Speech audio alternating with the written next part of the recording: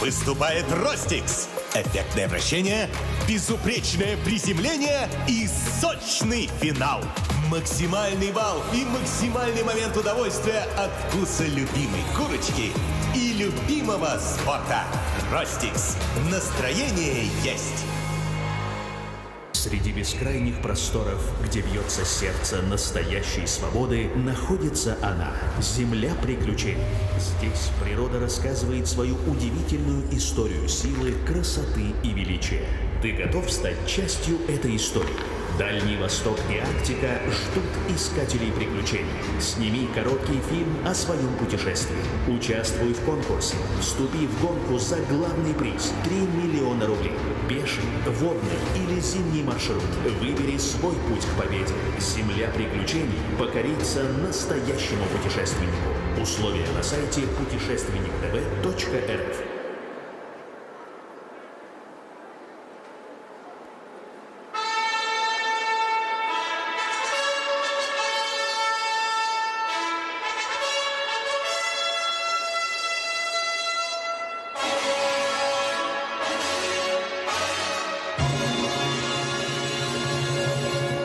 Добрый день, уважаемые зрители, любители спорта! Приветствуем вас в Омске на G-Drive-арене на всероссийских соревнованиях по фигурному катанию на коньках «Сердце Сибири» среди юниоров.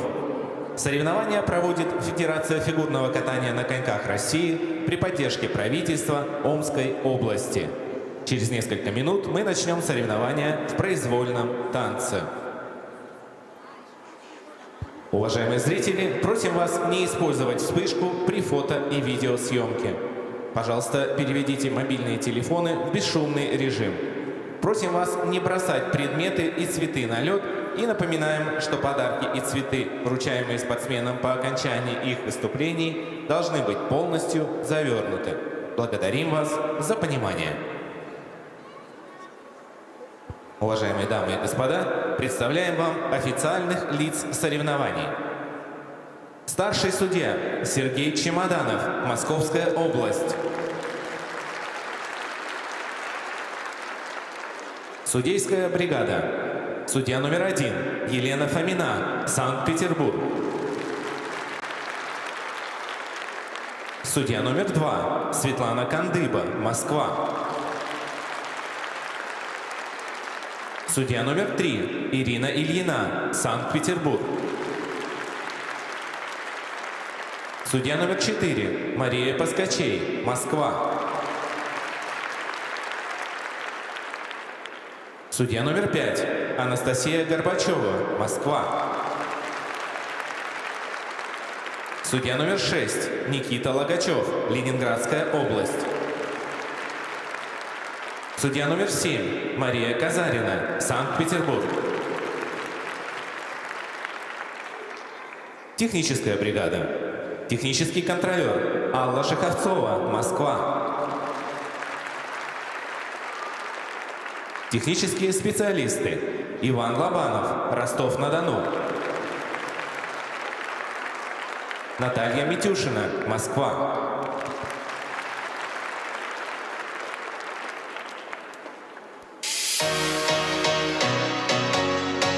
Встречаем на льду участников первой группы.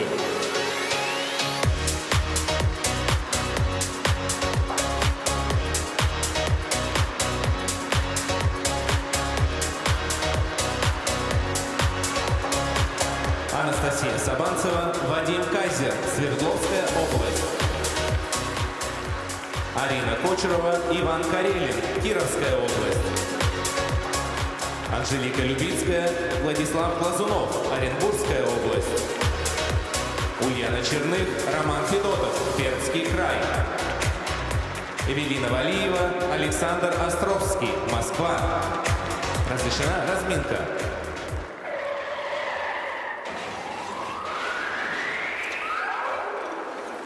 Продолжается Гран-при России среди юниоров. Фигурное катание на 6-м этапе, заключительном в этом сезоне, происходит в Омске, где первыми Ну, по московскому времени с утра пораньше, а по омскому все-таки уже, можно сказать, день в разгаре. Выходят танцоры со своими произвольными танцами. 15 танцевальных дуэтов покажут нам сегодня свои программы. А мы, Василий Соловьев и Иван Букин, для вас их прокомментируем. Доброе утро. Всем доброе утро. Настроение боевое, как всегда. Будем ждать от ребят каких-то интересных находок. Первыми будут кататься, естественно, те спортсмены, которые после ритм-танца занимают последнюю позицию. 15 и 17 лет спортсменам из Свердловской области. Это Анастасия Сабанцева и Вадим Кайзер. Тренируются у Елены Чучкаловой. Накануне ребята так были не шибко эмоциональны в своем ритм-танце. Мы немножко над этим подтрунивали, но сегодня хотели бы увидеть от них какое-то более эмоциональное представление в произвольной. Посмотрим. Может быть, им не нравится их ритм-танец, а произвольный нравится. Вот и увидим. Так же тоже случается.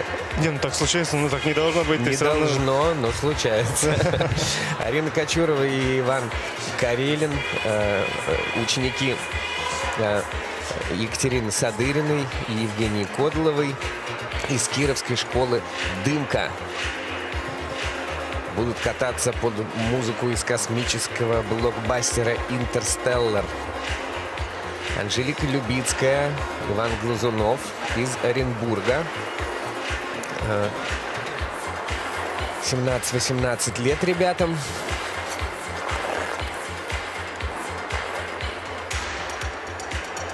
Какая у всех напряженная разминка, вообще произвольная, это всегда, конечно, тяжело. Все выходят, все пытаются размять все свои элементы.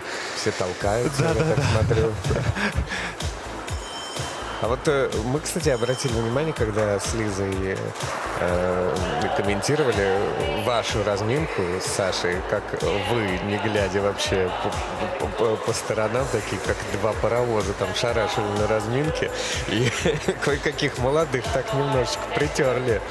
Ну вот тут, наверное, это больше такой уже опыт, когда ты едешь, ты понимаешь, что вроде бы все куда-то едут в свои стороны, и ты стараешься уже не останавливать свой элемент на половине, например, когда ты едешь дорожку, и ты сделал половину, ты уже хочешь доразмять, и где-то приходится, вот, так сказать, чуть поднадавить, чтобы никто не помешал. Но на самом деле мы все всегда стараемся с уважением друг к другу относиться на разминки, потому что все понимаем, что 5 пар и достаточно сложно. Ребята тоже молодые, они активные, и мы с Сашкой всегда пытаемся смотреть по сторонам, чтобы ни с кем не столкнуться, потому что бывают иногда очень опасные моменты. Кто-то едет твизло и не видит тебя, а ты, например, заходишь на поддержку, и часто такое случается, что можно получить травму. Ну, мы-то знаем прекрасно, что вы, ребята, интеллигентные, поэтому именно поэтому я и задаю смело такой вопрос. Но там ситуация все равно была. Ну, ребята, может быть, сами увидели, едут Степанова с Букиным такие не от греха подальше. Прервем на секунду свою разминку. Ну, я на самом деле хочу поблагодарить всех ребят, которые участвовали на московском этапе. Да, все были очень соревнование. аккуратные и на разминках, и на тренировках, так что я прям получил удовольствие. Не было такого, что где-то были очень спорные моменты. Вслед за Любицкой и Глазуновым будут кататься Ульяна Черных и Роман Федотов. Они тренируются в Пермском крае у Полины Генсен. И Эвелина Валиева и Александр Островский. Это уже ученики Ирины Жук и Александра Свинина с катка «Мечта», на котором мы недавно комментировали соревнования юниорского московского гран-при. Они будут последними кататься в этой группе участников. 4-е место они заняли на всероссийских соревнованиях на призы фигурного катания Федерации фигурного катания на коньках Санкт-Петербурга в этом году. 13-е на первенстве Москвы, 14-е на первенстве Ирины Рабер. Не так давно меняли партнеров. Уважаемые спортсмены, ваша разминка завершена. Пожалуйста, Но покиньте ее. попадая в такую школу, как у Жук и Свинина, вот интересно, через сколько вот невооруженным глазом замечается разница в тренерском подходе? Вот сколько нужен? Месяц, 2, полгода, сезон, чтобы, так сказать, о, ребята у новых тренеров работают. Другой, я имею в виду даже не то, что класс другой, а вот именно подход другой. Я думаю, ты замечаешь это сразу, вот, а когда это уже выходит на уровень, когда другие начинают замечать твои изменения, наверное, должно пройти все-таки сезончик точно, чтобы вы с тренерами привыкли и как бы вошли в этот одинаковый ритм сердцебиения. Ну что ж, Анастасия Сабанцева и Вадим Кайзер открывают эти соревнования под музыку Джорджа Гершвина. Это «Порги» и «Бес».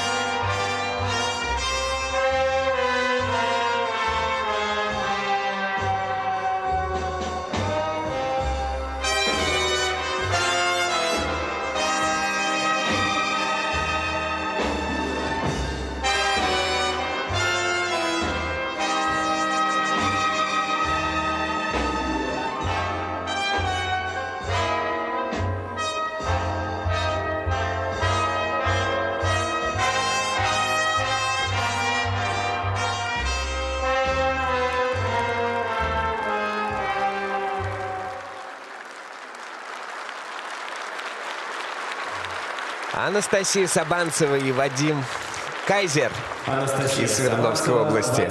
Ну, поздравляем с завершением, во-первых.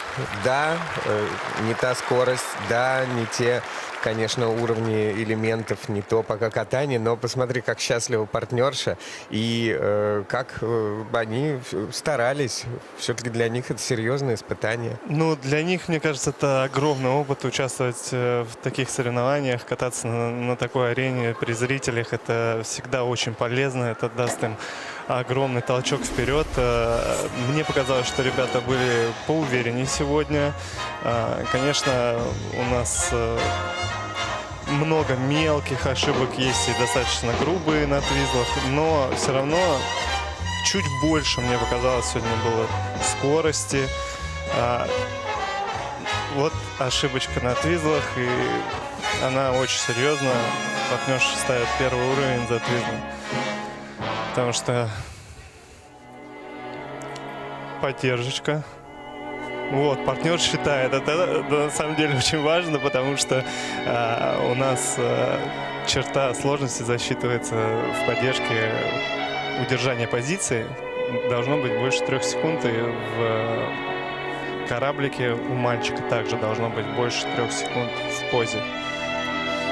Ну, мы вот говорили об эмоциональности, но эмоциональность вряд ли же может появиться там, где ты так сильно думаешь об элементах. Вот ребята тоже на вращении чуть не упали. Да, это все, мне кажется, приходит с опытом. И ребята как раз вот здесь получили его. И я думаю, что они приедут к себе домой, посмотрят прокаты, выйдут на тренировки, начнут исправлять ошибки. Это большой-большой опыт, который поможет им дальше вырасти. И я желаю ребятам огромной удачи, чтобы они не сдавались и шли по этой дороге вперед, росли. А соревновательный опыт нужен всем, безусловно.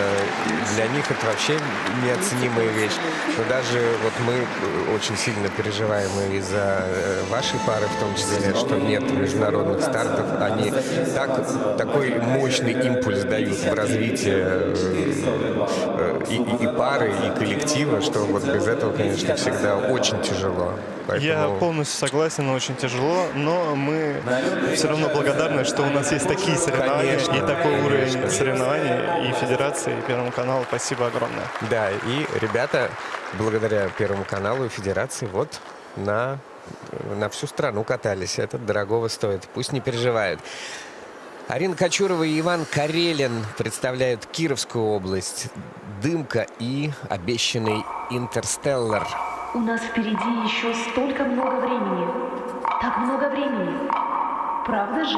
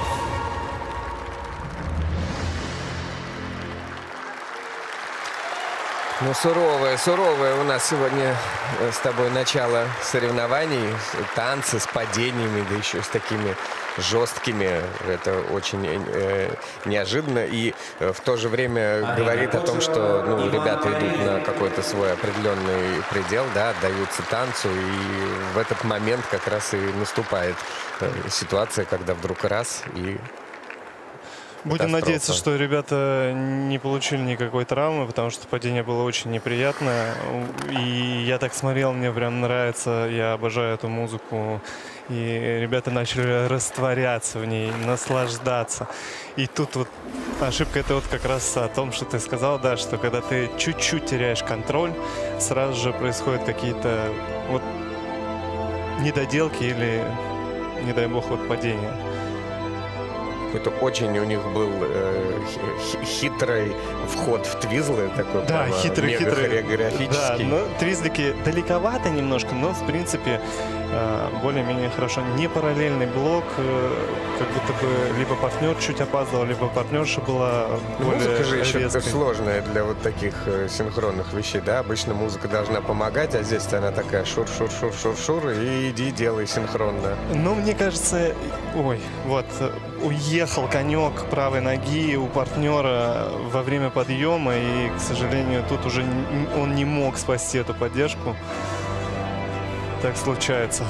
Да, по музыке тут ритм, он достаточно, мне кажется, несложный. В плане эмоций и энергии тут, наверное, больше нужно тратить свои силы в программе, потому что музыка сильная, акценты мощные, и когда ты делаешь это чуть как бы в полноги, сразу теряется, то есть музыка становится сильнее тебя, и программа вся целиком проседает. То есть визуально кажется, что как будто бы ты устал или что-то не доделаешь. Но на самом деле просто под стать музыке надо быть очень сильным. А «Интерстеллар» — это достаточно сильная музыка. У нас в кино тоже такая есть штука. Аккуратно нужно обращаться с музыкой, что она не должна быть сильнее актера. Некоторым кажется, что, особенно молодым режиссерам, включи погромче музыку и покруче, и люди начнут сопереживать. Но актер, он-то уже сыграл свое, да, то ты уже в монтаже, и он начинает теряться и обесцениваться таким образом. То есть ты добиваешься прям противоположного результата для актера. Ну, здесь у вас ситуация, конечно, онлайновая, грубо говоря, да, она происходит вживую, прямо сейчас, здесь. Нужно, конечно, во время постановки, да. Но на арене все равно включают же достаточно громко музыку, так что весь зритель, который сидит, и судьи также, они слышат я имею в виду подбор да. музыки, что если ты уж взял музыку, которая мощнее, то получается таким образом, твой спортсмен не доигрывает. Да, надо всегда быть сильнее музыки, чтобы включать. Главное включиться. Мне кажется, все равно эмоционально, когда ты растворяешься в музыке, ты начинаешь от души работать все свои элементы, выполнять все свои хореографические задумки. Это всегда цепляет, когда ты делаешь это вот не механически, а когда ты доживаешь даже какую-то поставленную свою хореографическую связку чуть больше своим даешь. У нас это называется, наверное, воздух в программе, когда ты успеваешь помимо какого-то движения добавить еще из своего допева корпусом или телом. Так что, ребята посмотрят, увидят ошибки, я думаю, что тоже поработают. Все равно самая большая и важная работа у нас происходит на тренировке. Выходя сюда на соревнования, мы показываем все то, что мы сделали за кадром, за бортиком соревновательным. Да, включая и психологическое состояние, которое потом оценивается как пресловутый плюс-старт. Если у тебя он есть и натренирован, то ты можешь прибавлять во время выступления. Точно. По сумме двух программ Арина и Иван остаются впереди. На 0,2 обходят Сабанцева и Кайзера. Но в произвольной программе они немножечко уступили. И это объяснимо. Анжелика Любицкая и Владислав Глазунов на льду из Оренбурга. Это же танго.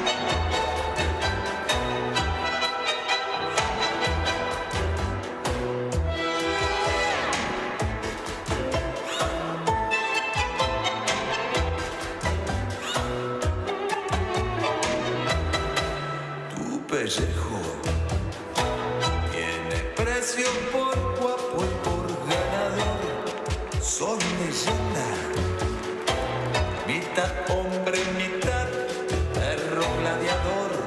Tu fortuna es la carta que anhela cualquier gitano. Perro viejo, sos como mi hermano.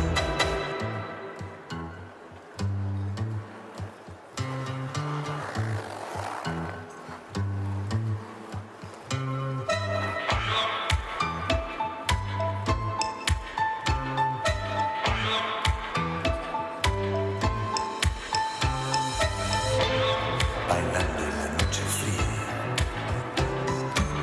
y los borrachos cantan con voz orangután de las constelaciones.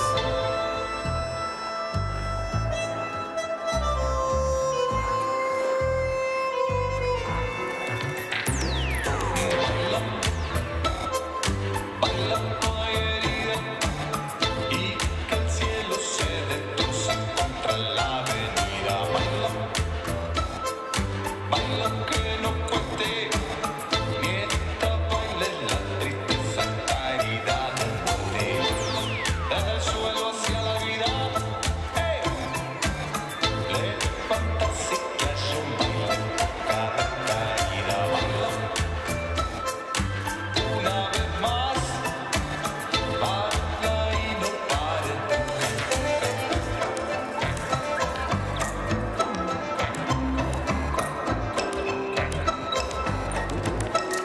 De bailar.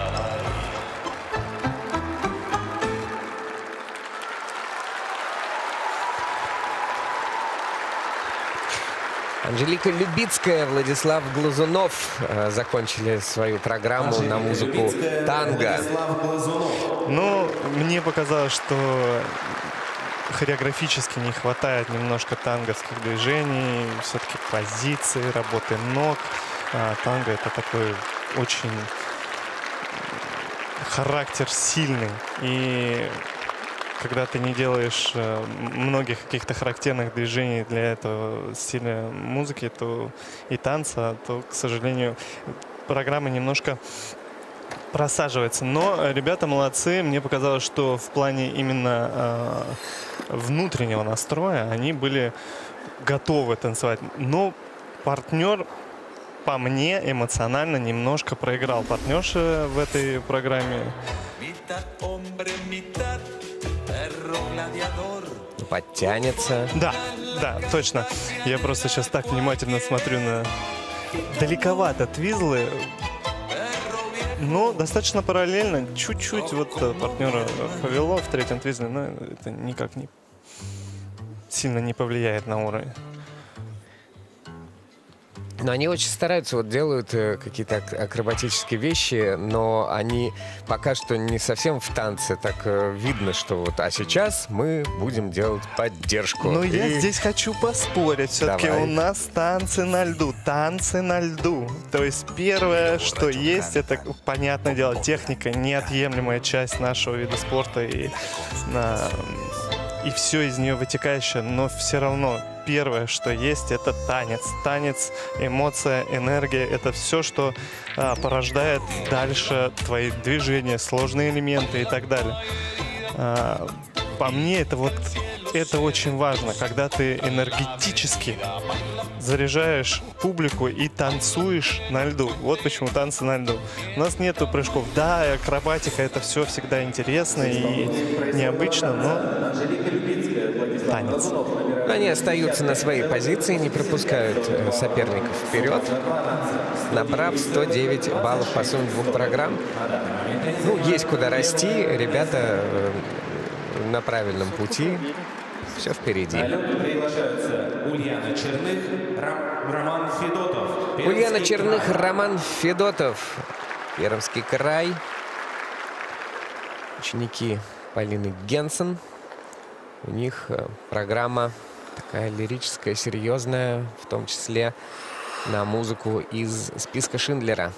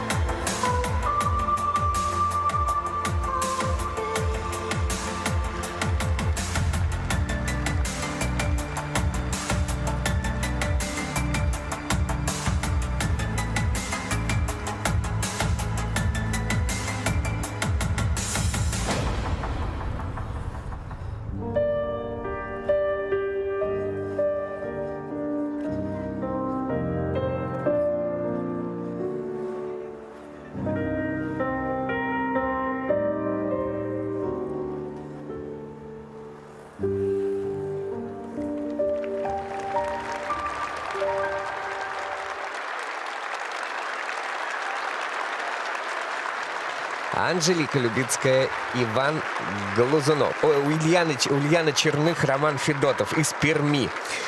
Тренеры Генсен, Попов и Тюкова.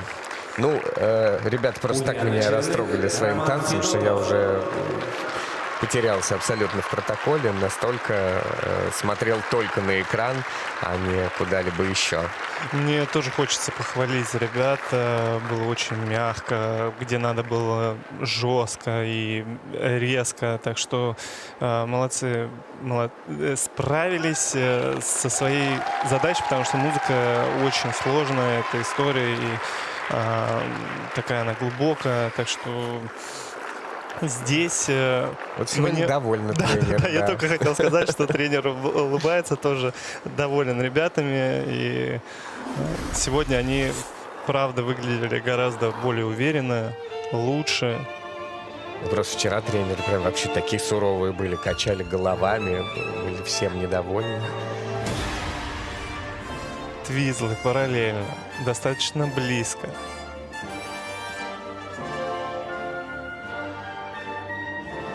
Мне очень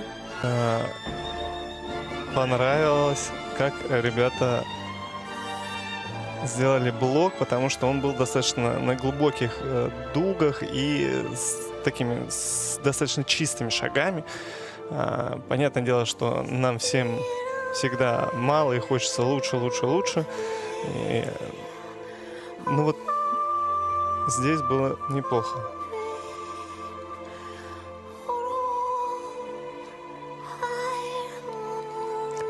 Ага, говори. Чуть-чуть я бы ускорил бы вращение в поддержке, потому что продвижение было хорошее, но скорости вращения мне не хватило. Мне кажется, тем более там достаточно такая музыка как бы сильная, и хочется вот прям, чтобы это было на подъем. Ну, молодцы. Намного больше они набрали, чем у них результат был в Казани. Там у них в произвольном танце все катастрофически прошло. Они даже 60 баллов не набрали. А сейчас они набрали 74 балла. То есть на 15 баллов больше. И с суммой 120 они находятся наверху. Наверное, еще как-то улучшат свою позицию. Посмотрим. Впереди катание Эвелины Валиевой и Александра Островского под музыку Максима Родригеса «Эль Конкистадор».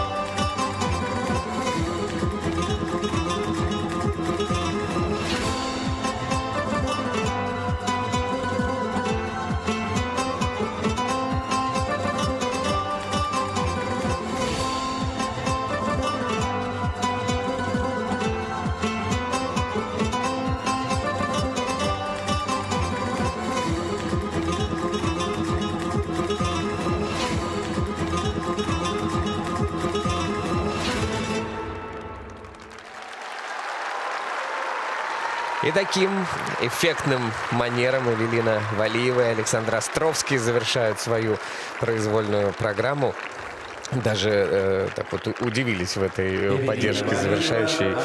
Тебя что в ней поразило? Ну, обычно девочки сами свои ноги берут в поддержках, там куда-то тянут в бильманы, заклоны, кольца и так далее. А тут мальчик взял ее, так перевернул. Я подумал, ну, интересно, необычно. Мне очень, кстати, тоже понравилась первая фаза в комбинированной поддержке. Достаточно сложно для партнера. В оттяжке партнерша, он на одной ноге. Молодцы, справились ребята. Сложная программа.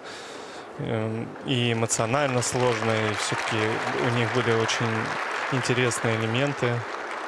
Но мне кажется, они довольны. Это самое главное, что когда ты сам доволен собой после проката. Потому что есть два судьи. Это твой тренер, и ты сам к себе относишься всегда. Самый строгий. Да. Сразу ринулись они в исполнении твизлов. Ну вот первый твизл мы сейчас не видим на повторе. Но казалось, что есть ли там 45 градусов у поднятой ноги или нет. Но судьи пересматривали и, тем не менее, поставили оба 4-х уровня этому элементу. В дорожке очень чистенькие шажочки. Чистые исполнения Моухока. Мне понравилась дорожка во вращении, как близко ребята друг к другу коньками стоят. Очень гибкая партнерша во вращении такой заклон сделать. Все-таки это у нас черта сложности. Вот я про эту поддержку. Как-то в своей жизни я тоже пытался так делать, но мне не удалось пока что.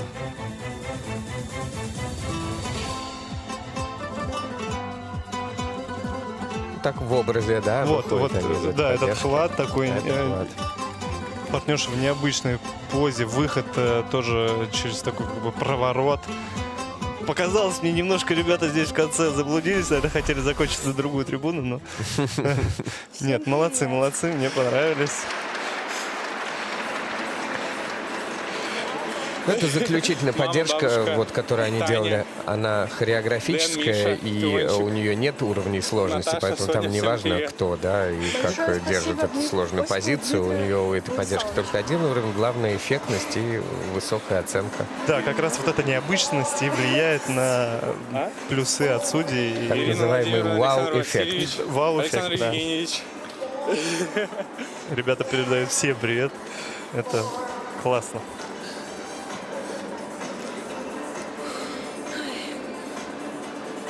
Вся программа у них в плюсах. Твизл 4-го уровня, вращение 4-го, поддержка комбинированная 4-го. А что касается шагов, ну, там 2-й, 1-й уровень. Но это самое сложное у вас испытание, нашагать на уровне, да? Да, дорожки шагов и блок на ноге — это, наверное, два моих самых любимых элемента, которые на тренировках я отрабатываю больше всего. Это такие достаточно сложные элементы в плане исполнения шагов, потому что хочется и на скорости, и эмоционально, и еще и правильно исполнить этот элемент достаточно сложно.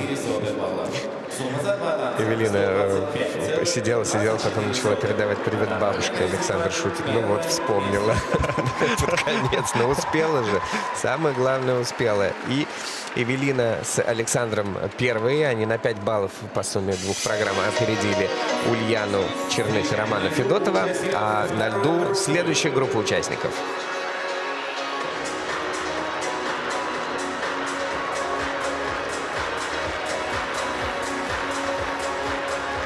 Анна Елисеева, Олег Морец, Москва.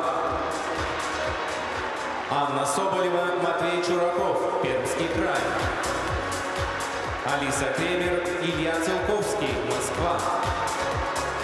Арина Власова, Денис Горбушин, Москва. Таиса Мусурова, Иван Тертышников, Москва. Разрешена разминка.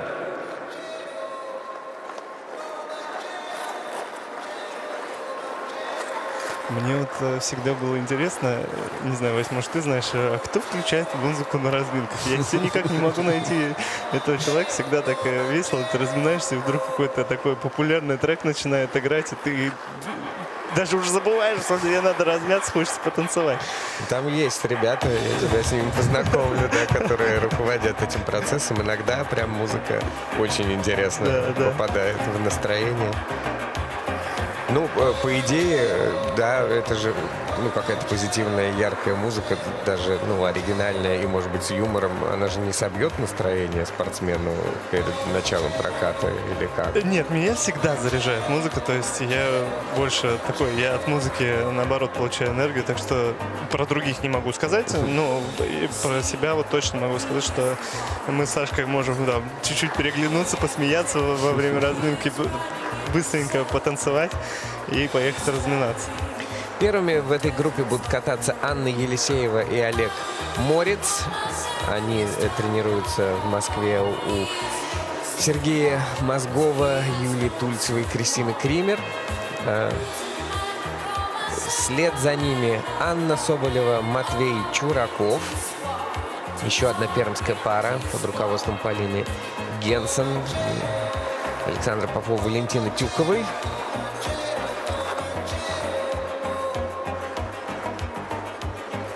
Такая у них романтическая программа под названием «Твои глаза».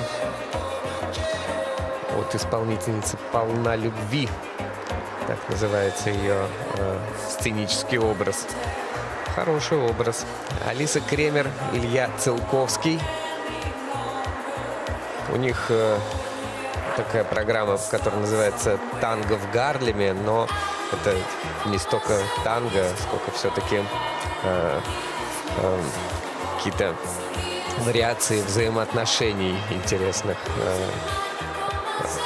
Вообще, ну, танго сложно катать. То есть это всего лишь программа, ну, как это, трек называется, что танго. На самом деле, так читаешь трек, а он вообще программа и не об этом, да, и на этом можно не концентрироваться, а посмотреть, что ребята сегодня хотят рассказать. Арина Власова и Денис Горбушин, также из Москвы. Это еще одни ученики Ирины Жук и Александра Свинина. Вот у них прям цыганочка, да ну данай. Там вот уже никакой ошибки, уж если так называется программа, там не может быть чего-то другого. Это будет оно. Ну и в заключении Таиса Мансурова и Иван Тертышников. Это еще одна пара Мозгова, Тульцевой и Кример. В такой ретро-программе про серенаду Солнечной долины, про тот самый фильм, который когда-то прославил фигурное катание, в том числе на весь Голливуд, с сумасшедшими танцами и не таким уж сумасшедшим фигурным катанием, но зато очень красиво в голливудской совершенно потрясающей манере, где там одна сцена, как будто спортсменка, ну, танцовщица, катается по воде, потому что так вот залито водой, лед залит водой тонким-тонким слоем. И и отражение черное от этой воды. Ну, потому что потолок черный, а свет с других сторон, и как будто она вот прям по воде катается. Очень красиво. Ну, на самом деле, такое случается. И не вспомню страну и город, в который мы приехали, но такое было, что ледовая машина сломалась, и мы выходили на тренировку, и вот реально верхний слой, вот может быть полсантиметрика, но была прям вода. И то есть ты едешь, за тобой волны, как от катера прям, да. Это соревнования были или шоу? Это соревнования были, но слава богу, что ее починили машину, и на соревнованиях уже был нормальный лед. Но мы когда вышли на тренировку, прям такие, думаю, интересно. Но частенько бывает, что такие, знаешь, пятна на льду вот водяные, потому что иногда, когда очень много людей и постоянно идет соревнования, то машины не справляются. Но спортсмены очень тонко чувствуют лед, а вот когда случается такая странность, о которой ты рассказал, это как-то влияет на твое качание или... Ну, по факту, если не сильно там внутри растаял лед, то, конечно, нет, не влияет. Просто на твое восприятие, что ты едешь, и такая лужа, и ты как бы с таким опаской. Как на машине, ты когда едешь, ты не понимаешь, есть там дырочка или нет. Ну, так же и здесь у нас как бы. А так, по факту, нет, не влияет. Но в Омске на G-арене такого не бывает. И потому что не это будет. крутейшая арена, и мы с большим удовольствием смотрим соревнования оттуда. Анна Елисеева и Олег Морец со своей программой под музыку из Джеймса Бонда.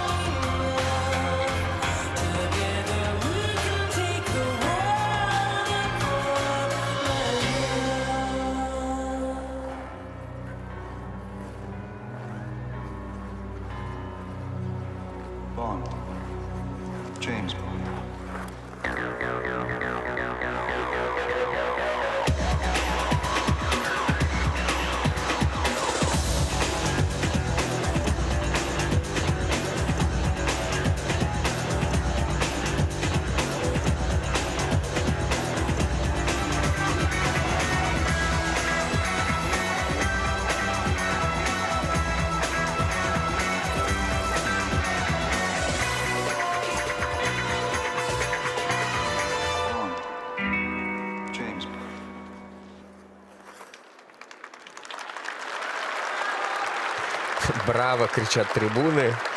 У Анны Елисеевой и Олега Морица есть свои поклонники на этой арене. Это прекрасно.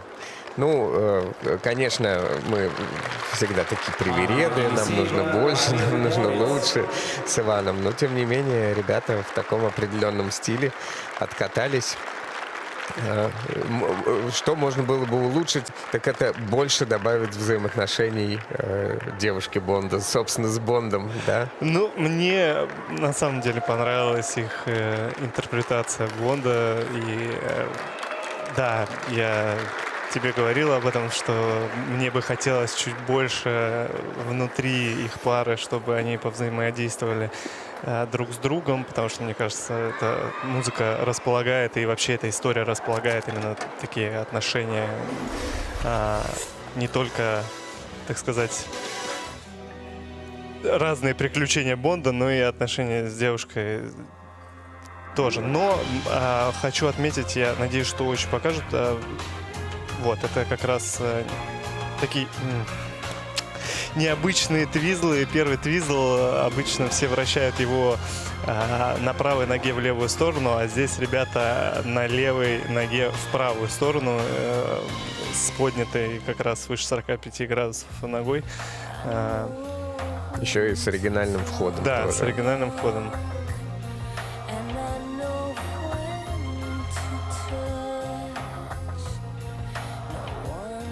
Сложный заход с прыжка в крутящуюся поддержку.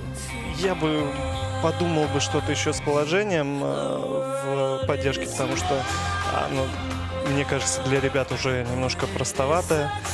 Могут его и как-то, может быть, усилить, усложнить.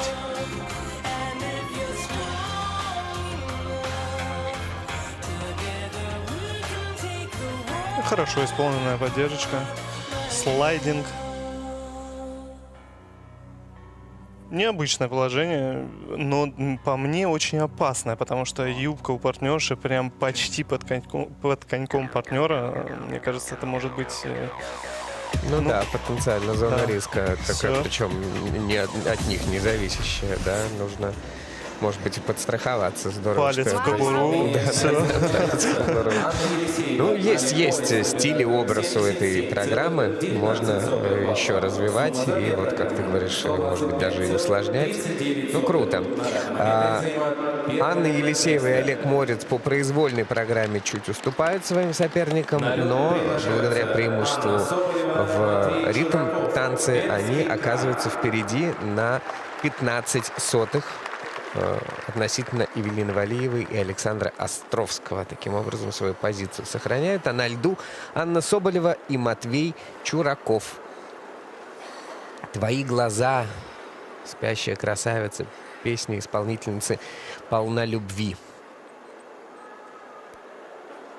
Я помню, как открыл глаза и встретил в них тебя, как первый луч, как тихий звон, как первая гроза. Ты словно в небесах заря, ты полная луна. Я помню лишь твои глаза, дальше пустота. Сотни ночных дорог напомнят мне тебя. Я в них теряю свою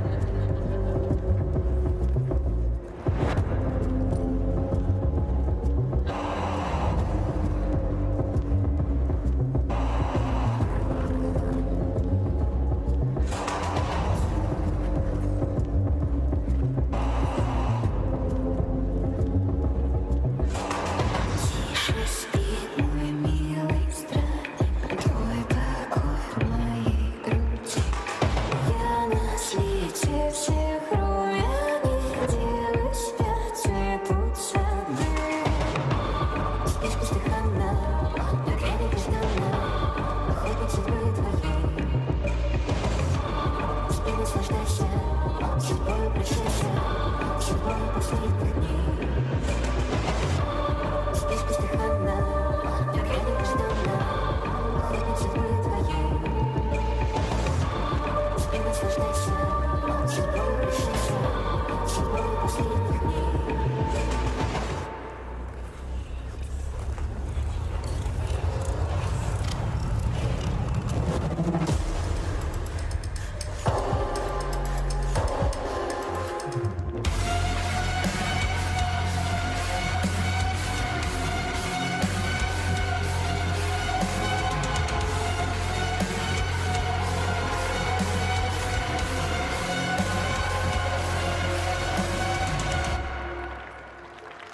Сотни ночных дорог напомнят мне тебя. Я в них теряю свою любовь и заново встречаю. Лишь дай мне посмотреть последний раз в твои глаза. Я потеряю дорогу к ней, я потеряю себя. Лишь дай мне посмотреть последний раз в твои глаза.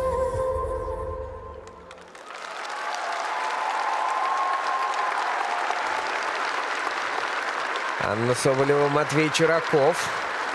Как ты оцениваешь их, как сказать, реакцию на программу? Довольны ребята? Или так вымотались? Ты знаешь, я могу свою реакцию рассказать. Меня прям ребята заворожили. Я прям сидел молча, вообще смотрел, наслаждался катанием. Хочется поздравить ребят. Программа, правда, классная, интересная. И они ее откатали очень чувственно. Мне кажется, они были полностью наполнены, готовы к ней. И я насладился этим прокатом. Ребята, мне кажется, тоже довольны. И по мне, вот именно такой, как бы, когда они просто обнялись, это вот такой, как бы, мы справились. И правда, это вот, ребят, вы справились, молодцы. Вот вчера у них был, мы помним, срыв в румбе, где они там шаги Разлетелись на въезде в Чиктау, перепутали, да. да. Им практически не засчитали румбу базовым уровнем, да еще жуткие минусы, поэтому вчера, конечно, расстройство было, а не танец. Ну, из-за этого обязательного паттерна, чтобы он был здоров. А сегодня, конечно, катались в удовольствие. Да, вот слайдинг. И все вообще элементы так поставлены, что они и музыкально, и эмоционально наполнены. Блок немножко, тут партнер, мне кажется, поспешил, но невозможно же вообще прям идеально кататься, конечно, есть какие-то ошибки. Какой ты добрый, не быть тебе ни судьей, ни тренером. Ну, пока я спортсмен, так что я даже об этом не думаю. Ну, вот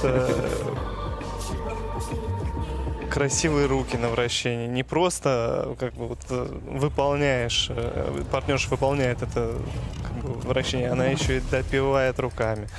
Поддержка. Вот тут сначала согнутые ноги, потом она их выпрямляет. Это все вот такие мелочи, которые как раз и складывают то самое главное впечатление от программы. Всегда вот эти мелочи, они наполняют, они вот этот закрывают пробелы, где ты разгоняешься между элементами и элементами. За исполнение Вот интересно, они по уровням выполнили свою программу прям практически один в один, как и катались в Магнитогорске в произвольной программе. Но оценки на каждом элементе вот на чуточку меньше, на чуть-чуточку. И таким образом здесь они набрали на 2 балла меньше, чем в Магнитогорске. Но тем не менее, все равно это высокий результат. 85-74 в произвольном. И сейчас они на 11 баллов опережают Елисееву и Морицу. Ну, наверное, это намек на то, что с кем-то еще поборется за более высокое место. Посмотрим, как будут кататься следующие спортсмены, их соперники, в том числе Алиса Кремер и Илья Целковский, ученики Ксении Румянцевой и Екатерины Волобуевой. No, I just got home one evening, and yeah, and I was just walking home and just had this really horrible meltdown. It's snowing in Holland.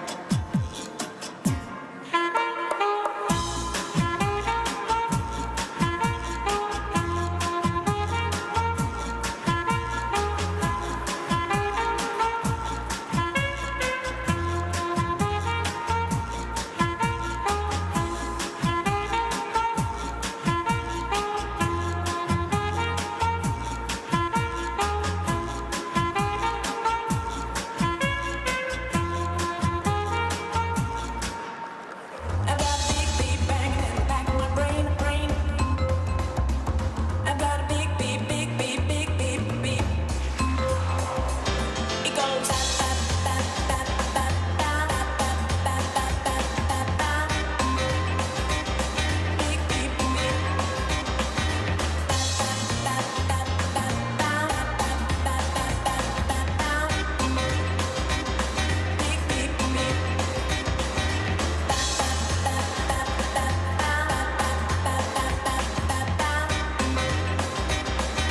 Big beat banging in the back of my brain. Big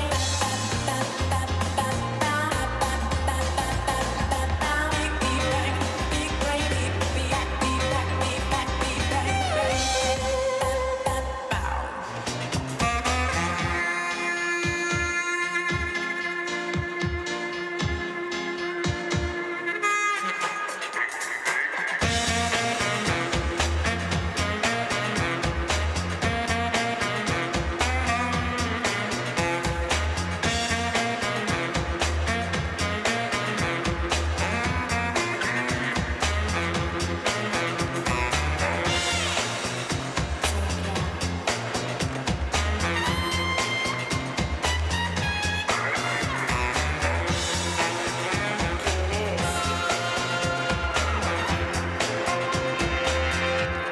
¿Quieres?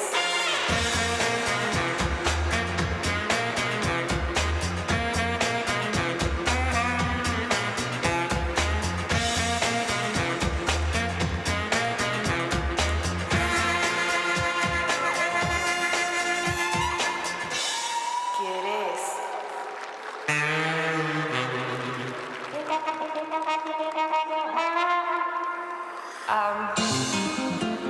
I find you very attractive.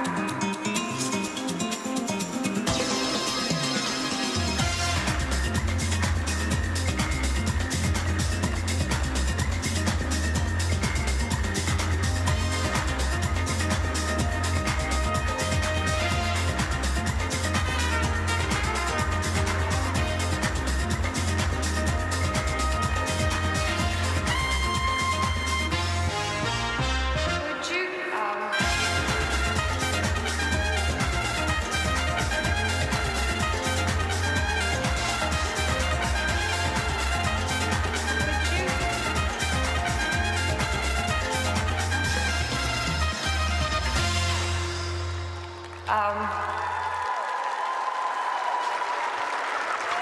Ну, довольны, что выложились Алиса Кремер и Илья Целковский в такой вот сейчас локальной схватке с Анной Соболевой и Матвеем Чураковым. Во-первых, Анна и Матвей исполнили свою программу лучше, и чем катались накануне, и лучше, чем...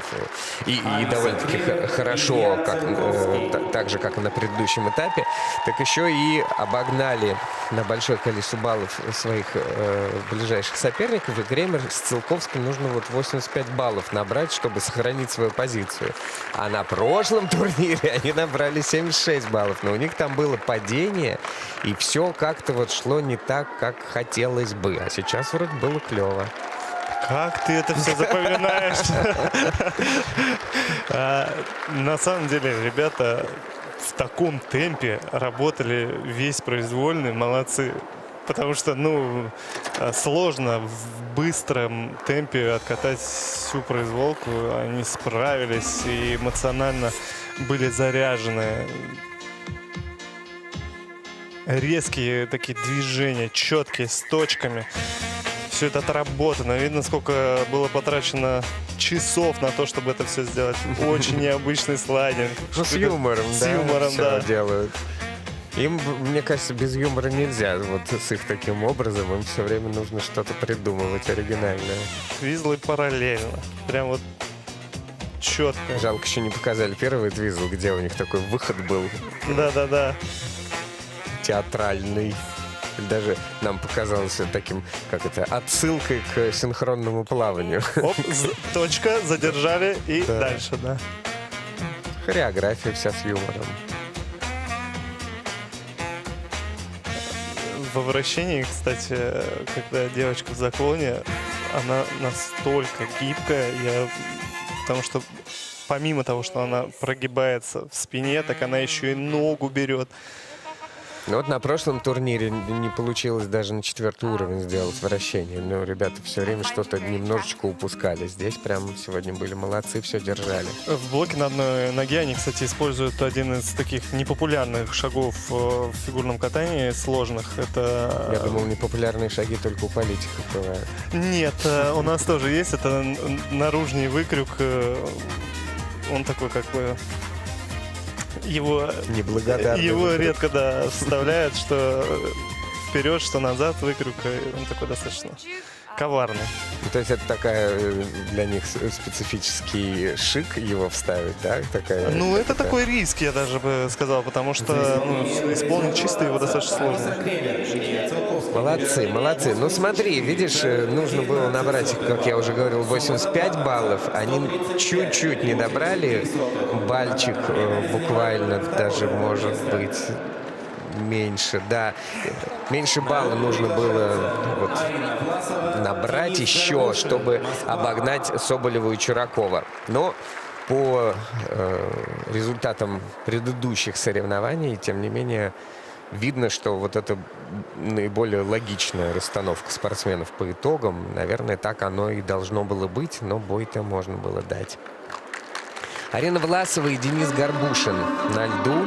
Вот та самая цыганочка и Дану Данай от школы Жук и Свинина.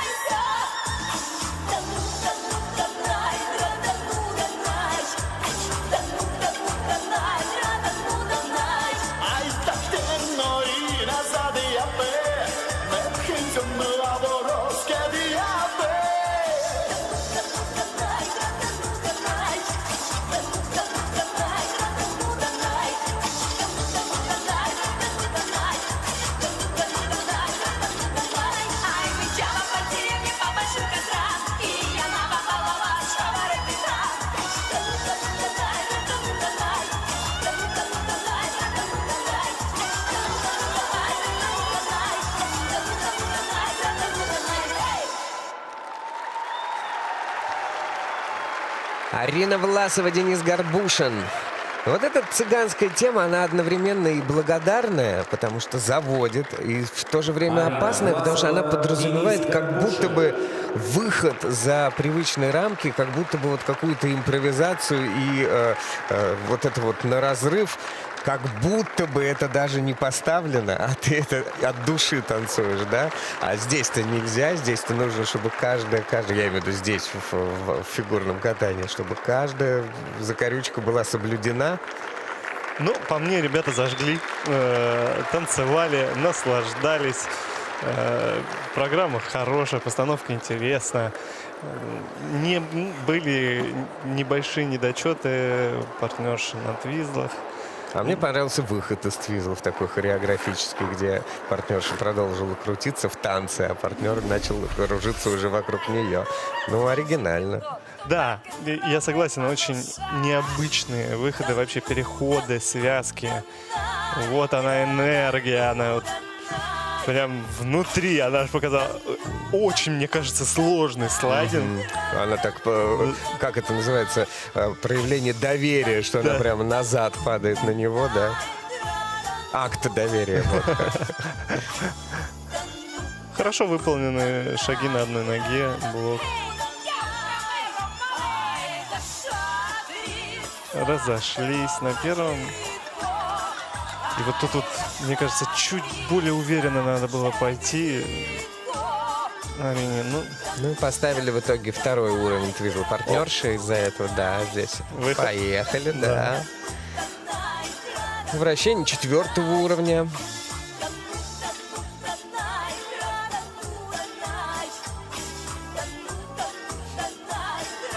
Поддержки, заключительная поддержка тоже 4-го уровня. И они по отдельности идут по дуге и вращательные. классно, что вот в поддержке так она отыграла. Они рядом с судьями проезжают и рядом со зрителями. Это такой вот момент, когда ты можешь, не знаю, вот всю душу выплеснуть. И концовка. Да, партнер даже испугался, что она сейчас еще и дальше пойдет. Всем привет! Александр Евгеньевич. Димка, привет. Мама, папа, люблю, Полиночка, В сестренка. исполнении произвольного танца. Приветы полетели в Москву, а оценки судейские полетели вам на экран. И надо сказать, что по произвольному танцу они проигрывают и Соболевой, Чуракову, и Кремер-Целковскому. И совсем чуть-чуть по сумме двух программ тоже эти две пары пропускают вперед. Поэтому пермяки, как вот мы отмечали, поднимаются все выше и выше потихонечку. И заключительный танец в этой группе предстоит нам увидеть от Таисы Мусуровой и Ивана Тертышникова на музыку из той самой серенады «Солнечной долины».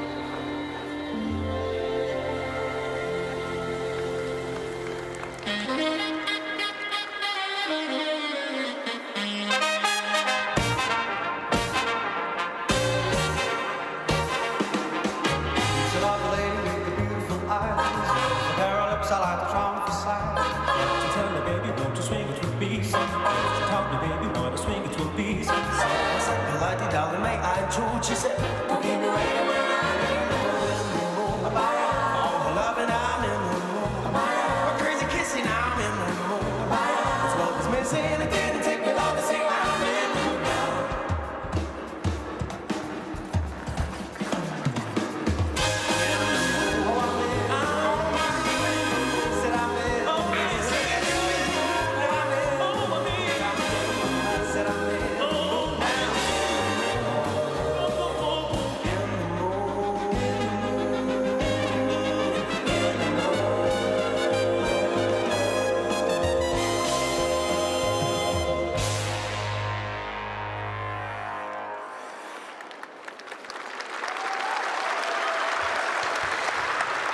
Таиса Мусурова, Иван Тертышников. Ну, вот у Ивана глаз ватерпас, конечно, еще в середине программы так сказал, что-то ребята опаздывают, что ли. И вот так они приехали чуть-чуть позже своего ритма. Не всем зрителям это заметно, честно говоря. Там совсем в итоге небольшое опоздание. Ребята, да, видимо, поднагнали. И хочу сказать, что вот прям на одном дыхании такая очень легкая программа. Она без каких-то сложных эмоциональных задумок, которых надо вот вникать или проникать. Зато с кучей фишечек каких-то. Да, и она вот прям на одном дыхании пролетела. Ребята легко, с припрыжечками, с таким каким-то хорошим, добрым настроением проехали эту программу. Я прям наслаждался. Мне было... Я улыбался. Не сильно, не... Вот прям вот просто от души. Вот душой улыбался. Поздравляю, ребят. Хорошая программа. Мне очень она нравится. И... Вот чтобы удержать свою позицию, им нужно набрать 82 с лишним балла. Так, это, в принципе, им по силам. Они набирали в Магнитогорске 81,5 балл. И сейчас мы смотрим по элементам, даже вот там, по тому же вращению, которое было 2-го уровня у них в Магнитогорске, здесь 4-го. Так они все почище сделали чуть-чуть. Твизлики, кстати, очень на большой скорости. Но вот второй твизл, мальчик как будто что-то раскручивает просто в руках. Я бы немножко над положением бы поработал, чтобы оно было более такое, как бы... А может быть, в этом легкое. задумка, что что-то раскручивает? Может быть, я, видимо, Давай пересмотрим возможно, кино. не понял, да. У них же разные стили. У него такой более брутальный. У нее девочка в платье с горошек, в горошек.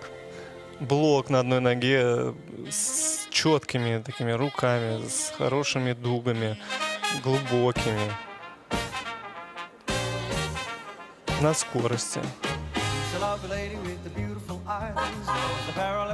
Ты вот еще как-то отдельно оценил их вращение. Да, вот во вращении девочка прямо так сейчас мягенько ручки вот до кисточки допела. Здесь немножко зацепилась за юбку в слайдинге, я очень испугался. Вот, оп, съехал конек, но сработали командно. Он ее прям поддержал, она быстренько ножку подставила, и никаких проблем не произошло.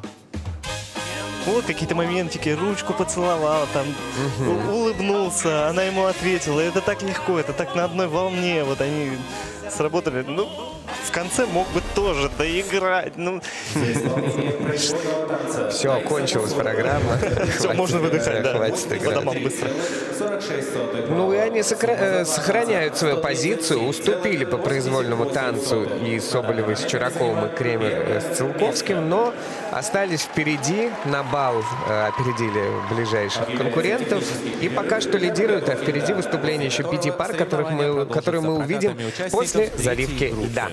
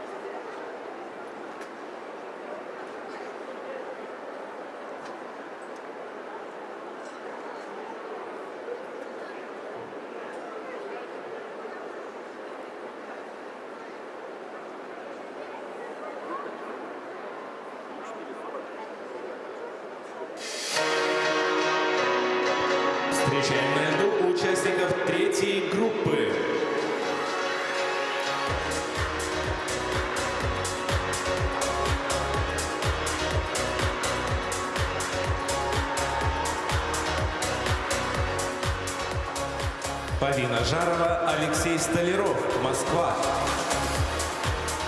Полина Пилипенко, Владислав Михайлов, Самарская область, Москва. Милана Жавина, Вениамин Башуров, Москва. Таисия Шепталина, Дмитрий Пекин, Московская область. Елизавета Малейна, Матвей Самохин, Московская область. Разрешена разминка.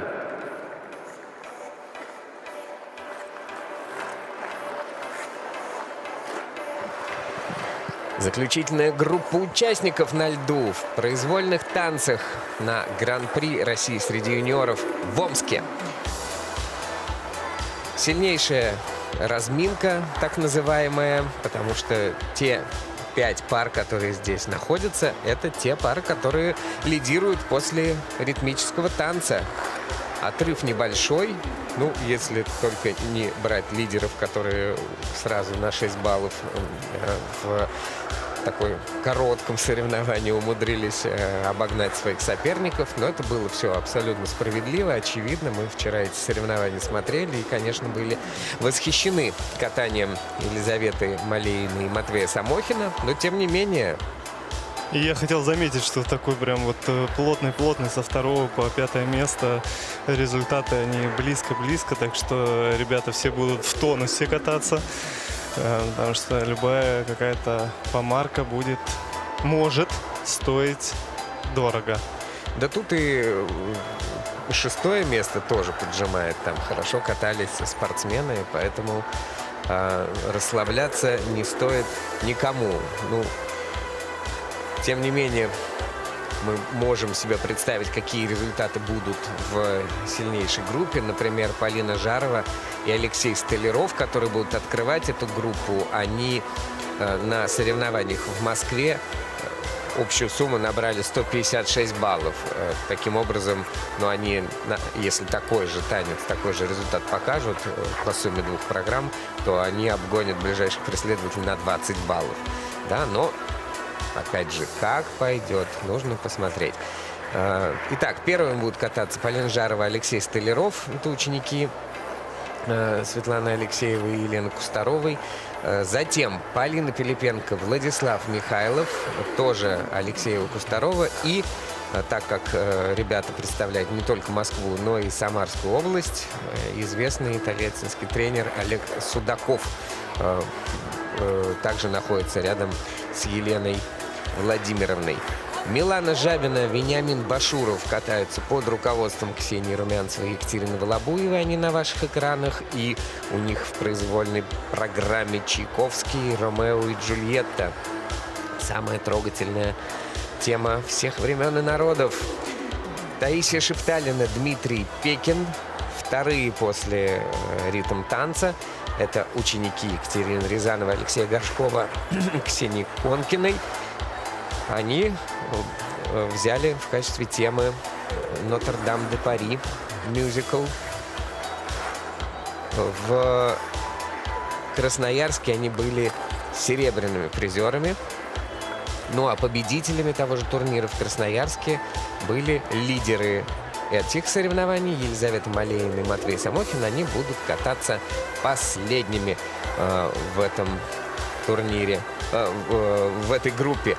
Надо сказать, что бронзовые призеры того же турнира в Красноярске, они тоже здесь, это Пилипенко и Михайлов, но вот они пока 4-е.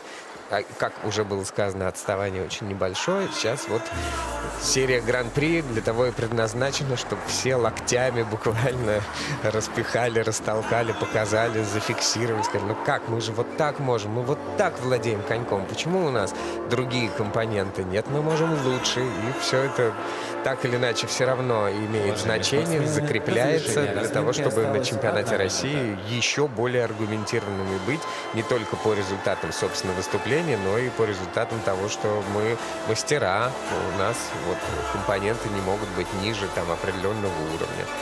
Компоненты — это же такая штука, она вот постепенно растет и закрепляется. На каждом старте, конечно, может быть какой-то вылет вниз, да, потому что там, ну, не пошло. Но так или иначе, это растущая оценка.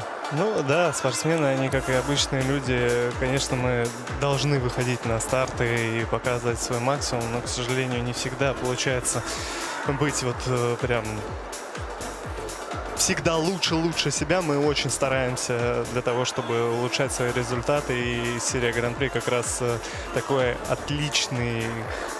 отличная возможность для того, чтобы прогрессировать в короткий срок, потому что она идет прям подряд каждую неделю соревнования. Ты участвуешь, ну, у тебя нету такого большого разброса по времени, то есть ты всегда максимально заряжен, всегда максимально в тонусе и работаешь, чтобы улучшаться и показывать это на соревнованиях.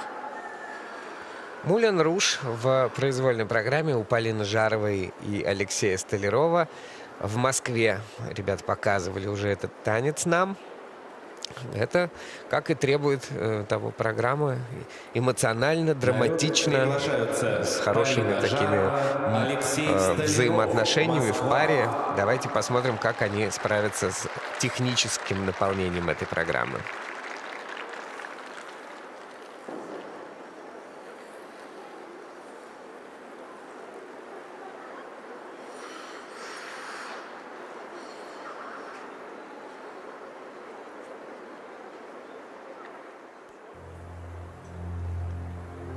This story is about love. There was a boy, a very strange, enchanted boy. They say he wandered very far,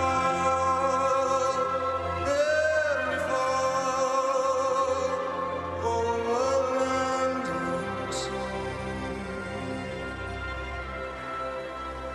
Suddenly the world seems such a perfect place. Suddenly it moves with such a perfect grace. Suddenly my life doesn't seem such a waste. It all revolves around you. And there's no mountain too high, no river too wide. Sing out this song.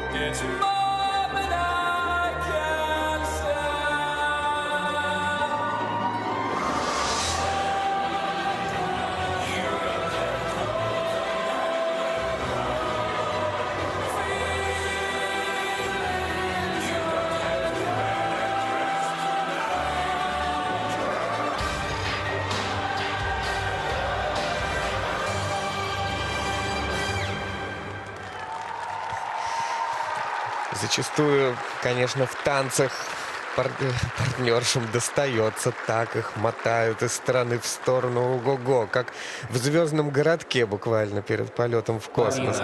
Но выглядит красиво, эмоционально. Завершающая поддержка мне понравилась такая, она оригинальная. Вот этот, как центробежная сила, такую оригинальную придает форму для пары в этой поддержке. Здорово.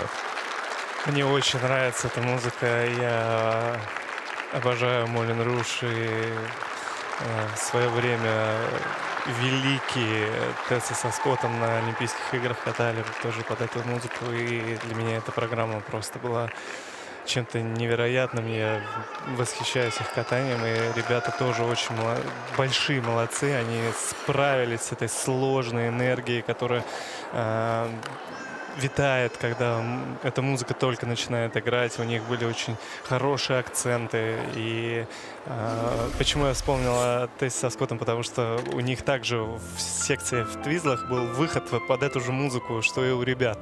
И тоже в такую точку, как бы. И здорово, что ребята нашли какие-то интересные движения, интересную хореографию, поставили ее по-своему, сильно откатали на скорости. Секция Твизлов тоже, вот она какая-то была для меня прям, ну вот прям эпицентр. И блок на одной ноге был хорошо исполнен. В дорожке шагов ребята не потеряли эмоцию, несмотря на сложные шаги. Поддержка тоже музыкально. Сложный выход. Ребята все время были вот в этом драйве.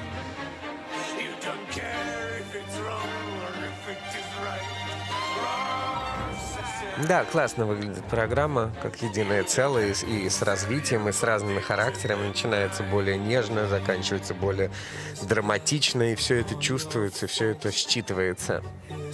Вот сейчас покажи. Твизлы сейчас будут в точку, музыкально. Прям до мурашек берет этот момент, когда вот элемент выполнен по музыке, с эмоцией. Ну, у Тессы со Скоттом точно такой же был выход? Нет. Просто музыкально был тоже резкий в той же музыке. Я подумал, что это может быть красивое цитирование. Но нет, просто параллели. Да, здорово заканчивается. Ну и берут, мне еще кажется, такие программы, когда кажется, что немножко, но похоже на Николь Кидман. Хорошие оценки они получают. Кстати, ну, чуть-чуть поменьше, чем они получали в Москве, но, тем не менее, примерно на том же уровне. Здесь вообще вот именно судьи, не техническая бригада, а судьи, они такие чуть-чуть более скупые на оценки. Чуть-чуть. Вот ну, может быть, они больше сдержаны. Сдержанные, да. Плохое слово, скупые, сдержанные. Чуть-чуть. Но ребят лидируют, действительно опережают на 15 баллов своих ближайших преследователей. А на льду Полина Пилипенко и Владислав Михайлов.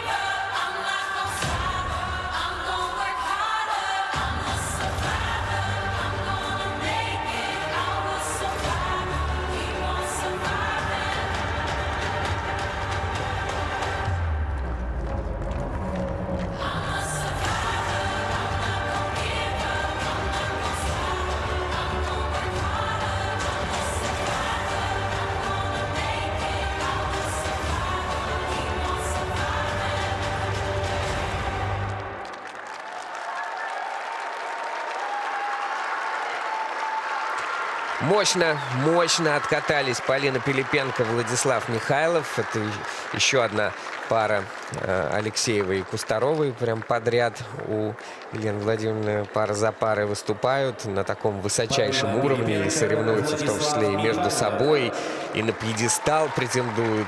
Прям очень. И надо сказать, что я с трудом, конечно, помню, что было на турнире в Красноярске, такое количество спортсменов, но дорожка-то у них другая была, они исполняли по диагонали, сейчас они ее поменяли, и уровень повысился таким образом, и вращение у них тогда было не того уровня. В общем, сейчас они прям могут зацепиться за пьедестал. Я хочу поздравить ребят от всей души. Программа, правда, мне очень понравилась. И они были сильные, мощные. Музыка такая требует от тебя полной отдачи. И ребята вот до конца держали этот нерв, дожимали. Так что они справились с этой задачей. Она нелегкая, потому что помимо того, что ты должен... очень сложная поддержка, которая да, прям видно, на месте, что она не да. касается его тела, да, вот когда они поворачиваются, видно, что она прям совсем на весу. Здорово. Мне показалось, что Влад здесь немножко на блоке на одной ноге чуть-чуть его покачало, но он также совсем справился, не подал виду. Очень музыкальная поддержка. Там как раз, когда девочка этот кулак наверх поднимает руку, там такой сильный акцент в музыке. Это тоже прям работает. Когда они только появились на экране, мы сразу отметили, какие у них стильные костюмы вблизи, особенно круто их еще рассматривать, и такие блестящие. Секция твизлов была исполнена очень хорошо, чисто, параллельно. Все как надо для того, чтобы тебе поставили хорошие плюсы. Вращение быстрое. Хореодорожка на разрыв. Вот немножко партнершу повело, но вот реально вот это очень ценно и профессионально, когда ты вообще не меняешься ни в лице, нигде. То есть не даешь вот этой возможности подумать и дать зрителю возможность подумать, а что-то здесь не так. Отработали. Здорово. И набрали они хорошие баллы по сравнению даже с красноярским турниром. Еще больше набрали. Сейчас они на первом месте с опережением Жаровой и Столярова на 4 балла. Ну, это серьезная заявка, которую Милане Жабиной и Вениамину Башурову нужно поддержать, как это сказать, что-то нужно предложить взамен, да, чтобы удержать свое 3-е место после ритм танца. Суровые соревнования у нас сегодня, суровые. Милана и Вениамин катаются, как вы уже поняли, по костюмам под музыку из «Ромео и Джульетты» Петра Ильича Чайковского.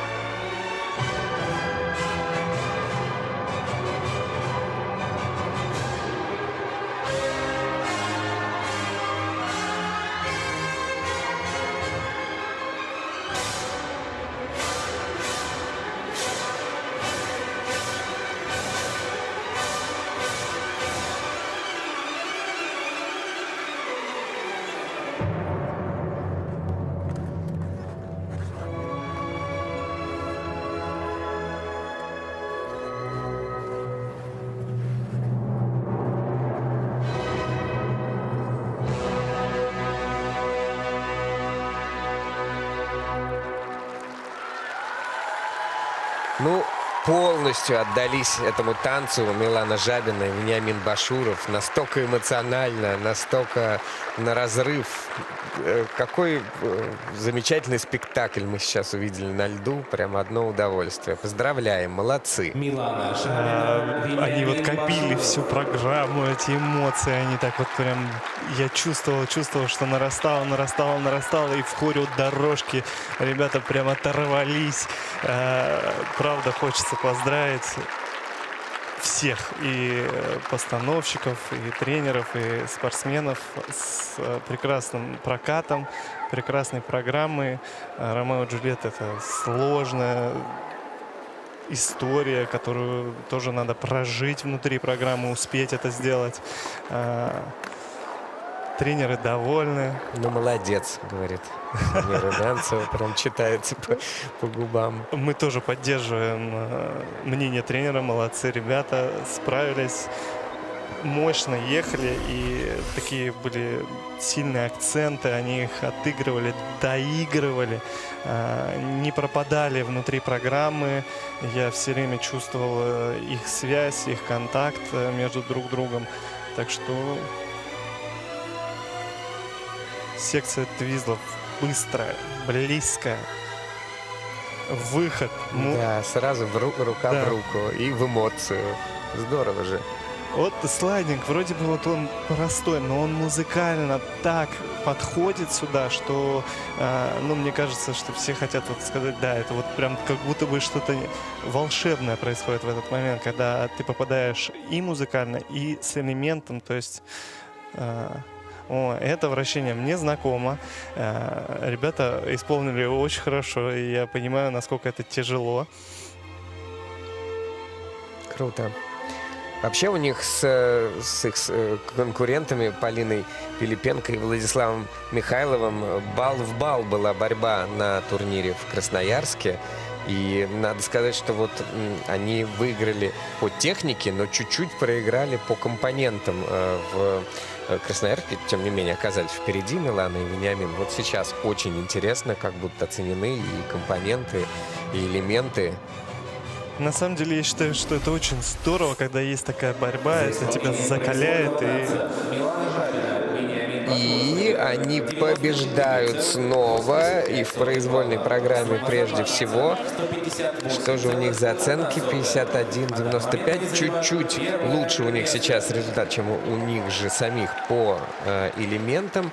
И по компонентам 42. Ну, примерно на том же уровне. Все очень близко, максимально близко.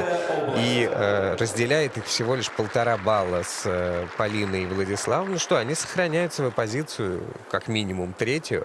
А впереди выступление еще 2 пар. Первый из них — это Таисия Шепталина и Дмитрий Пекин. Ученики Горшкова, Рязановой, Конкиной с программой «Нотр-Дам де Пари».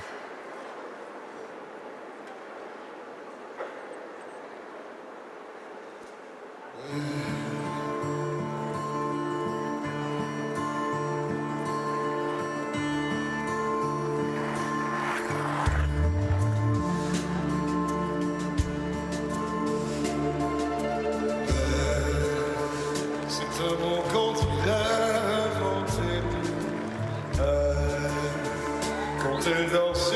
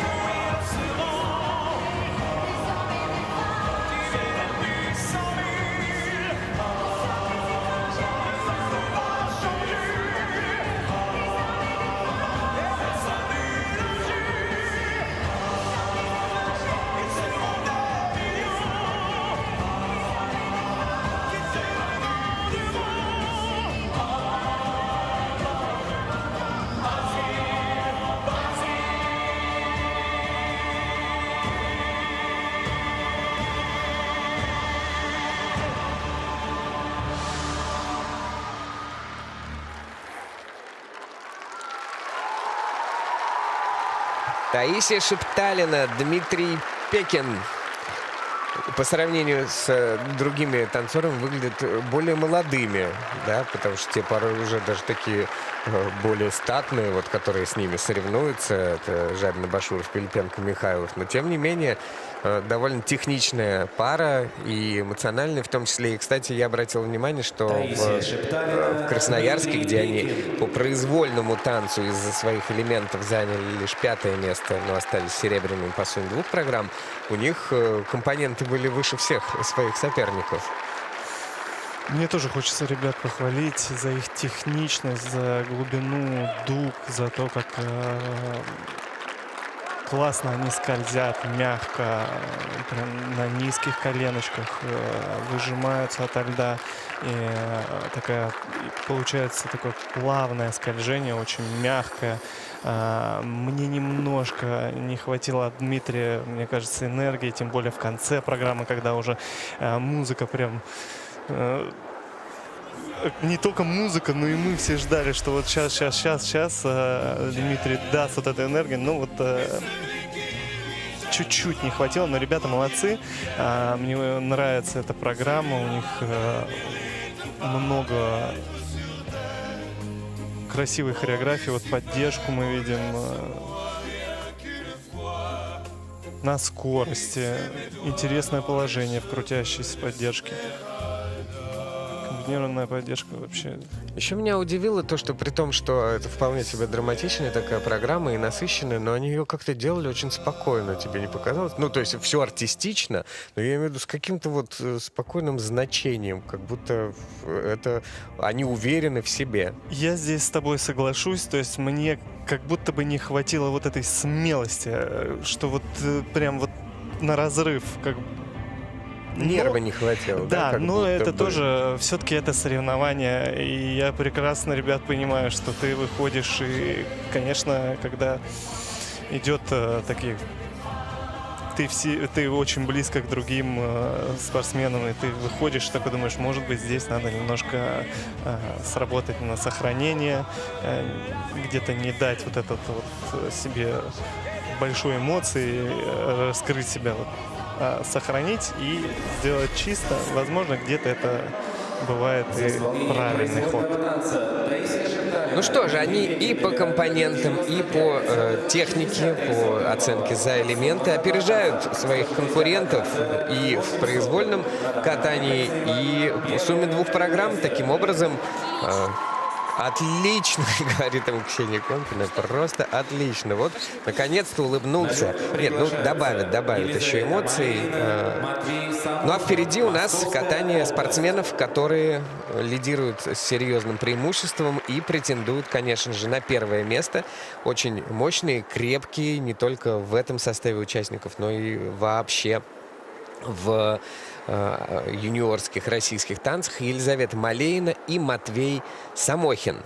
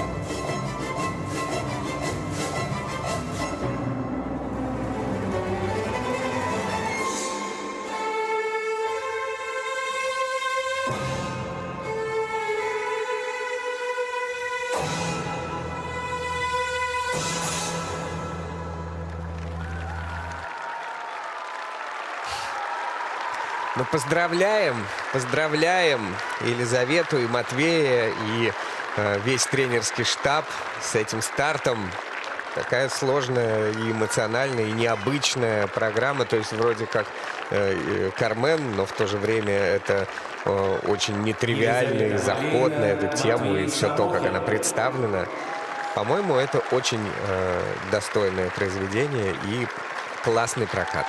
Да, я хочу отметить, что ребята настолько вычистили эту программу, насколько они ее чисто откатали, насколько это все было доделано. И вот этот воздух, он везде заполнен каждым движением. Хореографическая составляющая этой программы очень сложная, но очень интересная. Я поздравляю ребят, я поздравляю штаб тренерский с этой программы, с необычным очень подходом, интересными элементами. Для меня эта программа, правда, очень интересная, и мне кажется, она такая прям, то есть у меня захватило дыхание. Я смотрел и так боялся даже вдохнуть. Мне хотелось прям влиться вот в это каждое движение и понять это ощущение, которое ребята в этой программе передают. И, конечно, если говорить прям вот уже совсем-совсем куда-то в глубину, мне немножко не хватило синкопированности движений. То есть очень много отыграно точек и музыкальных акцентов. Ну, вот не хватило мне здесь синкопированности, но я думаю, что ребята еще поработают. И хотя вот эта поддержка, мне кажется, это правда нелегко отыгран партнером акцент. И выход такой мягкий, прям как кошечку он ее поставил аккуратненько.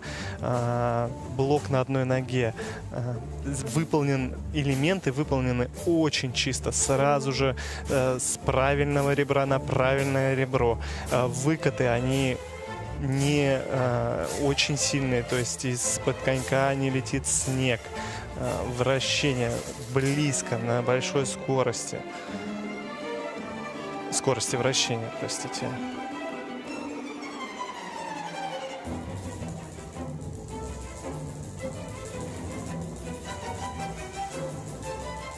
Вот. Партнер прям доиграл, дожал этот вот. Хотя это вот маленькое движение в программе, но оно все равно отыграно. И эта мелочь, она сразу цепляет твой глаз. Да, и профессионалы это видят сразу, а мы только на замедленном повторе. Простые смертные. Да, серьезное преимущество, 8 баллов в произвольной программе и 13 баллов по сумме двух. Елизавета Малеина, Матвей Самохин вместе с Марией Боровиковой и Денисом Самохиным празднуют победу на этом турнире. Результаты на ваших экранах. Таисия Шепталина, Дмитрий Пекин вторые.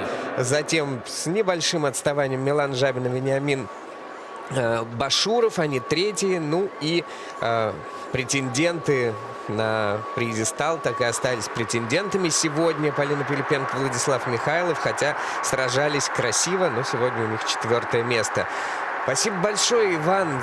Еще один потрясающий турнир в великолепном настроении мы с тобой провели на комментаторской позиции. Получили удовольствие как от катания ребят, от соревновательного процесса, так и от интеллектуальной беседы. Василий, спасибо тебе огромное за помощь, за поддержку. Также я хочу поздравить ребят с медалями. Все сегодня старались, боролись, и, конечно, это была интересная борьба.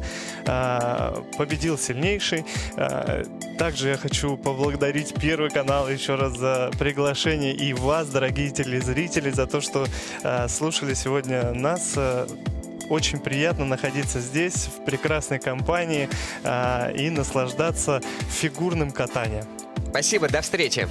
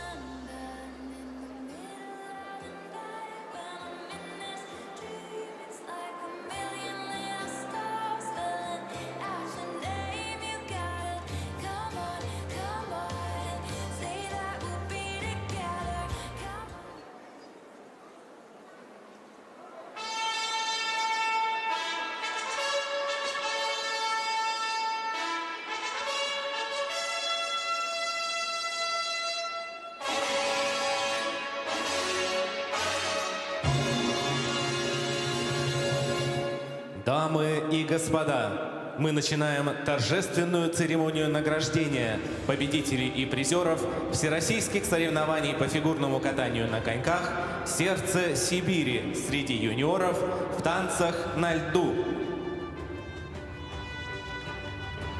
Победителями турнира стали Елизавета Малейна, Матвей Самохин, Московская область.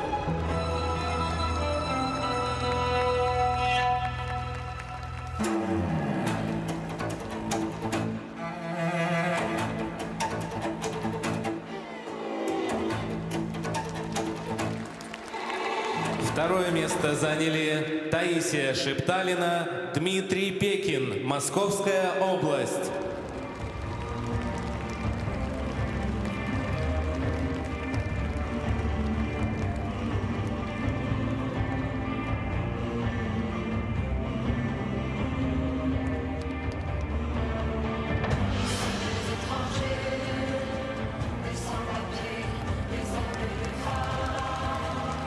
На третьем месте Милана Жабина, Вениамин Башуров, Москва.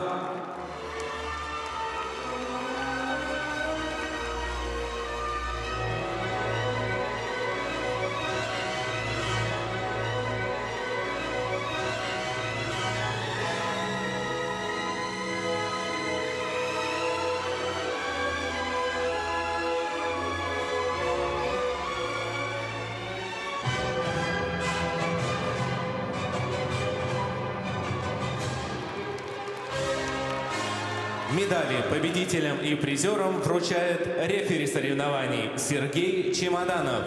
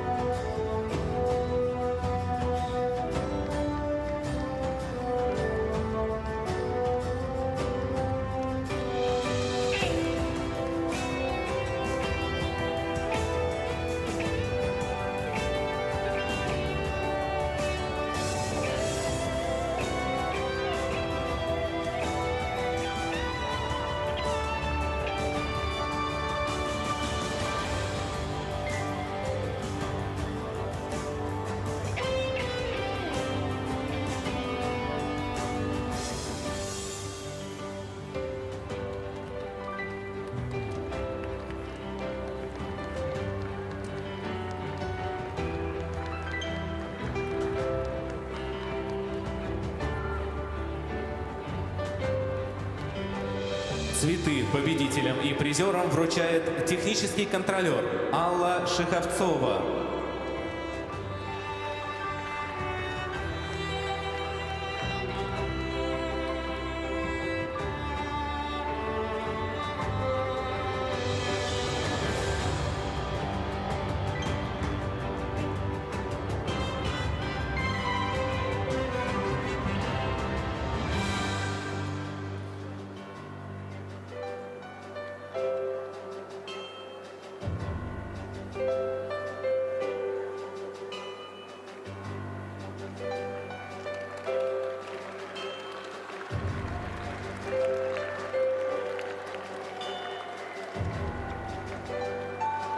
Награждается тренер победителей Мария Боровикова.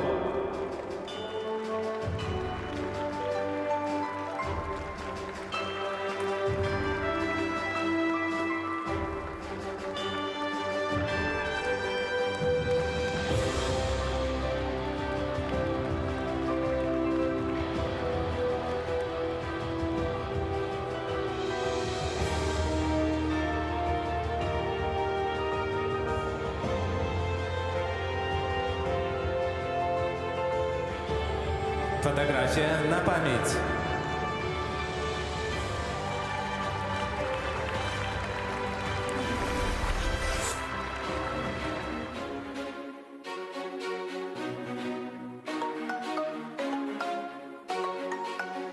Поздравления победителям и призерам соревнований.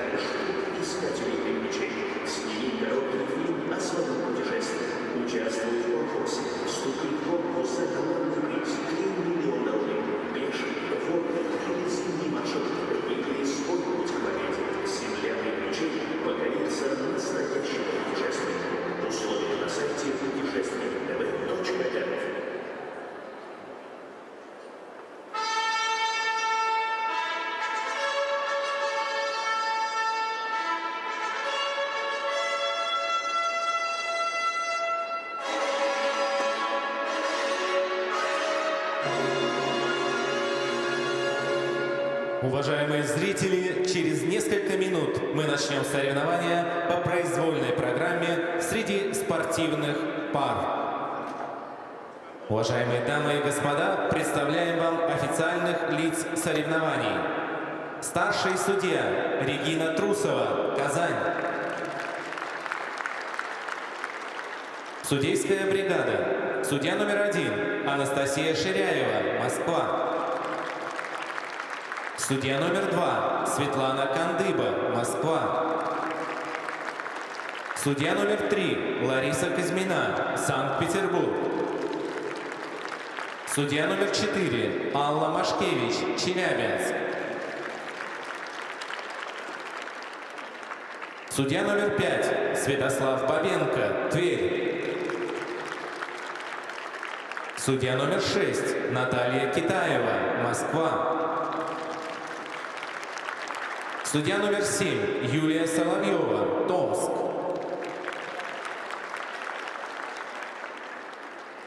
Техническая бригада. Технический контролер Татьяна Косыгина, Санкт-Петербург.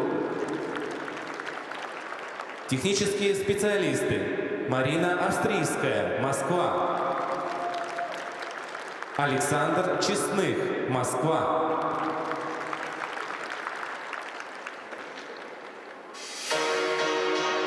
Встречаем на льду участников первой группы.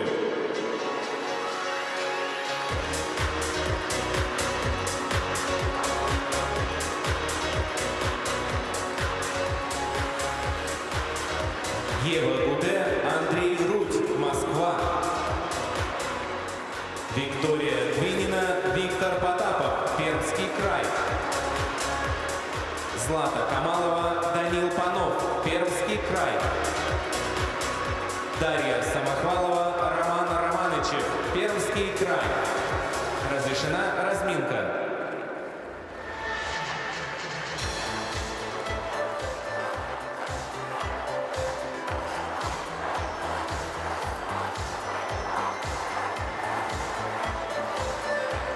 Соревнования по фигурному катанию на первом продолжаются. Гран-при России среди юниоров проходит в Омске. И это 6-й заключительный этап серии.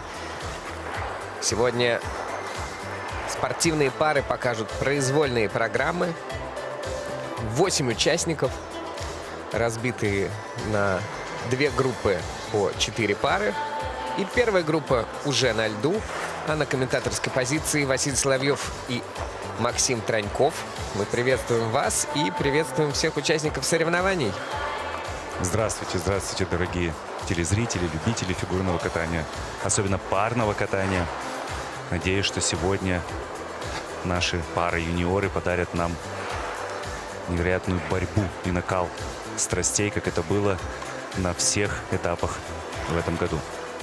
Первыми будут кататься Ева Гуде и Андрей Рудь. К сожалению, накануне много было срывов в их катании, таких мощных, из-за которых они оказались всего лишь на последнем месте и с таким серьезным отставанием от конкурентов.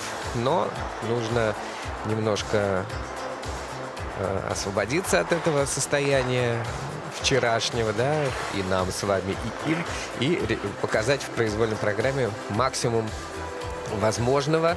Они катаются под композицию, любимая у Максима композиция «Je suis malade». Действительно. Очень популярная, и потом ее очень трудно из головы удалить после того, как смотришь программу, потому что такая въедливая, такая по-доброму въедливая мелодия. Ходишь, потом напиваешь целый день, думаешь, почему со мной это произошло. Но, тем не менее, музыка хорошая, эмоциональная, позволяет раскрыть характеры. Ну и мы надеемся, что ученики Арины Ушаковой и Сергея Карева в том числе смогут и по элементам подтянуть свои дела в произвольной. Виктория Двинина, Виктор Потапов, предпоследнее место. Они катаются под Чайковского, хиты, Щелкунчик. Это пермская пара. Ученики Слюсаренко, Закроева, Тудвасевой. Вслед за ними Злата Камалова и Данил Панов. Еще одна пермская пара. как мы уже отмечали накануне, их здесь 3. И заняли они, вот так уж получилось, места с 5 по 7. Но могут попробовать вырваться из этого круга, из этой группы участников. Третий из них — это Дарья Самохвалова и Роман Романович, которые как раз завершают эту группу. Вот, и попробовать перейти туда повыше, где находятся уже спортсмены с 1 по 4 место. Но о них потом. А сейчас о том, что происходит в первой группе участников.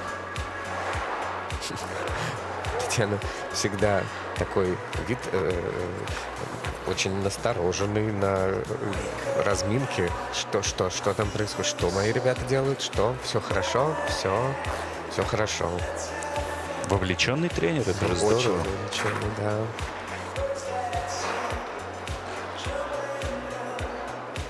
Дарье и Роману 14-17 лет. Большинство партнерш на этом турнире все-таки молоденькие, как и надлежит быть юниоркам, маленьким, легким, вертлявым, полетным.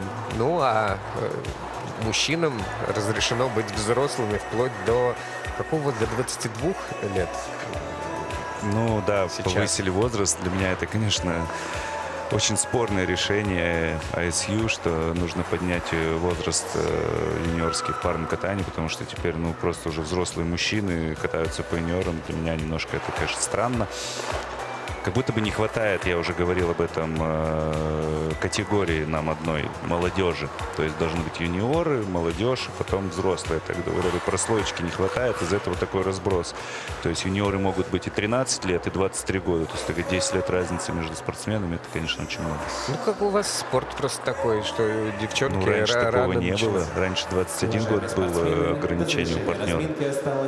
И уже это казалось много. Я выиграл чемпионат мира юниоров в 21 год и чувствовал себя просто каким-то дедом на этом чемпионате Да, мира. можно себе представить. А сейчас 23. 23 у меня уже 2 взрослых чемпионата мира было за плечами. Я помню себя в 20 лет или там в 19. Мне казалось, что человек, которому 21 год или там 22, это прям вообще что-то с другой планеты человека, когда вот такая действительно большая разница.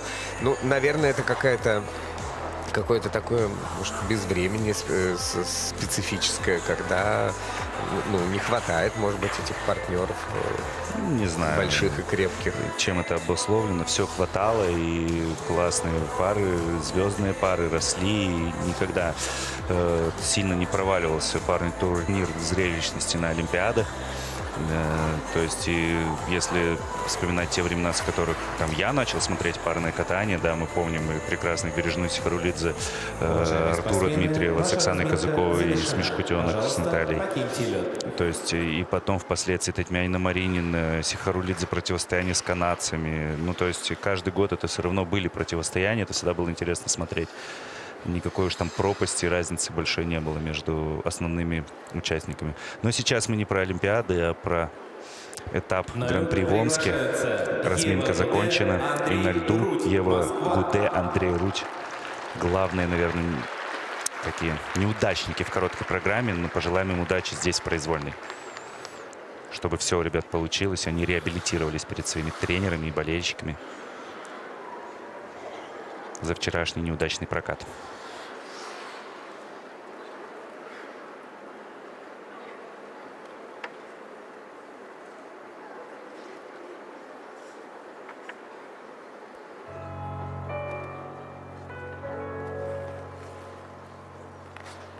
Je ne rêve plus, je ne fume plus, je ne mène plus d'espoir. Je suis fier sur toi, je suis laid sur toi, comme une flamme. Avec toi, je n'ai plus envie de vivre ma vie. Ma vie, c'est ce quand tu pars. Je n'ai plus de vie et même mon vie se transforme en quai de cœur. Quand tu t'en vas, je suis malade, complètement malade.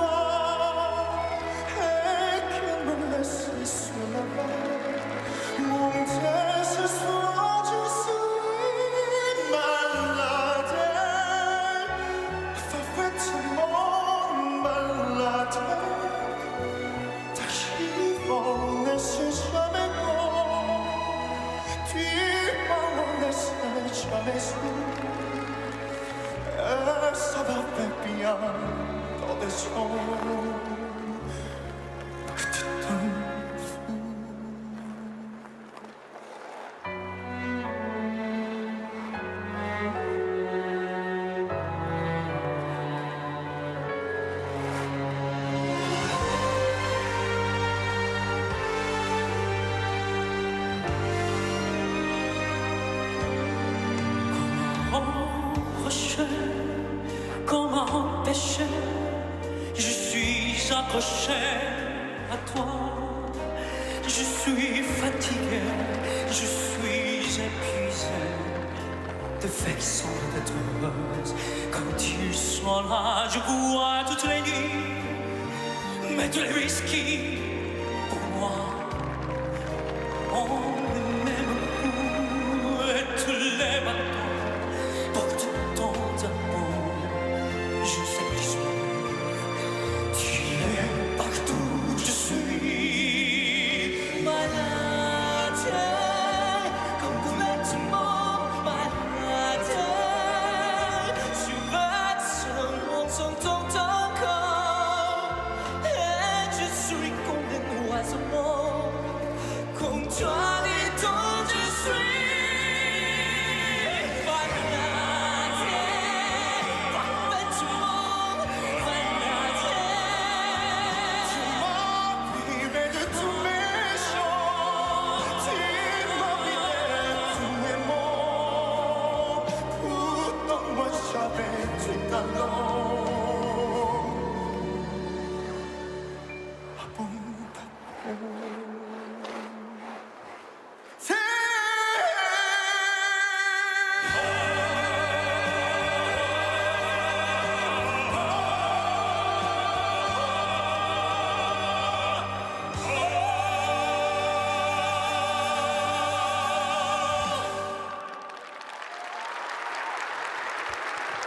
Ева Гуде, Андрей Рудь на высокой эмоциональной ноте заканчивают эту программу. Ребята, судя по всему, довольны. Ну, значит, то, что хотели, то и получилось. Молодцы. Ева Гуде, Андрей Рудь. Ну, прежде всего, конечно, Ева рада, потому что вчера она была прям разочарована. И не получился у нее двойной аксель в короткой программе. Очень корила себя она за этот сорванный элемент. Именно это отбросило их на последнюю строчку. Здесь тоже начали не то чтобы здорово, потому что и на подкрутке была ошибочка. Второй ногой на приземлении коснулась партнерш. И на прыжке потом Андрей тоже допустил ошибку. Но, тем не менее, дальше собрались. Сложнейший каскад выполнили. И вообще в целом катались с хорошим настроением. Ну, а Ева еще и спасла выброс флип. Так на одну ножку сделала. Не дала себе расслабиться, чтобы задеть свободной ногой лед. И в целом она-то чисто сегодня свою программу прокатала. Не допускала ошибок. Вот мы видим подкрутку, немножко ловля жестковатая. И приземление жестковатое. Не самая удачная ловля у партнера. И касание.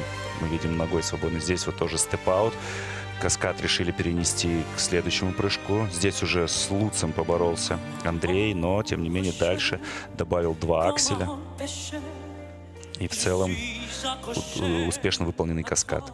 Возможно, должны бонус получить ребята, потому что сейчас в юниорском катании поощряется риск, когда спортсмены идут на сложные тройные прыжки, такие как флип и луц. И если они выполнены чисто, с правильного ребра, то награда бонус. Бонусное очко. Вот мы видим выброс флип. Уже во второй половине программы, в конце, и справилась Ева. Вот эта поддержка сначала вызвала вопросы у технической бригады, но впоследствии все-таки все посчитали и поставили заслуженный 4-й уровень сложности.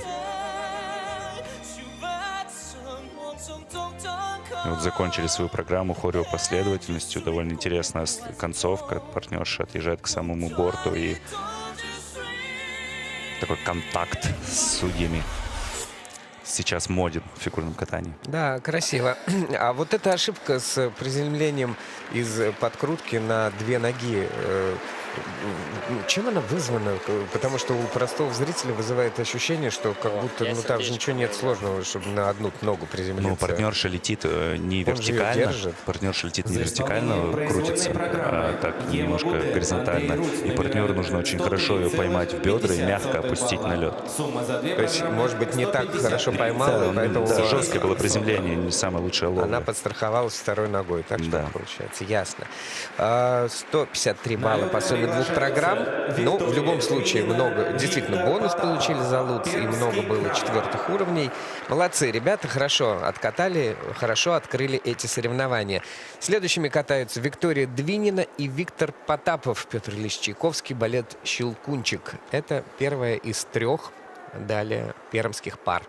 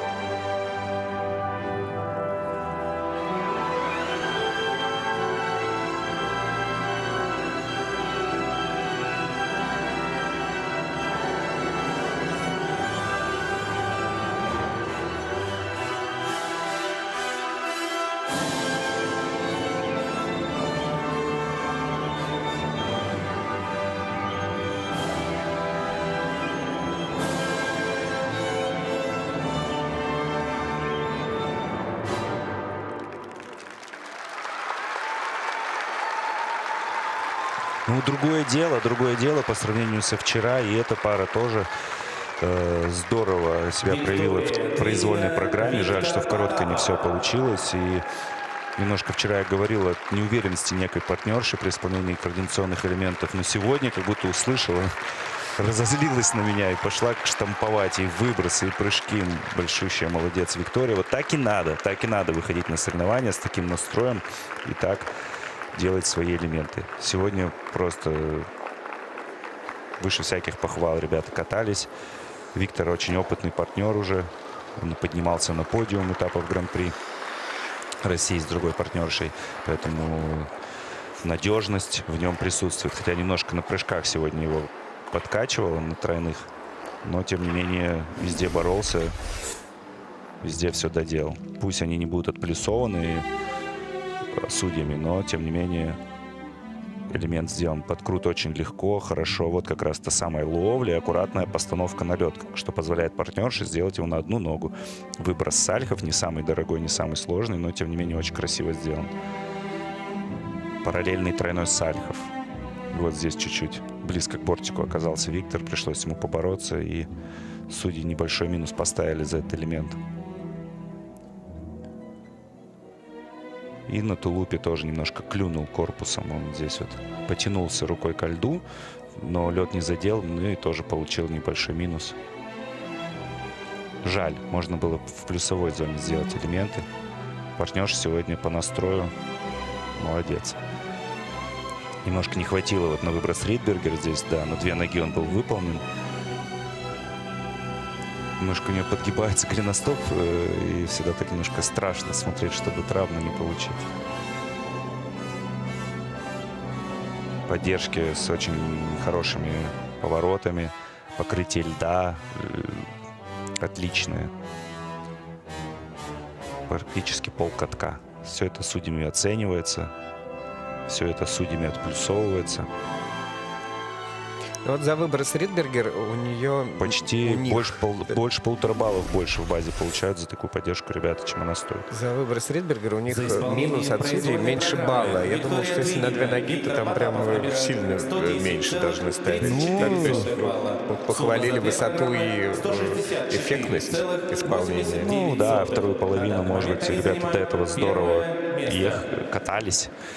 Поэтому, может быть, судьи где-то очарованы. Ну что, судьи, значит, сегодня благосклонны. По крайней мере, вот в таких вот маленьких каких-то мелочах. Супер. Впереди Виктория Двинина и Виктор Потапов не пропустили Гуда и Рудь вперед. Ну, естественно, отставание вчера было довольно-таки сильным. А на льду Злата Камалова, Данил Панов. Катаются они под программу, которая называется «Романтическая битва».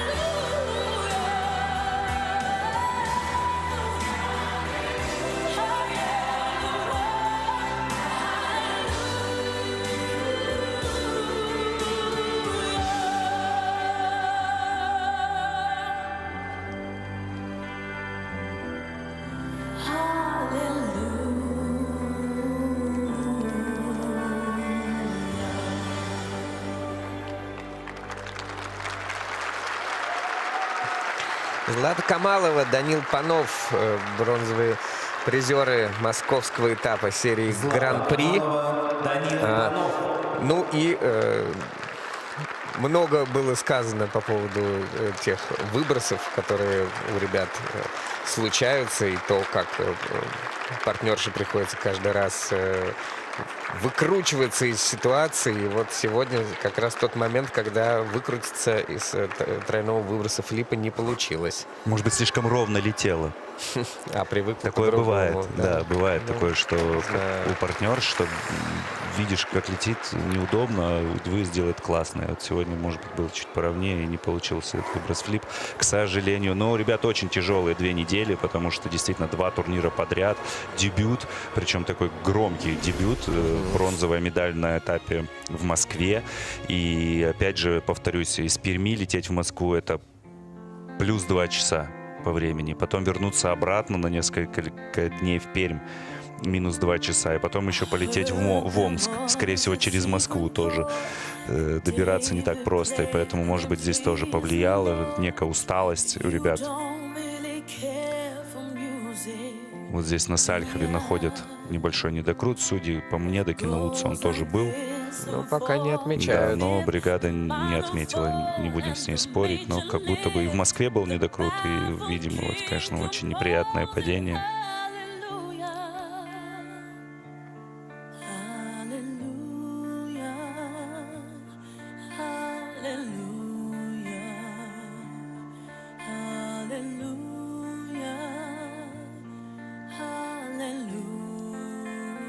Здесь, конечно, не получится набрать такую сумму баллов, какая была в Москве, и претендовать на медаль уж точно.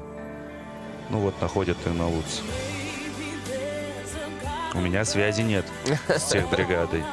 Я что вижу, то пою. Тут как бы ко мне никаких претензий. Значит, чистая правда. Согласимся с мнением большинства. Печально, значит, и без бонуса остались Да, за оценка, свои конечно, сложные прыжки. скромная будет, к сожалению, потому что ребята хорошие, очень хорошая пара, интересная, новая появилась в Перми. Будем за ними следить дальше. Так вот, остальные-то элементы, в общем-то, выполнены на том же уровне, что был и в Москве, кроме, я имею в виду, кроме выброса флип. Но здесь и компания посильнее спортсменов подобралась. И, конечно, нужно было кататься лучше, чтобы сохранить хотя бы свою позицию. Пока им это не удается, Викторию и Виктора они пропускают, причем ценой 8 баллов. А на льду Дарья Самохвалова и Роман Романычев. Третья по списку, но не по значению, из пермских пар на льду. Мюзикл «Ромео и Джульетта» в их произвольной программе.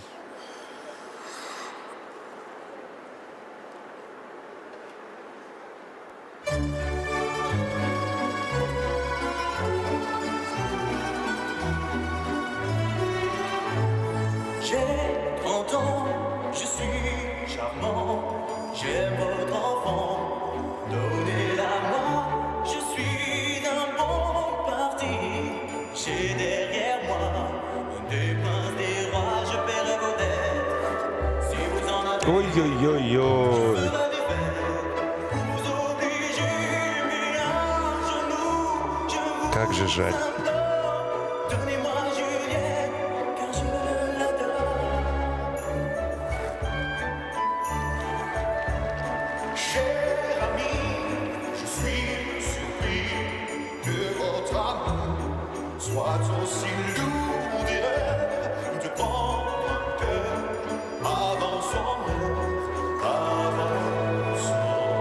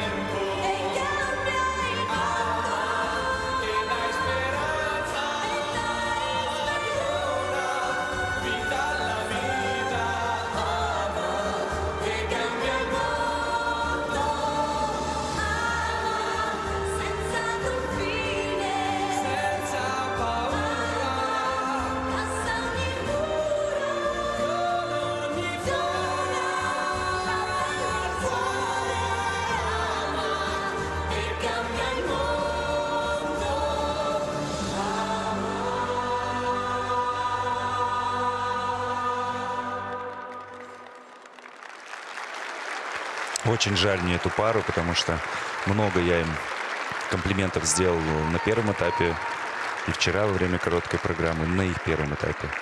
Но сегодня совсем ребята что-то по-взрослому катались, как ты выразился, действительно. То есть очень много ошибок и необязательных, и очень и очень жаль, что на стартовом каскаде, заявленном тройном Ридбергере с двойными акселями, была допущена сразу же ошибка, сразу падение, выброс падения, еще и двойное падение с поддержки. Это, конечно, сейчас увеличит количество так называемых дедакшенов, это снятие 1 балла за падение, потому что если 4 падения в сумме, то там еще приплюсовывается. Да, суровый такой получился для ребят прокат. Можно 4 сказать, балла снижения, провальный. это очень много. Неожиданно. При том, что сами были настроены по и прыжковым элементам, да, и на бонусы, и на какой-то шаг вперед для себя. Ну, что-то, просто так же не случаются такие Сейчас вещи. рассмотрим, что произошло. Может быть, немножко переволновались, может быть, где-то акклиматизация сказалось. Вот Ридбергер не докрутил, к сожалению, Рома, и падение. Я даже воскликнул, очень жалко было, потому что хорошие, ровненькие ребята, и хотелось, чтобы они украсили своим катанием этот турнир. Здесь недокрут тоже находят судейская бригада на этом каскаде. Вместо Ридбергера с акселями стали прыгать Луц с 2 акселями. Поменяли, скажем так, в моменте свою программу. Здорово, что сейчас молодые пары могут это делать, потому что когда я катался, практически невозможно было каскад заменить, то есть все настолько накатано было. Сейчас 2 каскада тренируют все ребята. Падение с выброса Ридбергера. Выброс флип был только двойным, то есть видно, что с выбросами пока не очень дружат ребятки. А тут, вообще не знаю, что произошло. Тут надо на коньки смотреть, им немножко нам обрезали. Никто не ожидал, потому что да, такого... вот, и поэтому, конечно, вдвоем упасть с поддержки. Молодец, Роман, что упал так, что партнерша на него приземлилась, и, то есть не получила травму. Мягенький был, скажем так. Тебе не показалось вот на прыжках, в том числе на этом каскаде, Луц и 2 двойных акселя, что у партнера как немножко уже был сбит настрой, как вот опущенные руки? Как Такое бывает. Есть те, кто может собраться после падения, у кого-то это начинается снежный ком, такой эффект снежного кома в ошибках. Он случился так вот. Полный раздрай, конечно, в оценках. Ребят, 4-е место сейчас, и они на последнем месте. Отстают на 6 баллов от Буде и Рудя.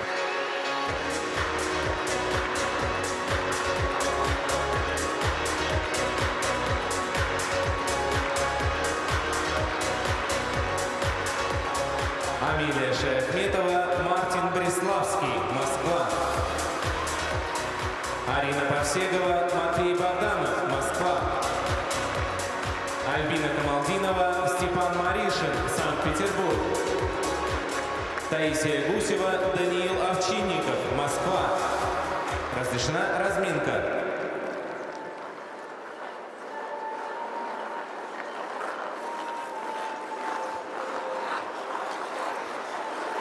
Вторая группа участников на льду. В первой группе прям все пошло не по плану. Удивили, но не с лучшей стороны некоторые пары, но так бывает в соревнованиях. Что ж, зато те, кто был более стойким, более собранным... Мне тут сказали, что в соревнованиях есть еще 2-я разминка, поэтому мы надеемся, что в ней все будет гораздо лучше. Именно. Да, действительно, нерв был, который я и обещал. Дело в том, что те ребята, которые не попадают в тройки на этапах серии Гран-при России, они тоже борются за попадание на первенство России. Им тоже нужно максимально высокие места занимать. Поэтому все волнительно, даже когда ты как будто бы не борешься за подиум, но зато ты борешься за путевку на следующее соревнование. Амелия Шаяхметова, Мартин Бреславский. Пара из Москвы. Из группы Рослякова будут кататься под музыку «Цирк де Солей».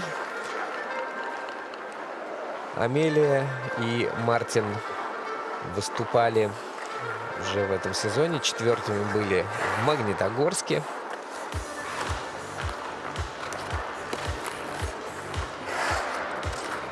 Второй сезон они катаются вместе.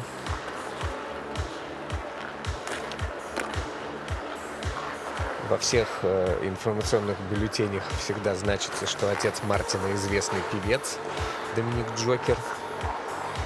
Такой вот звездный папа незримо присутствует на этих соревнованиях. И звездный ген, поэтому только успехов в творчестве Мартину. Да. Постараемся почувствовать этот ген в произвольной программе. Арина Парсегова, Матвей Богданов. Сегодня, то есть на этих соревнованиях пока что в тройке. После короткой программы хорошо оценили эту пару. Любит ее не только публика, но, видимо, немножко и судьи. Ну, ребята действительно Есть за очень что. хорошо выглядят на льду. Они очень красиво смотрятся, и это тоже очень важно в фигурном катании. То есть у них такой, ну, как сказать, приятное очень впечатление от них, как только они выходят на лед. Плюс еще уникальность Арины, то, что она все-таки одиночница, которая выступает и в двух видах, и в одиночном, и в парном катании. Это тоже хорошая такая реклама. Ну и Альбина Камалдинова, Степан Маришин, пара, которая встала в дуэт, образовала буквально в сентябре, уже после контрольных прокатов юниорских. Тоже заслуживает своего уважения и внимания, потому что прогрессируют ребята очень здорово и очень быстро. И вот уже тоже занимают призовое место после короткой программы. Ну и вот если они останутся в призах, то это в их послужном списке потом будет передаваться из уст в уста. На своем втором старте уже оказались на пьедестале почета и так далее, и так далее. Ну и что ж, будет круто, если действительно так произойдет. Они тренируются в Санкт-Петербурге в школе Тамары Москвиной у Артура Минчука, Николая Морошкина, Дмитрия Хромина. Николай и Дмитрий был на ваших экранах.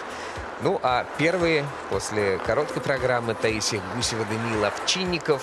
Это еще одна пара из группы Филиппа Тарасова.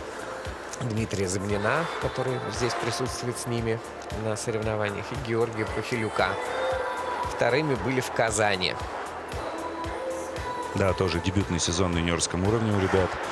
И уже такие громкие заголовки о них. Потому что и четверной подкруткой ребята владеют. И вообще очень нагло катаются, не смотрят на авторитетов. Как говорят специалисты, прут как танки. Да, я думаю, вы обратили внимание на список их элементов, где, соответственно, эта подкрутка значится первой.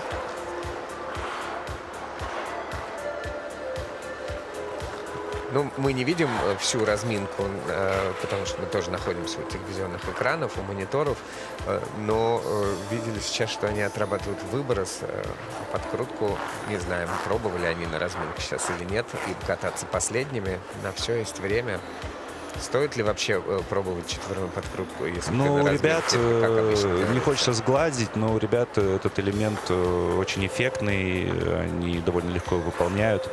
У них хорошие антропометрические данные, разница в росте и в весе, и хорошая техника исполнения этого элемента, поэтому чем еще запоминаться, чем еще удивлять, если не элементами ультраси. Также и на тройной луц, на тройной флип ребята замахнутся в своей произвольной программе. Ну и два самых дорогих выброса, Ридбергер и флип, тоже в арсенале у ребят имеется. Поэтому хочется просто пожелать справиться им с такой сложностью. На первом этапе в Казани у них абсолютно все получилось. И проиграли они только Соломоновым решением тех бригады по поводу последней поддержки, которая сначала была здорово отплесована судьями, но тех бригады была не засчитана вовсе. Сегодня, конечно, за этим Дани будет особенно следить. Главное, чтобы не перестарался тоже, потому что важно сохранить концентрацию, и лишнее желание исполнить какой-то элемент более эффектно может повлиять на прокат. Всегда импонирует деловой стиль Таисии Гусевой на разминке всегда она такая прямо Заряженная. на время смотрит, быстренько сверяется. Так, еще это успею, еще это успею. А бывает такое у юниоров, что они исполняют четверные вот подкрутки, а потом во взрослых отказываются? Или это уж если исполняешь, то уж исполняешь всю жизнь? У всех все по-разному. И главное в моменте, что ты можешь делать максимум. Сегодня у тебя есть максимум такой, делай сегодня такой и будь чемпионом. А дальше мы только тренируемся и желаем удачи. Амелия Шаяхметова и Мартин Бриславский на льду. Цирк де Солей.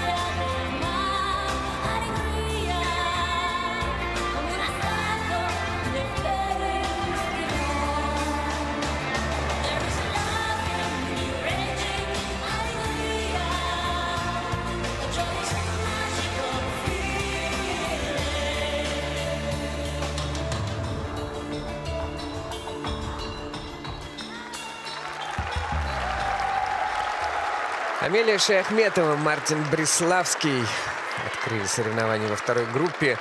Ну, кстати, мы так немножко отвлеклись на то, что Мартин сын Джокера, и не отметили, что у них-то в их заявке тоже значится четверная подкрутка, да, точно так же, как и у лидеров. Хотя, конечно, по качеству это немного другой элемент в исполнении. Ну, тоже здорово, ребята, что идут на это. Разница и в возрасте тоже у ребят 13 и 19 лет, и 6 лет разница. довольно сложно требовать от людей какого-то взаимодействия в хореографии, каких-то ярких эмоций друг между другом. Видим мы, насколько уверенно общается с публикой, с судьями Мартин, и насколько пока что так скромненько, сдержанно катается его партнерша Амелия. Но эту же разницу в возрасте можно подчеркивать какими-то другими методами, там, хореографии. Ну вот, или как раз специфической трюки. программой. Вот мы видим четверной подкрут. Начальная такая, он недокрученный был. Начальная такая, хотя оценен, поощрен вторым уровнем. То есть уже в руках так Мартин довернул партнершу. Хорошо выполнил битернет луп, двойной аксель, комбинацию. Очень четкие выбросы, приземления. Вот это называется опыт и молодость, такой сплав у этой пары. И очень интересный дуэт получился. Немножко добавлять партнерши где-то в эмоциях, в артистичности, в яркости, расти. Но сложно требовать от 13-летнего ребенка. Зато насколько уверенно выполняет и прыжковые элементы, и координационные.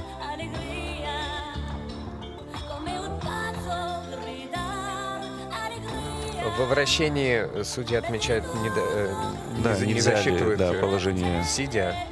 Недостаточно оборотов было? Либо не было просто оборотов, не либо зафиксировано? не было положения сидя у кого-то из партнеров, то есть не было 90 градусов бедро от льда, поэтому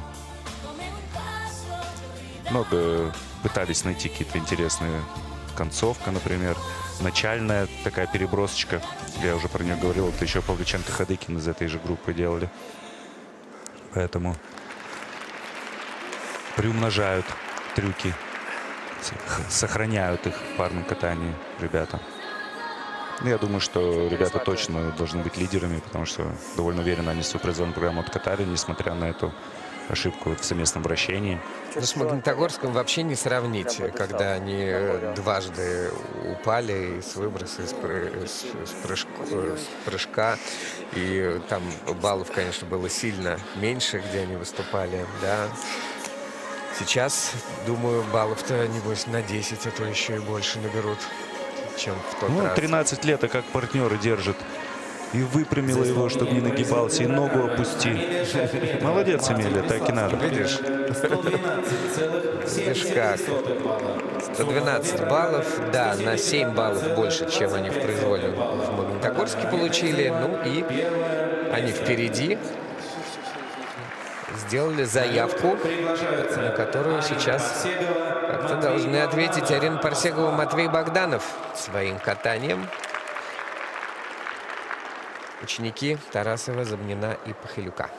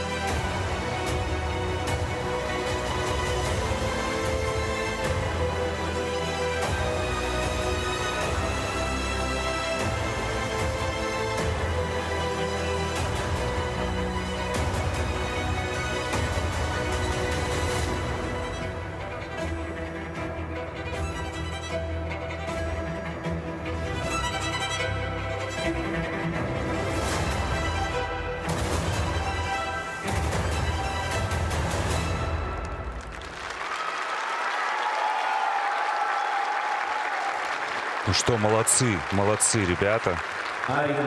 Потому что по сравнению с Москвой сделали они выводы.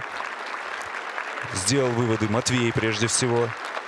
Потому что там он чуть-чуть поднаошибался по-партнерски. И упустили бронзовую медаль ребята на московском этапе.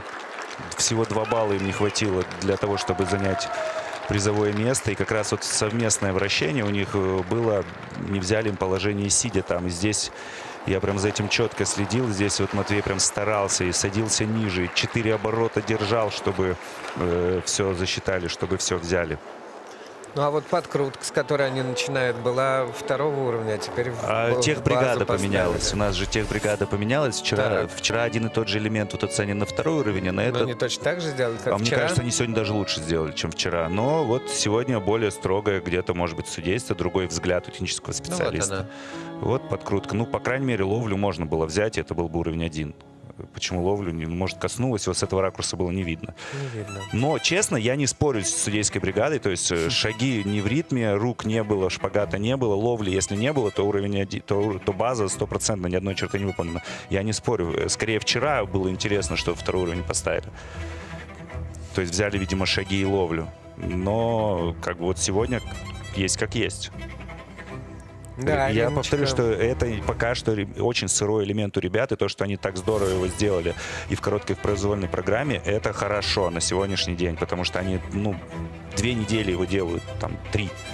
В принципе, выполняют этот сложнейший элемент парного катания, потому что не забывайте, что Арина все-таки в одиночном катании еще выступала, ездила на этапы. И не в Москве выступала, а ездила, у нее были выездные.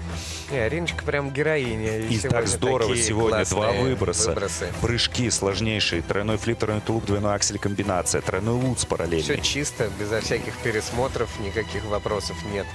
У технической бригады есть, конечно, такая вялая нулевая оценка за тройной флип, тройной тулуп, двойной аксель у судей, то есть без надбавок. Потому что там такое приземление в борьбе было, потому что здесь Матвей не отпустил и сделал этот тройной тулуп. А в Москве отпустил, сделал только двойной. 2 бонуса получают за эти прыжковые элементы спортсмены и набирают 115 баллов. Для того, чтобы лидировать, им достаточно было 112 набрать. Они набрали даже больше. И таким образом они точно на пьедестале с результатом 174 балла. Поздравляем и ребят, и школу. Ну, а Альбина Камалдинова и Степан Маришин, занимающие 2-е место после короткой программы, сейчас на льду. Композиция под музыку из компьютерной игры Assassin's Creed Odyssey.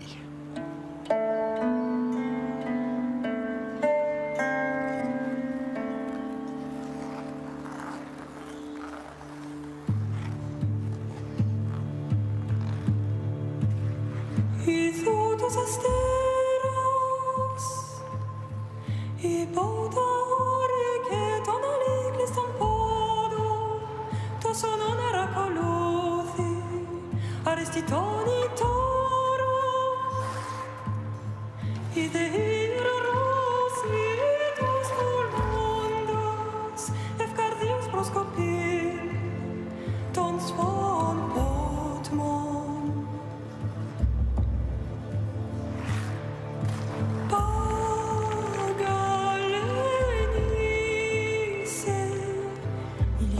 spam fixilionis condos e love mironos successe is atrapos nonimus anapalinis toparestion salpos.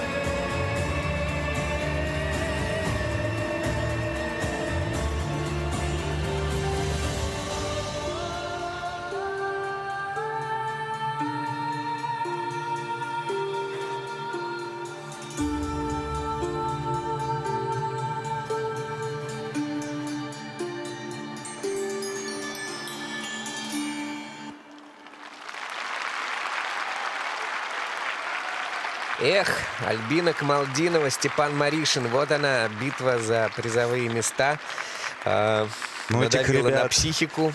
У этих ребят не столько, мне кажется, психика, сколько просто, ну, очень быстрое скатывание. То есть, ну, с сентября за 2 месяца накататься очень сложно. И если в короткой программе уже появилась эта мысль в катании у ребят, то в произвольной пока не все получается. Это нормально, потому что, ну, просто сыро. Просто еще очень сырая пара. И это видно и в катании, как они в хватах не уверены немножко. Вот. Ошибок, опять же, конечно, здесь было много, которых видно было невооруженным глазом. То есть для этого специалистам быть не нужно. Ошибки были. Но это все равно уже где-то лучше, чем их первый старт. Ну да, первый старт был... Хорошая подкрутка. В Красноярске, там, правда, тоже был с падением, но на прыжковых элементах здесь они как раз за них поцеплялись, поборолись, но здесь тоже ошибка соображали. в комбинации, потому что еще один предполагался аксель, но, к сожалению, Альбина провернулась на втором акселе, и третьего уже не последовало за ним. Он отминусованный элемент. Выброс, флип здорово был сделан. Что касается параллельного тройного Ридбергера, еще прыжка не успела сказать. Там недокрут был очень серьезный у партнерши. То есть тоже элемент уходит в минус. Падение с Сальхова, тут стащил с ноги просто партнершу. Немножко она не доехала, поторопился. Как мне кажется, никого не учу, Степан. Но я уже на отрыве сказал, и ты тому свидетель, что, увы и ах, падение будет. Это правда. Еще на заходе Максим все увидел. Это печально. Не то, что увидел, а то, что это так происходит. Значит, есть какая-то изначальная ошибка. Ну, у ребят есть поступательное движение вперед, и это самое главное, потому что и строго судить их нельзя, они только встали в пару.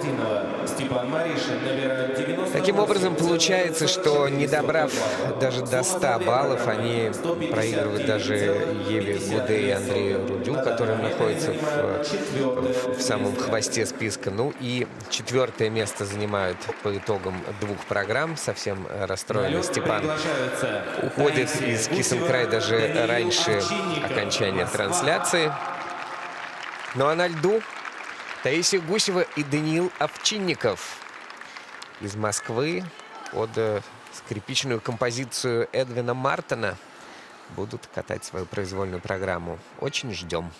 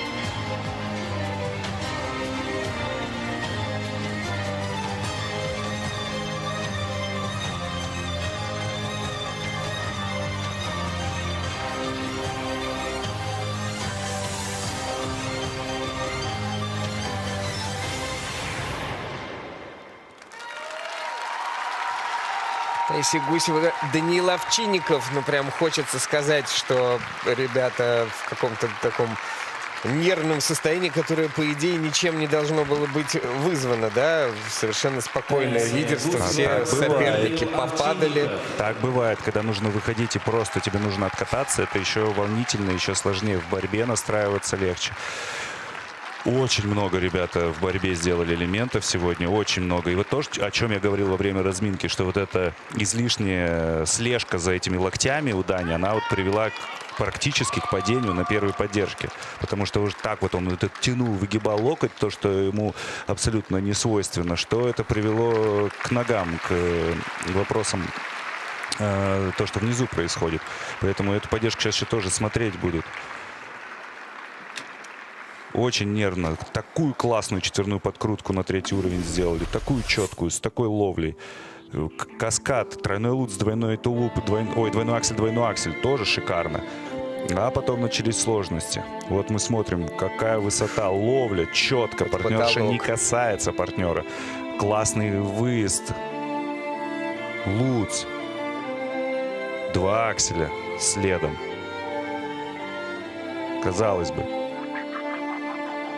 Луц чистый. А вот флип.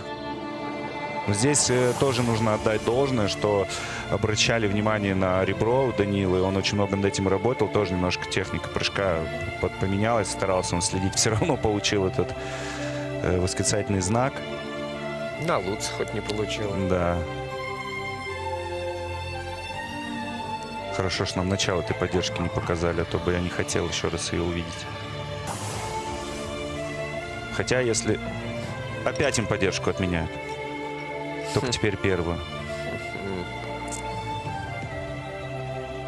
Ну, там тут просел, там, да, там получается, можно. Там была ошибка, просто интересно посмотреть, согнул, не согнул, действительно, локоть. Но здесь, по крайней мере, я спорить не буду. Там можно было к чему-то придраться. Потому что покачнулся прямо он серьезно так, просел. Мог локоть подсогнуть. Жаль. Не такой классный прокат, как в Казани, но, тем не менее, все равно для первого сезона ребята молодцы. Да, для общей победы им не нужны какие-то рекордные баллы, потому что им нужно обогнать, по большому счету, Арину Парсегову и Матвея Богданова, которые пока что не добирают по уровню до Таисии и Даниила. А их более близкие соперники после короткой программы Альбина Камалдинова и Степан Маришин отвалились в произвольной. Так что... Да, наверное, точнее не скажешь, чем сейчас говорит тренер. Делайте свою работу спокойно. Ну вот такие решения вот приводят, а могло привести к падению вообще с поддержки, потому что вот старался там это плечо уж куда-то выше уха задрал, чтобы только ему этот локоть у него увидели прямой. И вообще потерял элементы и чуть не упал с него, чуть травму не получил. Можно было и травму получить. Поэтому тоже еще раз обращаюсь к техбригаде, повнимательнее быть и не доводить до греха, что называется. Даниил дразнится. Я почему зрителю? Опять. И эту пару под микроскопом вечно рассматривают. Мы постоянно ждем оценок, когда им выставят оценки по много-много минут. Что вчера, что сегодня. Уже соревнования, по-моему, 100 лет назад закончились, а мы все сидим и смотрим, да, как на судейских мониторах. Еще находят у них еще одну ошибку на вращении. Квадратики зажигаются и гаснут. Зажигаются и гаснут. Да. Получается, что еще позицию не посчитали в заключительном вращении. Не зачет по поддержке. Но зато поставили бонус за чистое исполнение Луца и 2 двойных акселей. Таким образом, они набирают 114 баллов. Это второй результат по произвольной программе. То есть они проигрывают 1,5 балла Арине Парсеговой и Матвею Богданову. Но так как опережали их ощутимо после короткой программы, по сумме 2, Таисия Гусева и Даниил Овчинников наконец-то празднуют победу. Соревнования в парном катании подошли к концу. Гусев, Овчинников первые, Парсегова, Богданов вторые, Шаяхметова, Бреславский третьи.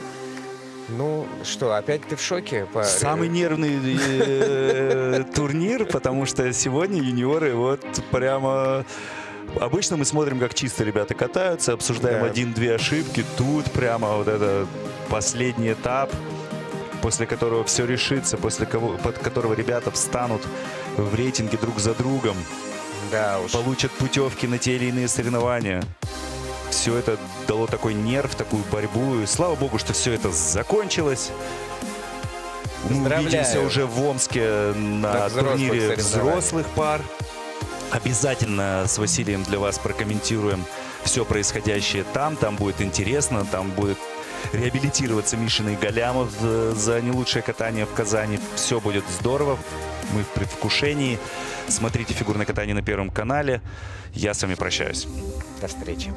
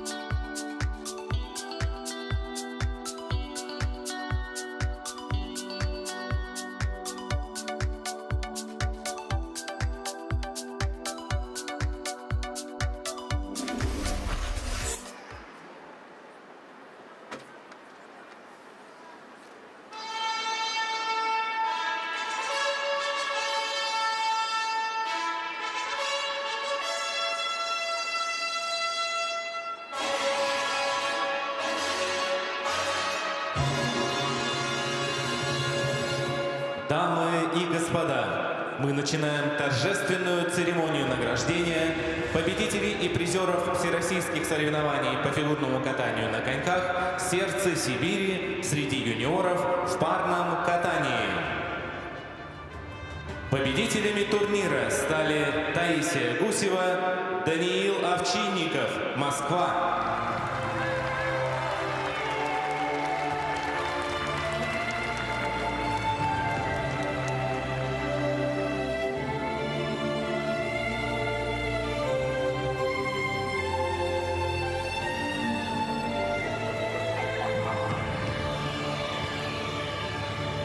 Второе место заняли Арина Парсегова, Матвей Богданов, Москва.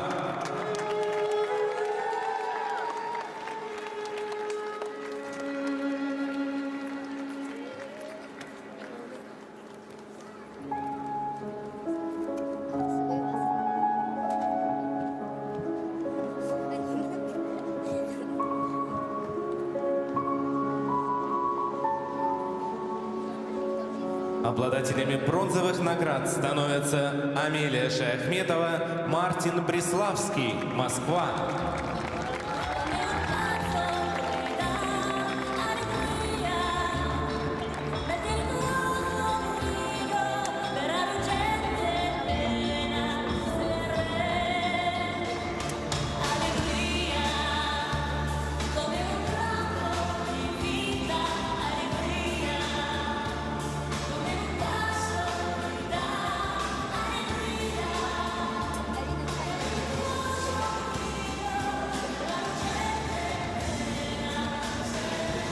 Медали победителям и призерам вручает рефери соревнований Регина Трусова.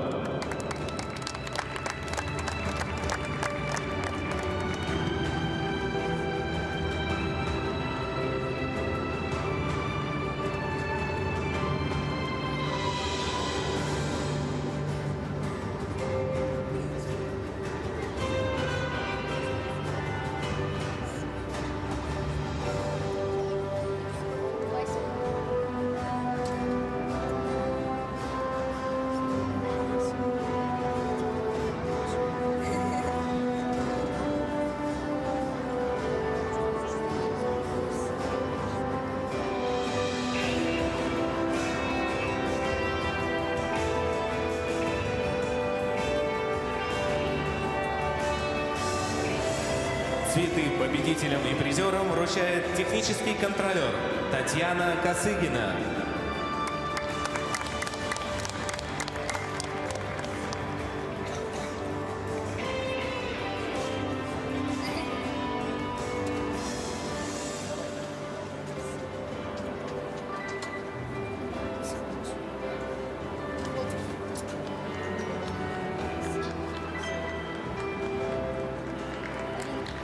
Награждается тренер победителей Дмитрий Забнин.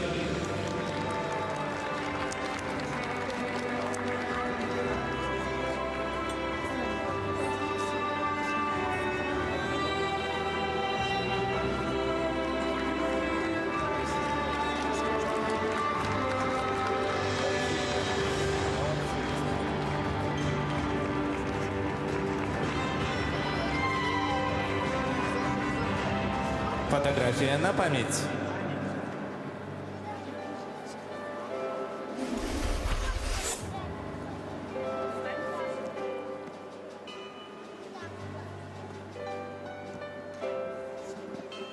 Наши поздравления победителям и призерам.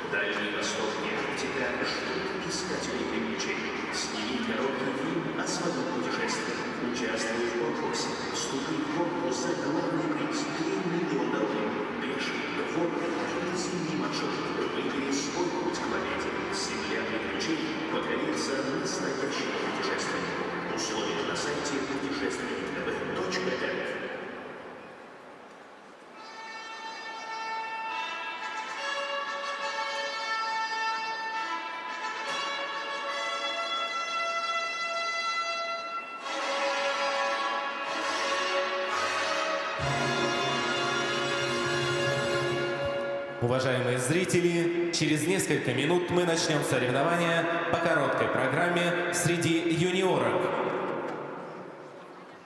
Уважаемые дамы и господа, представляем вам официальных лиц соревнований. Старший судья Регина Трусова, Казань. Судейская бригада. Судья номер 1 Светлана Ершова, Омск. Судья номер 2 Святослав Бабенко, Тверь. Судья номер 3 Ирина Ильина, Санкт-Петербург. Судья номер 4 Анастасия Горбачева, Москва. Судья номер 5 Анастасия Ширяева, Москва. Судья номер 6 Алла Шеховцова, Москва. Судья номер 7 Елена Фомина, Санкт-Петербург. Техническая бригада. Технический контролер Юлия Соловьева, Томск. Технические специалисты Лариса Федосеева, Санкт-Петербург. Наталья Митюшина, Москва.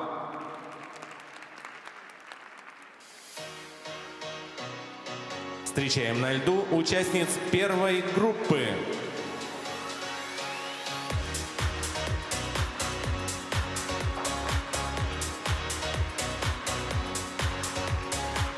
София Шепелева, Санкт-Петербург. Милана Лебедева, Москва. Мирослава Лезина, Московская область. Эльвина Тугузбаева, Республика Татарстан. Ксения Федорова, Новгородская область. Мария Нардюжева, Ростовская область. Разрешена разминка.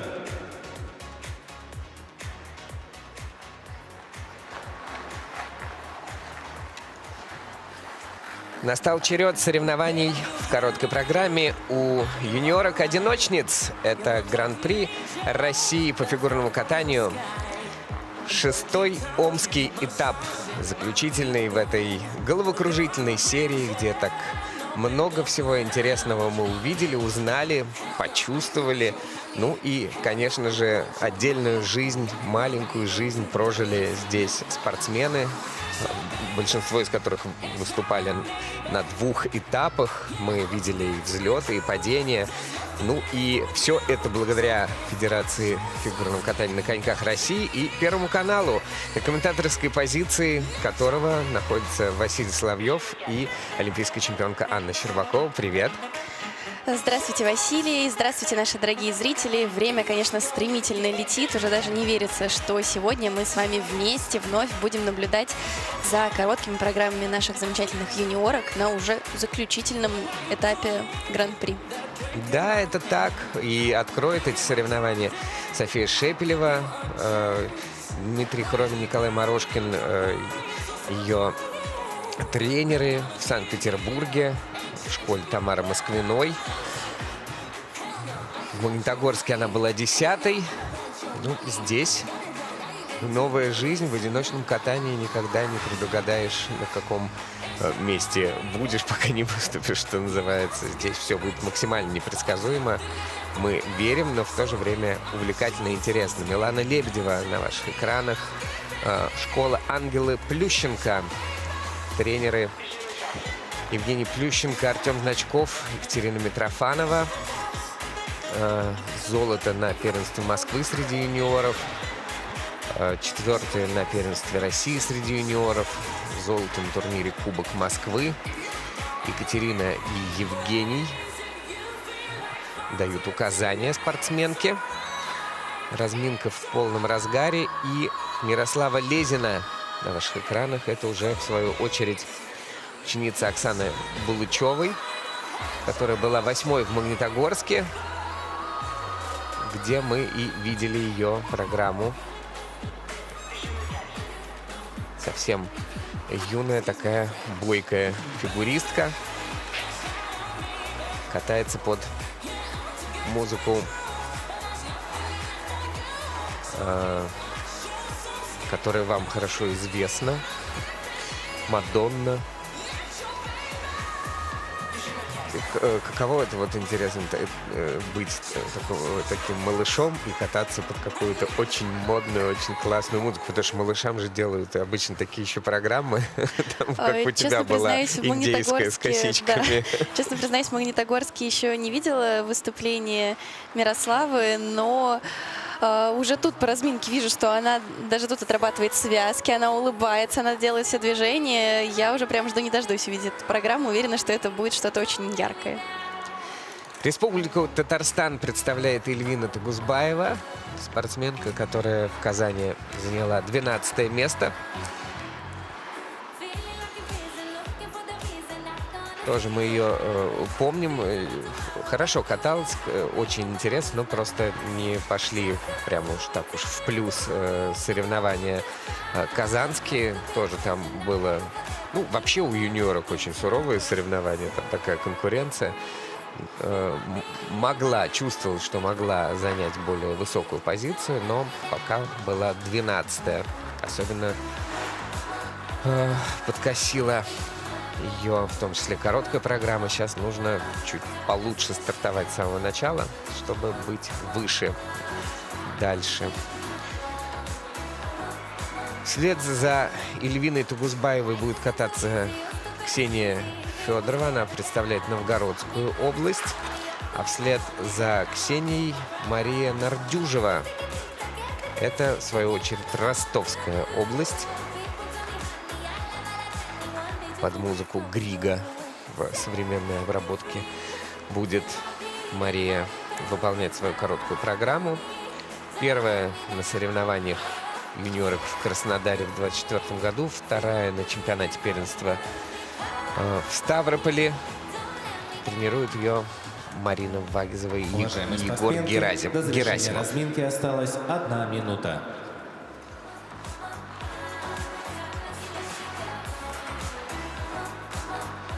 Как ощущения девчонок на разминке? Такие все очень заряженные на борьбу, и мне кажется, чувствуется уже, что не начало сезона, что все уже как-то поувереннее себя чувствуют на соревнованиях. Ну и, конечно, напомним, что помимо такой жесточайшей конкуренции у девчонок, еще и у юниоров очень строгие правила в короткой программе. Очень важно чистое катание, потому что правилами четко расписаны прыжки. Нужен обязательный двойной аксель, обязательный сольный тройной ридбергер и обязательный каскад. И если вдруг каскад не получается исполнить на запланированном элементе, то его нельзя нигде переделать, исправить, даже если оставшаяся программа получается чисто. Поэтому одна ошибка будет стоить очень больших баллов. И именно поэтому в короткой программе, конечно, очень важно делать ставку на стабильное, чистое катание. На его мы и ждем. И начнем прямо с Софии Шепелевой из Санкт-Петербурга, из школы Тамары Москвиной.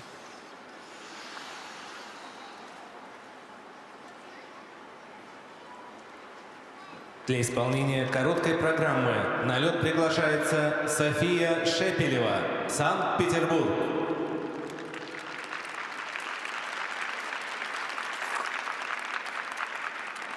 В ярком таком костюме София отправляется на лед, получив последний заряд бодрости от Николая Юрьевича.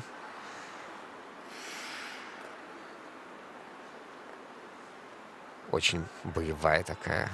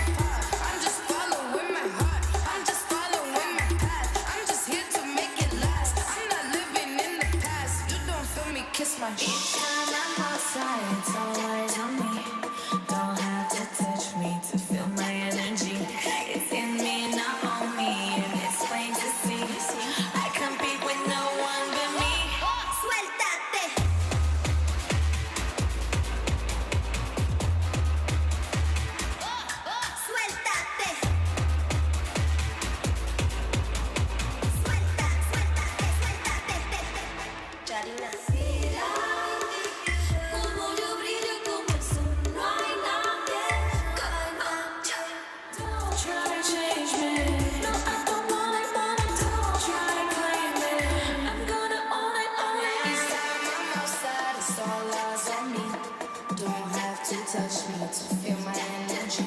So in me, not on me, and it's plain to see. I couldn't be with no one but me. Suéltate.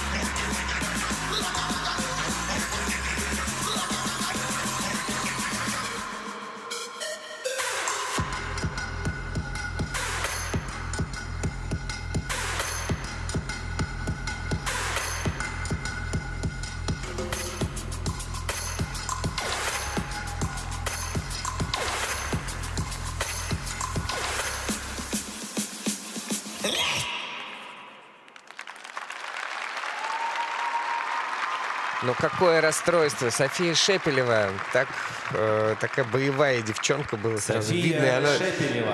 черт возьми, она с таким хорошим настроением выехала на этот прокат. Крупный план в трансляции Первого канала нам позволил видеть каждое выражение ее лица.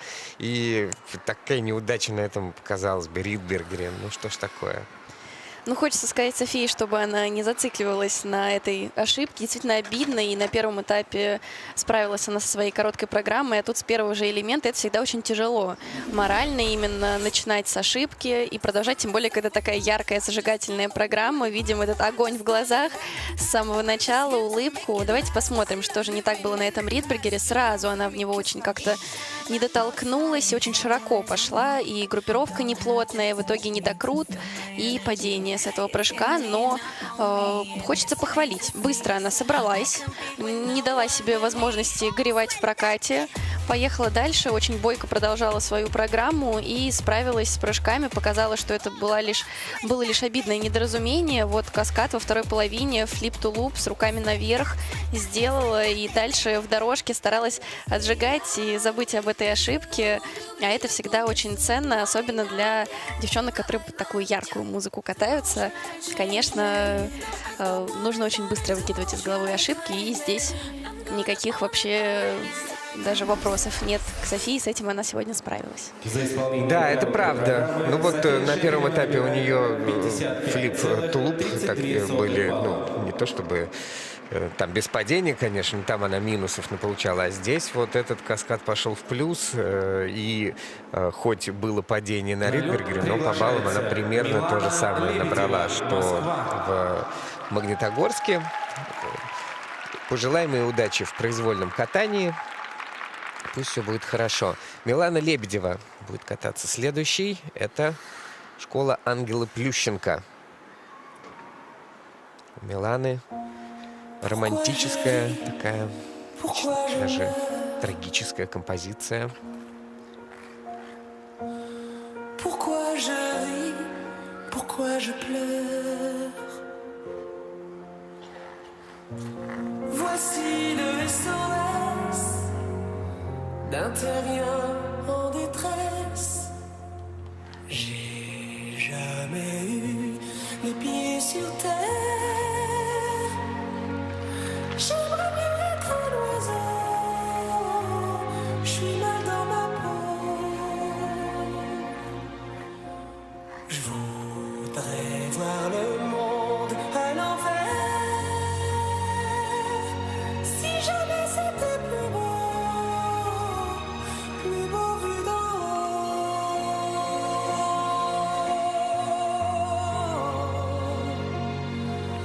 D'en haut.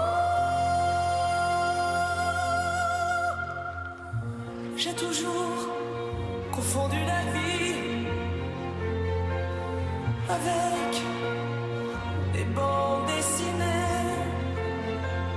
J'ai comme des envies de métamorphose. Je sais m'attire vers le haut.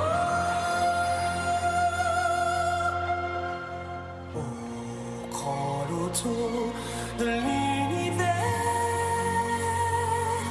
j'ai pas tiré mon numéro, je suis mal dans ma peau.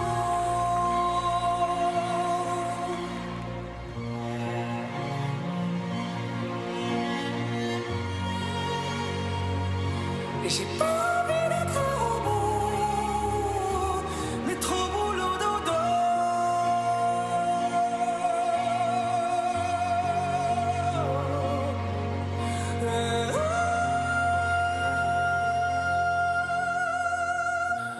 Je crois capter des ondes venues d'un autre monde. J'ai toujours confondu la vie avec des bandes dessinées. J'ai comme des envies de métamorphose. Je sens quelque chose qui m'attire, qui m'attire, qui m'attire vers le haut.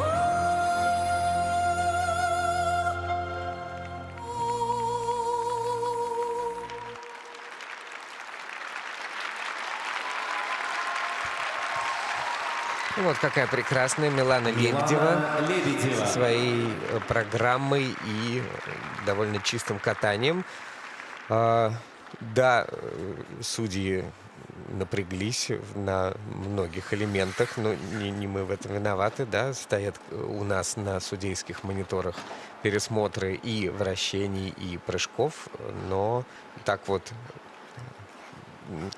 в общем и целом катание было очень красивым и техничным. Да, и очень радостно, когда мы видим вот этот прогресс. Хочется, безусловно, отметить, что Милана, что на предыдущем этапе, что здесь всегда катается с душой. Видно, что ей самой очень нравится ее программа. Она всегда подпевает, когда катается. И вот подпевает, мне кажется, и душой, и телом, и движениями. И это прям передается даже через экран.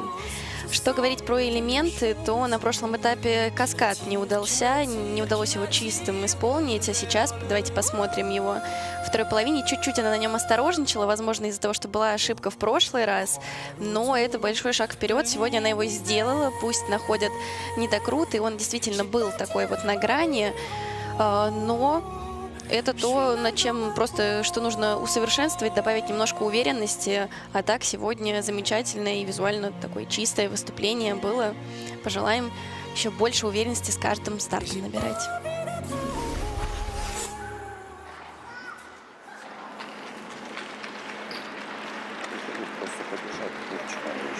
Когда вот какая-то позиция вылетает на вращение, как сейчас у Миланы, это значит,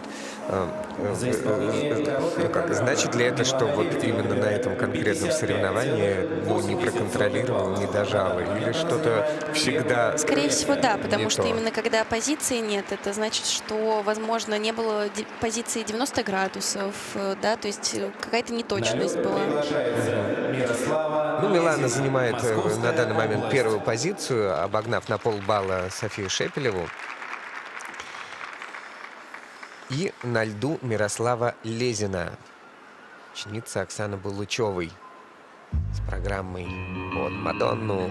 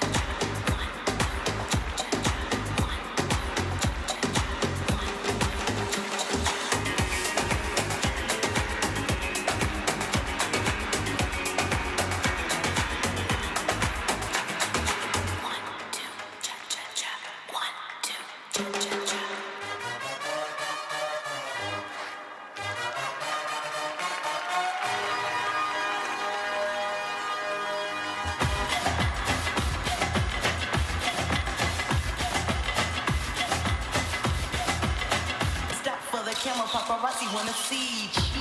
Hello, hey, how you doing? I shake it like this and let me see if you can do it. Drop, drop, drop, drop, drop it on the floor. Shake, shake, shake, shake. Their faces on stool. If you got it, move it kinda fast. Boys so bad, why they tryna make it pass? Listen while you work. Go ahead, do your dirt, even if you like to flirt. Your face hurts, then turn them out. One leg up, go ahead, shake it out.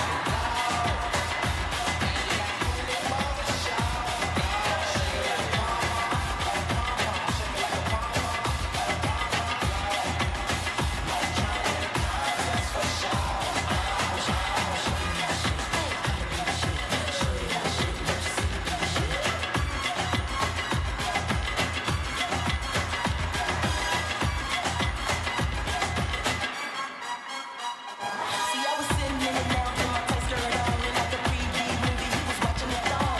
All up in my grill, so we asked could he tag it. Two-time and performer, it's shite maggots. Еще одна боевая девчонка Мирослава Лезина. Причем, когда я говорю еще одна, я имею в виду, ой, как здорово кланяется так, с таким подходом. Я имею в виду Таисию Гусеву из парного катания, которая вот такая же невысокая и такая же боевая, такая заряженная на выступление. Всегда она на разминке самая деловая. Класс. Очень приятно видеть таких спортсменок молодых. Мы как раз во время 6-минутной разминки обсуждали, не рано ли брать такую музыку в таком юном возрасте. А я вот смотрю, когда такая харизма, экспрессия, пластичность, танцевальность, вы посмотрите, а какую тогда еще музыку брать, чтобы показать это все. Очень понравилось выступление Мирославы, очень классно она зажигала, и понравилось, что улыбка не сходила с ее лица, неважно, едет она на сложнейший каскад, на вращении, исполняет дорожку шагов, выделывает какие-то повороты. Никогда это не отменяет ее полную вовлеченность в программу. Очень классное, яркое, зажигательное выступление. Если говорить про технику, то дупель и Ридбергер выполнены без вопросов, а вот каскад, немного скорости, конечно, не хватило в этом прыжке. После Луцы мы видим, что практически на месте она остановилась, корпус был сильно спереди, но даже тут, когда у меня прям аж так дыхание немножко перехватило, она справилась прям с места, этот тулуп сделала и даже докрутила. И это на самом деле очень такой серьезный навык с места делать тулуп, но, конечно, лучше, чтобы скорость была, и этот навык даже не пригодился. Да, пусть будет больше скорости на выездах, и не нужно будет выкручиваться. И она на 2 балла обгоняет Милану Лебедеву, которая каталась до нее, причем проигрывает ей по компонентам около балла, но по элементам обходит своих ближайших соперниц.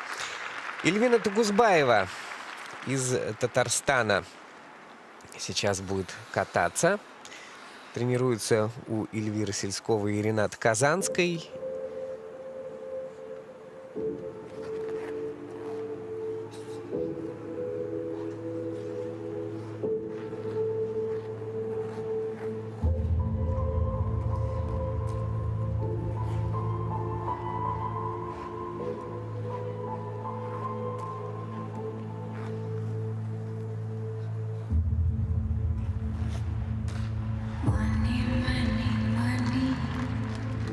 Must be funny in a rich man's world.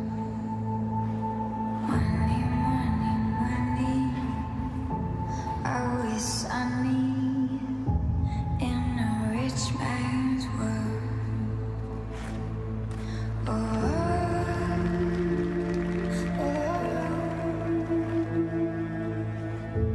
All the things I could do if I had a little money. It's a rich man's world.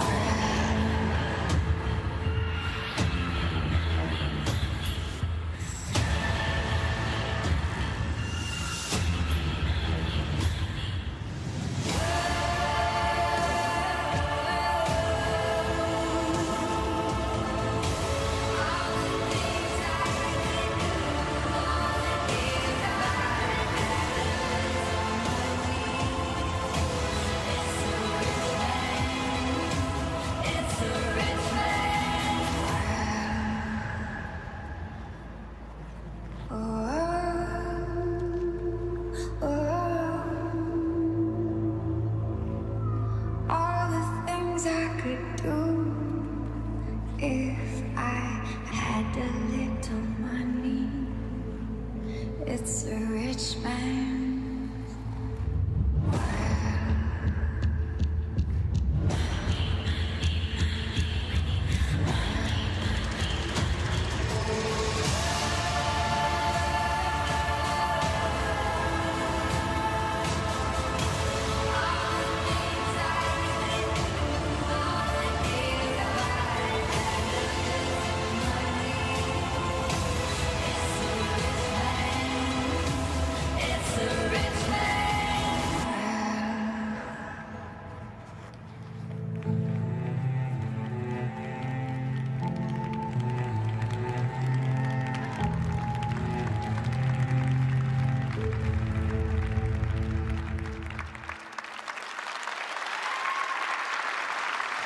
Вот, молодчина, молодчина Эльвина Тугузбаева. Сейчас, я уверен, в том числе ее поклонники казанские говорят, вот так бы в Казани, да, где и не хватило, конечно, в короткой программе она там с падением прокатала. А здесь здорово. Да, очень стильная программа, такой выдержанный образ. Платье очень красиво смотрится на льду, конечно. Сразу такая взрослая подача. И с программой сегодня можно сказать, что справилась. Двойной аксель мы выйдем на большой скорости, с длинным таким выездом, протяжным, красивым. Аксель у нее и тогда был хороший, да, в Казани. Да, тройной прямо ее Ридбергер. козырный. Тоже уверенно справилась. Вращения хорошие, красивые позиции, но при этом все вращения на третий уровень выполнены. То есть все хорошо, красиво, но по уровням чуть-чуть не добирает. Каскад мы сейчас видим, да, сделала, но видно приземление с тулупа. Чуть помогла себе второй ногой, зубцом на приземлении. И, как мне кажется, по докруту тоже сомнительный, конечно, тулуп был. Но, тем не менее, сделала уже хорошо. Вот, ставит небольшое отрицательное снижение за этот прыжок судьи. Недокрут пока не находят. Пока пересматривают. Да, пока еще пересматривают этот элемент. Заклон очень красивый тоже был, Бильман позиция. Ну и берет для своих программ, что для короткой, что для произвольной, такие, ну, не то чтобы не детские, а такие густо звучащие музыкальные темы, которые стимулируют к какому-то более взрослому самовыражению на льду, да, такую ставит себе какую-то планку, задачу.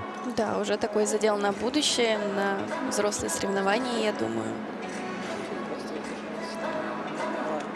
Да, все-таки и Луцу приделали восклицательный знак судьи в протоколе, и тройному Тулупе аж тулупу. полоборота недокрут Да. ставят. Я думаю, что, возможно, смотрели по второй ноге, как раз которой она помогла себе на приземлении, потому что, как мне показалось, полоборота все-таки не было. Ну да, Когда подставляешь поворотов вторую прям ногу, много. возможно, посмотрели по второй ноге. Поэтому небольшая у нее получается сумма-то, всего лишь 52 балла, и она пропускает вперед всех спортсменов, которые были до этого, занимает пока заключительную строчку. А на льду Ксения Федорова. Приглашается Мария Нардюжева. Мария Нардюжева. А куда же у меня в протоколе Ксения Федорова? Вот прямо в судейском протоколе. Она снялась, получается, с соревнований прямо вот только что. А действительно, Мария Нардюжева на льду. Спортсменка из Ростовской области, которая катается под музыку Грига.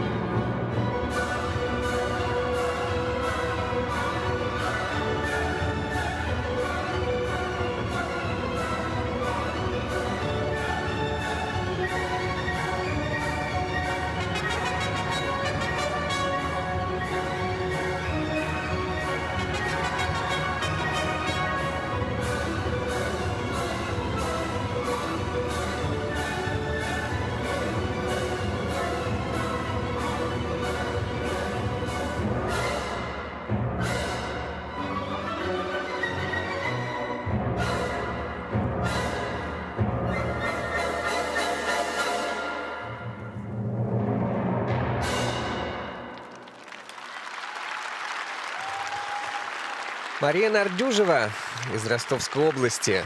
Ну, надо сказать, что вот этот классический прием, да, который использует все время в исполнении Грига на ускорение музыкальной темы, здорово было отражено и хореографией в том числе, и было ощущение, что она этот темп наращивает. Такое славное катание.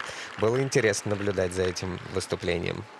Да, и Мария технически показала очень сильный прокат, причем что на 6-минутной разминке я видела, что прыжки не так уверенно получались, не так надежно, но в прокате она очень порадовала нас исполнением, в особенности именно прыжковых элементов. Как мне показалось, что вращения немножко были слабой стороной этого проката, а вот прыжки как раз таки сильные. Давайте сейчас пересмотрим в замедленном повторе. Начала на свою программу с двойного акселя, прекрасно. И выезд тоже доделала. Затем каскад, тройной лутс, тройной тулуп.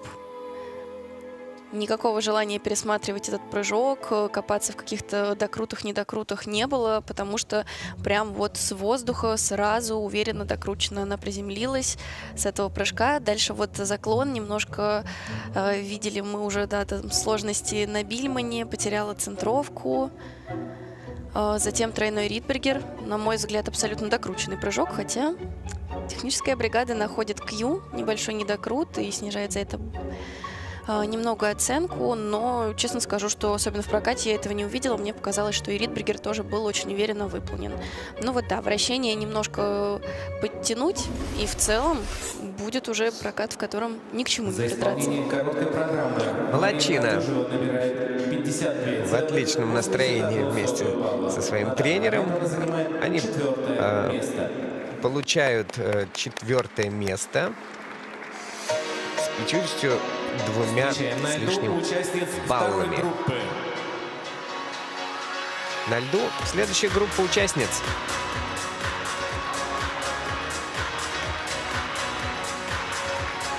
Лидия Голубова, Санкт-Петербург.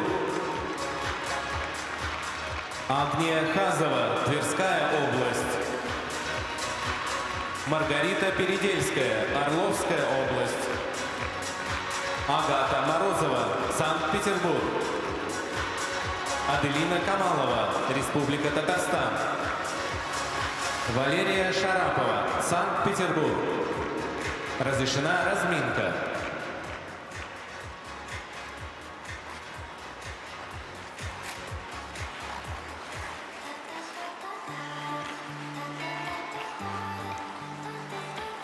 Вторая группа участниц на льду.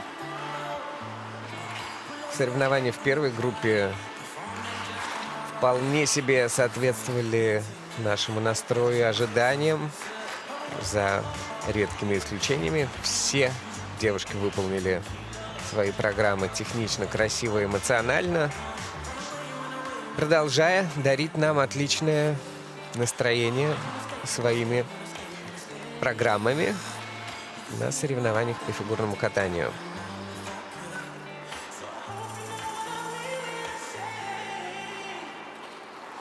Четырнадцатилетняя Лидия Голубова откроет эти соревнования во второй группе. Представляет Санкт-Петербург, где тренируются у Олега Ефимова, Василия Попова, Елены Формазовой. И 13-я она была в Москве на этапе Гран-при, которым мы открывали серию уже месяц назад.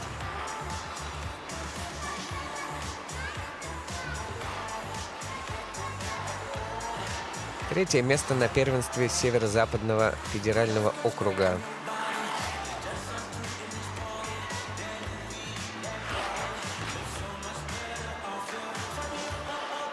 Тренер Василий Попов задает темп разминки.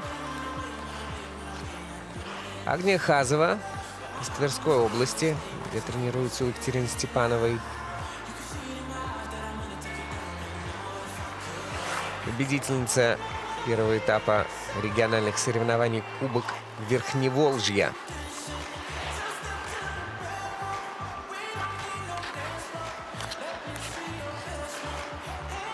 Свою программу исполнит под пение Кристины Агилеры.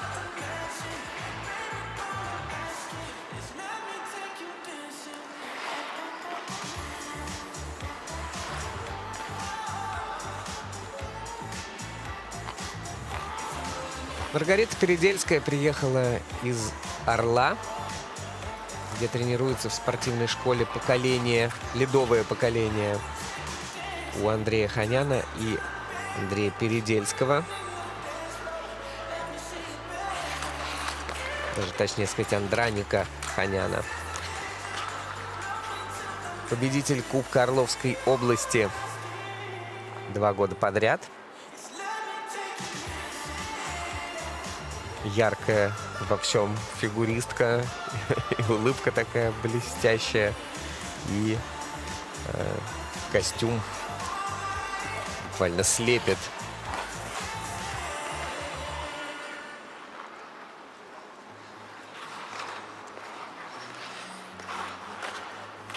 Агата Морозова, Санкт-Петербург. Также представляет тоже Василий Попов здесь ее наставник у бортика. Все это школа «Звездный лед». В Казани была 4-й. Запоминающееся выступление. Спортсменка, владеющая тройным акселем.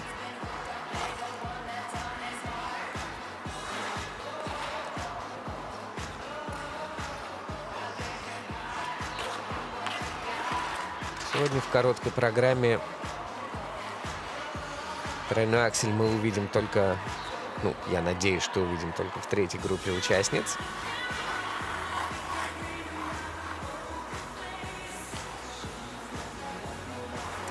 Аделина Камалова, еще одна спортсменка из Татарстана. Она выступала на Магнитогорском этапе, где была 6-й.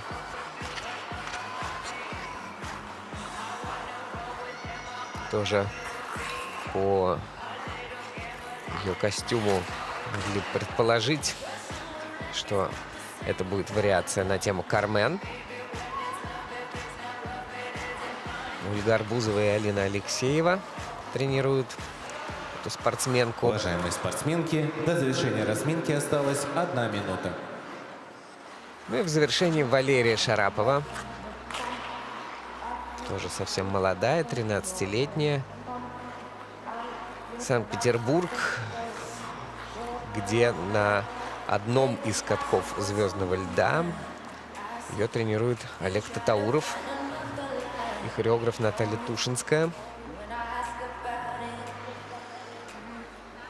У нее в короткой программе такая максимально танцевальная тема «Синг-синг-синг».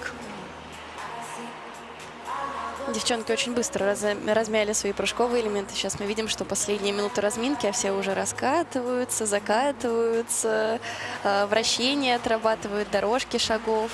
В короткой программе не так много прыжковых элементов, поэтому очень быстро с ними разделались юниорки.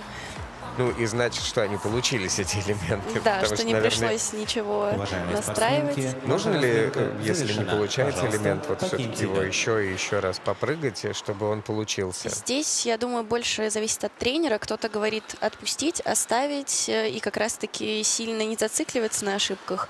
Но у нас скорее была всегда тактика такая, что если ошибка есть, то на разминке нужно ее искоренить, исправить и все-таки добиться чистого исполнения. На лед приглашается Лидия Голубова, Санкт-Петербург. Ждем выступления Лидии Голубовой. Ее программа под пение Хелли Лорен «Perhaps, perhaps, perhaps».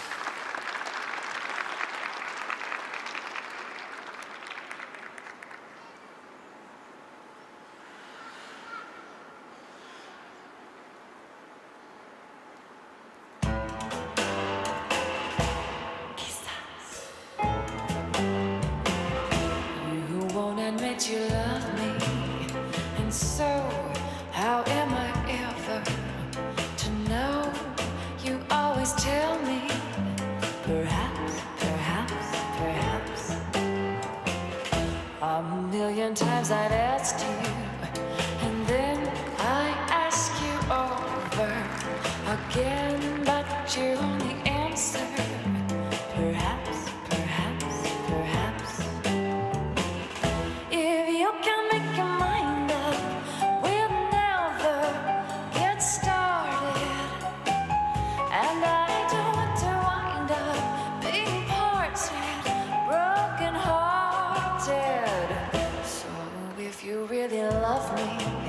Say yes, but if you don't, dear, confess, but please don't tell me.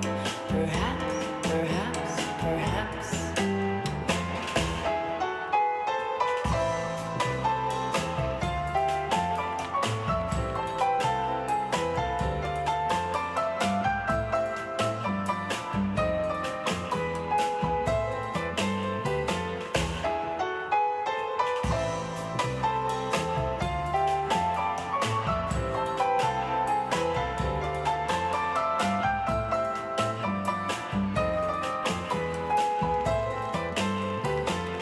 If you can make your mind up, we'll never get started. And I don't want to wind up being parts broken hearted. So if you really love me, say yes, but if you don't, dear, confess, but please don't tell me. Perhaps, perhaps, perhaps. Estás perdiendo el tiempo pensando, pensando por lo que más tú quieras. ¿Hasta cuándo? ¿Hasta cuándo? Y así pasan los días y yo desesperando y tú contestando. Quizás, quizás, quizás. Quizás, quizás, quizás. Perhaps, perhaps, perhaps.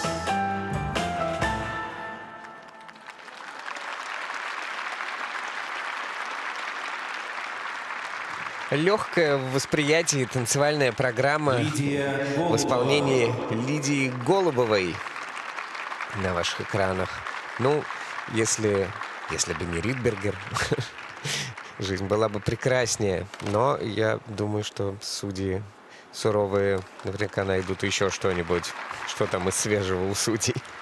Да, легкость — это одно из первых слов, которые приходят на ум, когда смотришь на Лидию и на ее прекрасную короткую программу. Так легко, играючи, так кокетливо она была исполнена, особенно в «Дорожке шагов», когда все прыжки позади, и этот груз ответственности, особенно этого Ридбергера, уже ушел в прошлое. Прям было видно, что раскрепостилась и уже танцевала от души. Давайте посмотрим. Каскад мне очень понравился, так уверенно она его так шустро исполнила. У нее такая крутка прям очень скоростная. Затем двойной аксель тоже очень хорошо исполнен, очень плотное положение в группировке у нее очень хорошее.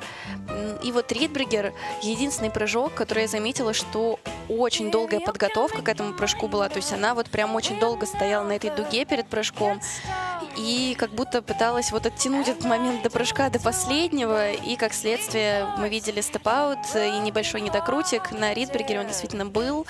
То есть как будто сама себе вот придумала, что это какой-то очень сложный элемент для нее и очень тяжелую подготовку такую к нему сделала. Надо как будто вот, как и другие прыжки, его сделать шустро, быстро, в ее стиле. И мне кажется, что тогда ей же будет проще. А в остальном замечательное абсолютно выступление. Ну, ты почувствовал только по прокату, вот, что она это придумала, или там даже вот на разминке что-то было видно? Больше именно в прокате. Насколько легко она так выполнила все другие прыжки, не готовилась к ним, очень быстро в заходе в программе. А здесь на Ридбергере она прям встала и очень долго к нему вот готовилась, как будто что-то невероятное сейчас будет. И мне кажется, что это ей помешало.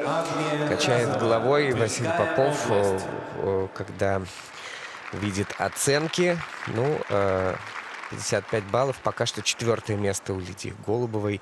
А впереди катание Агнии Хазовой, Тверская область, и обещанная Кристина Агилера.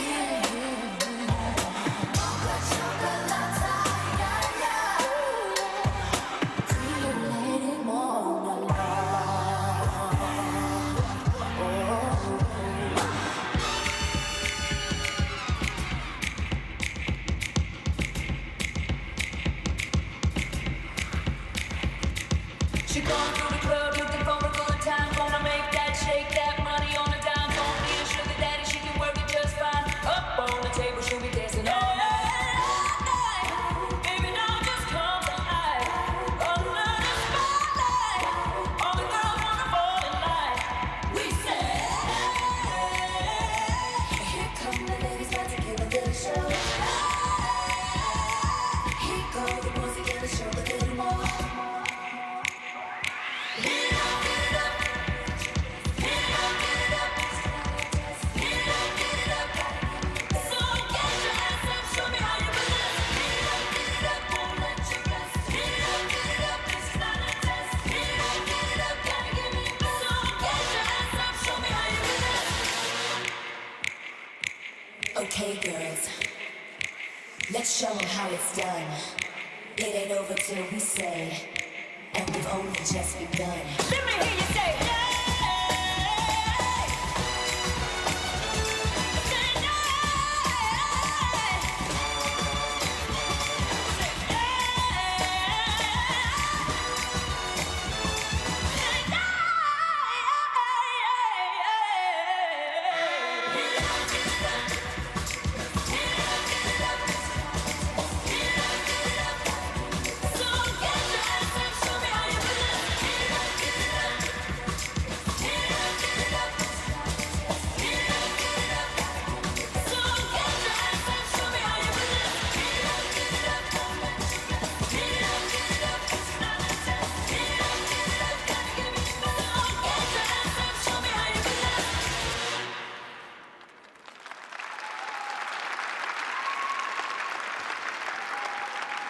Еще одна боевая фигуристка Агния Хазова из Тверской области. Ну, здесь такой у Агнии настолько спортивный деловой подход к этой программе, что даже хочется сказать, а давай добавим немножко танца, чуть-чуть побольше, и забудем на секунду о прыжках и элементах. Но это, наверное, в будущем пока. Зато исполняет. И, кстати, переиграла полностью ту программу, которая у нее была заявлена. Все сделала по-своему. Интересно, с чем связано. Конечно, все приходит с опытом. Мы уверены, что эта раскрепощенность, танцевальность, она еще проявится. А сегодня, да, было видно, что сконцентрирована она на технических элементах очень сильно. И такой прокат был очень старательный, четкий, выверенный и немножечко в борьбе. Вот давайте сейчас посмотрим этот каскад тройной луц, тройной тулуп. Побороться пришлось еще как в этом каскаде. После луца мы видели прям, как гульнуло лезвие, такое не самое удобное приземление, и скорости не так много было, но она прям никаких сомнений себе не оставила, изо всех сил пошла в этот тройной тулуп. Было видно, что вложила туда все свои усилия, сделала тройной тулуп, немного не докрутила четверть оборота, но здесь хочется похвалить именно за борьбу вот в этом каскаде, потому что очень из непростого положения она этот тулуп цепляла. Ну а вот по поводу списка элементов, просто остался старый, думаешь? Я думаю, что, скорее всего, да, все-таки запланирован был каскад флип-тулуп, сделала луц-тулуп, поменяла вращение, в другое место перенесли. Я думаю, что это все-таки с предыдущего этапа большая работа была проделана вместе с тренерским штабом. Это, я думаю, не самодеятельность. Наверное, так и есть. Что ж, Агния получает 50, без малого 52 балла и пока занимает последнюю строчку в этих соревнованиях. А на льду Маргарита Передельская. Ее тренер Андроник Норикович Ханян и программа Пепе Ромеро и Чано Лобато Фарукас.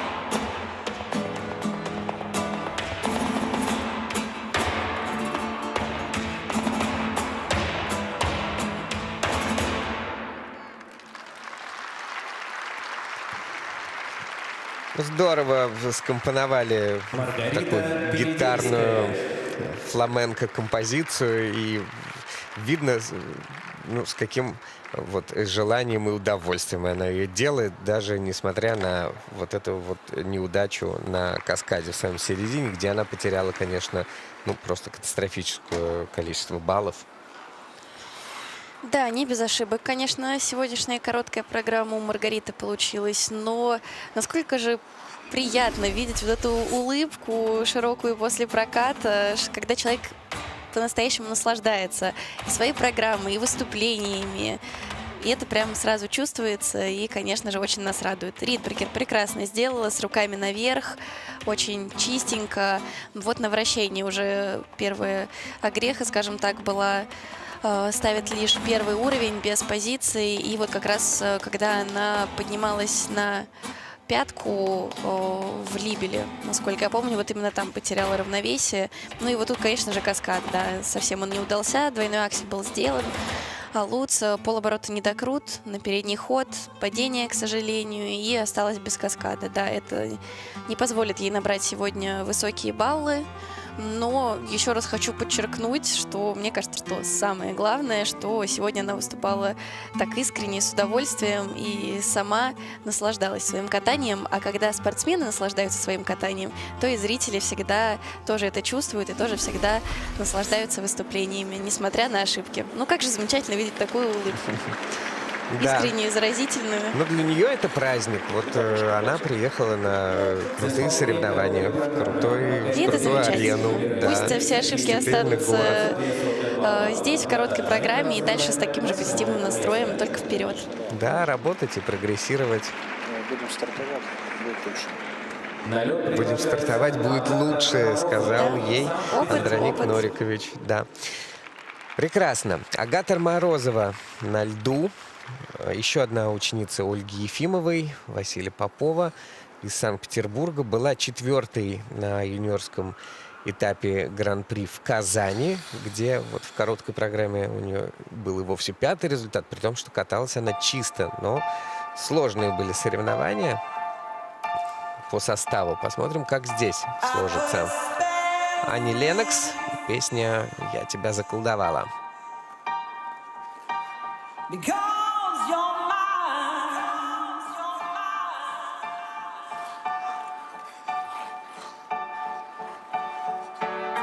You better stop the things you do. I tell you, I ain't lying. I ain't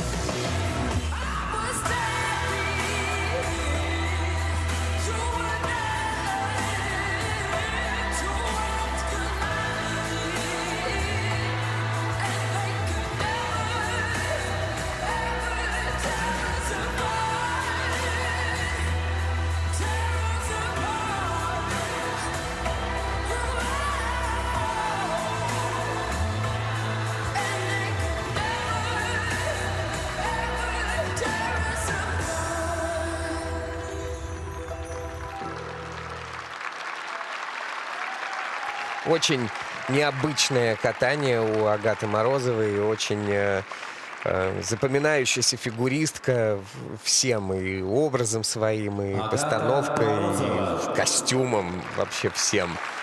И очень хотелось увидеть чистое катание, чтобы она как-то сделала бы заявку с чистым катанием на высшие места. Ну, эх. Да, видимо, вот это эх и на лице у Агаты. Сама она немного расстроилась из-за этой ошибки на Ридбергере. Очень обидно было, потому что так она боролась за этот чистый прокат на первом каскаде. Сейчас очень интересно будет посмотреть повтор, потому что сегодня у нас, конечно, все вариации того, как спасти каскад, когда кажется, что он абсолютно неспасаемый. Девчонки вообще... трудяшки и борцы. Вы посмотрите, с Луца, насколько неудобно она приземлилась. Корпус абсолютно сзади. Присела вообще невероятно низко уже, как коленка вот это все выдержала. И дальше оттуда делает абсолютно докрученный тулуп. Это вот мастерство, которое нам сегодня девочки демонстрируют. Двойной аксель, конечно, без вопросов сделано. И вот Ридбергер во второй половине программы. Вот мы его смотрим. Эх, чуть-чуть корпус сзади тоже, как и на Луце, но здесь уже перебор, даже вот такой низкий присед не помог спасти этот прыжок. Да, удержалась, не упала, но все-таки очень грубая ошибка, за которую она, конечно, много баллов потеряет. Обидно, но, конечно, нельзя не отметить, что эта фигуристка запоминается не только техническими элементами. Очень она яркая, пластичная, харизматичная, улыбается, танцует, наслаждается тоже своим катанием. А это всегда очень радует нас, зрителей. Да, необычная девушка. И с удовольствием, конечно, тренеры придумывают для нее какие-то оригинальные ходы и фишки. Каскад, а потом как будто все. И там и по заходу было видно. Ну ты боролась, как бы боролась. Тяжело, да, было? Согласен с тобой, На тренер. Ридбергере перед ним спотыкалась, ехала. Ну, ты при том, что делала, вот это вот сказывается на тренированности, да, какая она есть на тренированности, ты не слегла, да, там с помарками, но ты... Интересно послушать разбор такой подробный. За исполнение короткой программы. Ну, хвалит тренер за то, что боролась, за то, что держала прокат. И в итоге Агата Морозова на данный момент является лидером. На 2 балла у нее преимущество по компонентам. И немножко она уступает по технике Мирославе Лезиной. Ну, будем ждать произвольного катания. А в этой группе еще 2 спортсменки будут выступать. Первая — это Аделина Камалова, Республика Татарстан. Матильда и Кармен.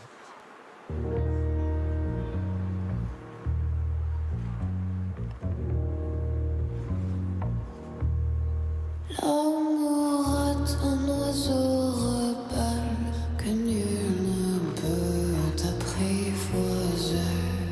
Et c'est bien en vain qu'on l'appelle, s'il lui convient de refuser. Rien n'y fait menace ou prière, l'un parle bien, l'autre se tait. Et c'est l'autre que je préfère. Il n'a rien dit, mais il me plaît.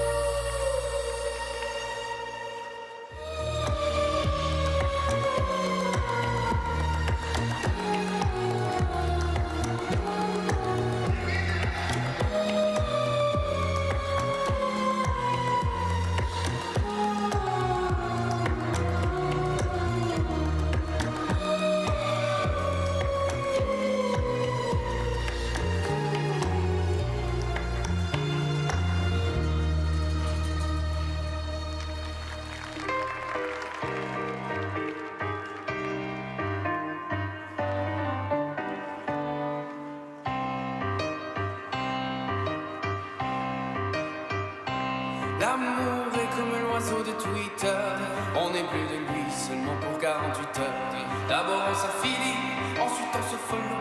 On en devient fêlé et on finit solo. Prends garde à toi. Et à tous ceux qui vous like, les sourires en plastique sont souvent des coups d'hashtag. Prends garde à toi. Ah les amis, les potes ou les followers, vous faites erreur, vous avez juste la cote. Prends garde à toi. Si tu t'aimes, prends garde à moi. Si je m'aime, garde à nous. Garde à eux, garde à vous. Et puis chacun pour soi. Et c'est comme ça qu'on s'aime. C'est comme ça qu'on s'aime. C'est comme ça qu'on s'aime. C'est comme ça qu'on s'aime. C'est comme ça qu'on s'aime. C'est comme ça qu'on s'aime. C'est comme ça qu'on s'aime. C'est comme ça qu'on s'aime.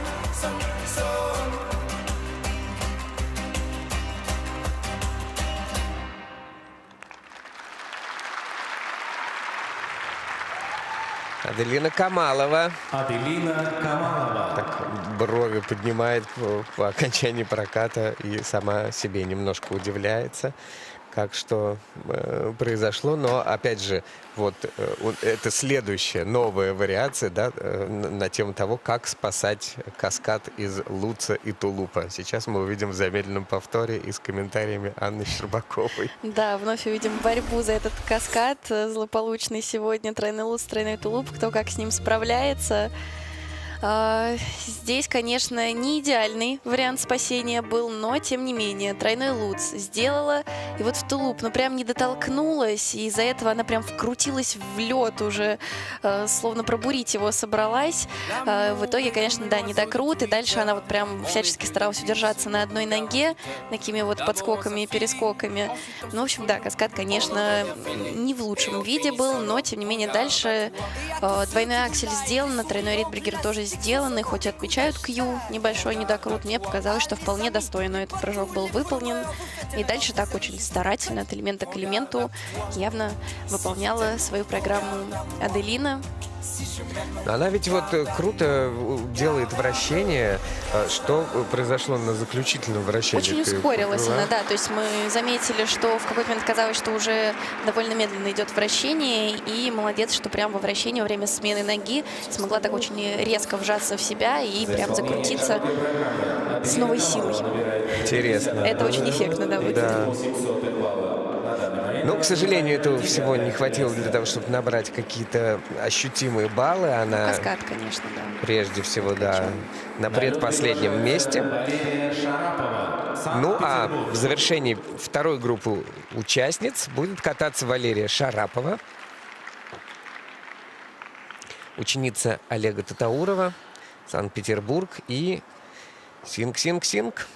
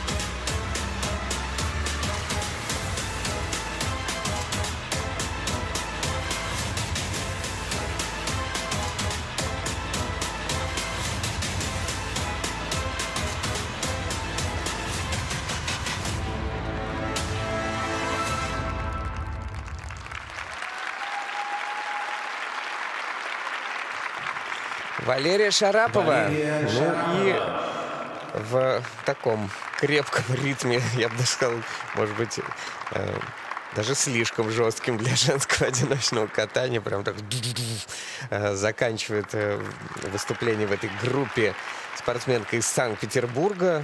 Каталась однозначно лучше, чем это было месяц назад на льде мечты. Значит, движется вперед. Да, очень достойное выступление от Валерии. Отмечу, что последнее вращение в заклоне очень понравилось, особенно его финал со сложным выходом. Очень так красиво она меняла позиции. Дорожка тоже очень яркая. Немножко не хватало в этой дорожке ее глаз, потому что программа и музыка такая очень сильная, мощная. И в этот момент Валерия очень так старательно выделывала все шаги в дорожке, накатала ее на второй уровень. Но вот немножко ее лично в этом не хватило. Она так погрузилась прям в выписывание всех поворотов на льду. И вот единственная такая помарочка на прыжках — это, конечно, каскад. Сделала она его, но находит неясное ребро на Луце и недокрут на тулупе. Он там действительно был. Немного, я думаю, вот скорости, скорее всего, не хватило на второй прыжок. А в остальном Ридбергер, дупель прекрасно выполнены. И, если я не ошибаюсь, это первая фигуристка, у которой все вращения на 4-й уровень. Долго я ждала, когда же все-таки это случится. И вот конец второй разминки, и Валерия нас порадовала, что очень качественно исполнила все вращения. За исполнение Да, так и есть. Валерия Шарапова набирает 57,58. Да, Валерия Шарапова получает 57,58 балла. Это на 0,4 меньше, чем у Лезиной. И таким образом она третья на данный момент. И впереди выступление еще 6 участниц, но после заливки льда. Не прощаемся.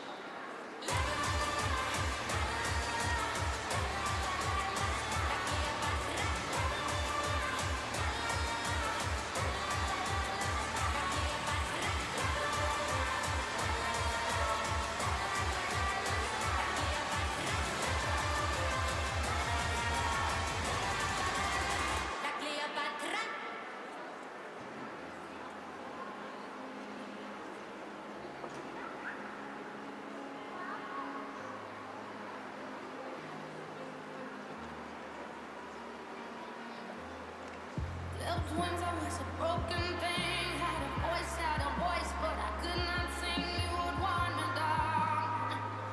I struggled on the ground.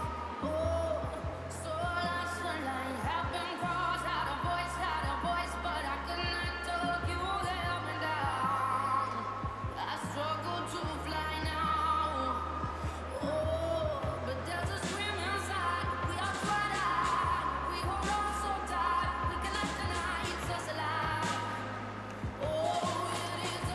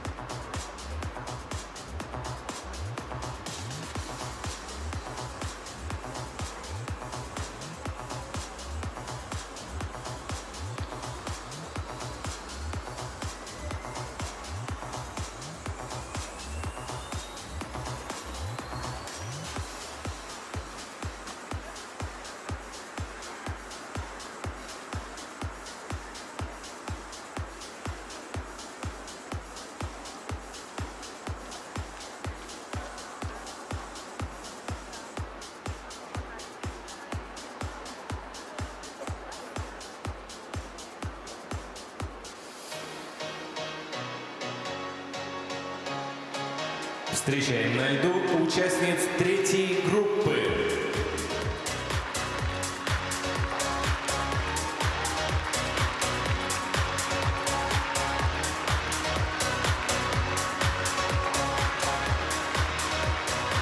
Ксения Кубрина, Омская область. Агата Петрова, Санкт-Петербург. Ярослава Быстрова, Омская область. Алена Принева, Москва. Елена Костылева, Московская область. Лидия Плескачева, Москва. Разрешена разминка.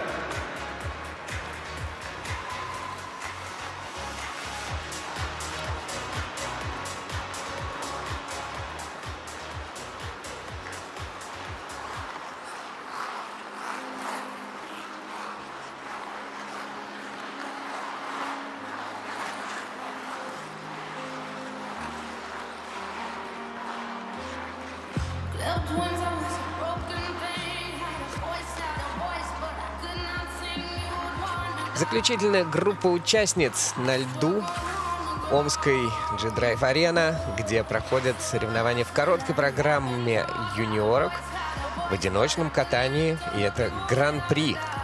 Гран-при России. Заключительный этап. Как быстро летит время. В этой группе Ксения Кубрина из Омской области, точнее, на своем льду она выступает, на родном. Ирина Миленина ее тренирует. И под композицию Eternal Eclipse Dawn of Faith, закат судьбы, будет кататься Ксения Кубрина.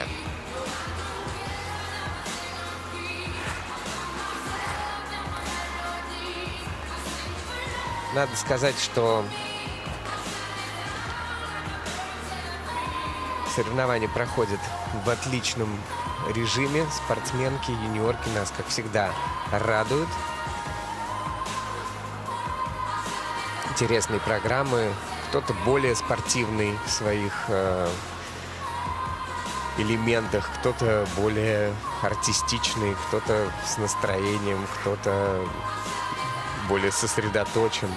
Но в этом спектре, в этой разнице и самое наше главное зрительское удовольствие. Такие американские горки эмоциональные, которые девушки нам дарят. Агата Петрова будет кататься следующий. Это девушка из Санкт-Петербурга и Алексей Николаевич Мишин вместе с Владиславом Сизгановым и Егором Челышкиным здесь, возле бортика, следят за разминкой своей спортсменки. Ярослава Быстрова вслед за ней появится на льду. «Твое сердце черное, как ночь». Ее произвольная программа. Это тоже омская спортсменка. Серебро на муниципальных соревнованиях «Омские звездочки» в ноябре этого года. Совсем недавно. Тренирует ее Екатерина Куцевал.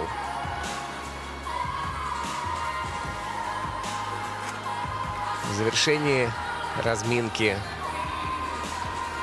в этой группе Алена Принева.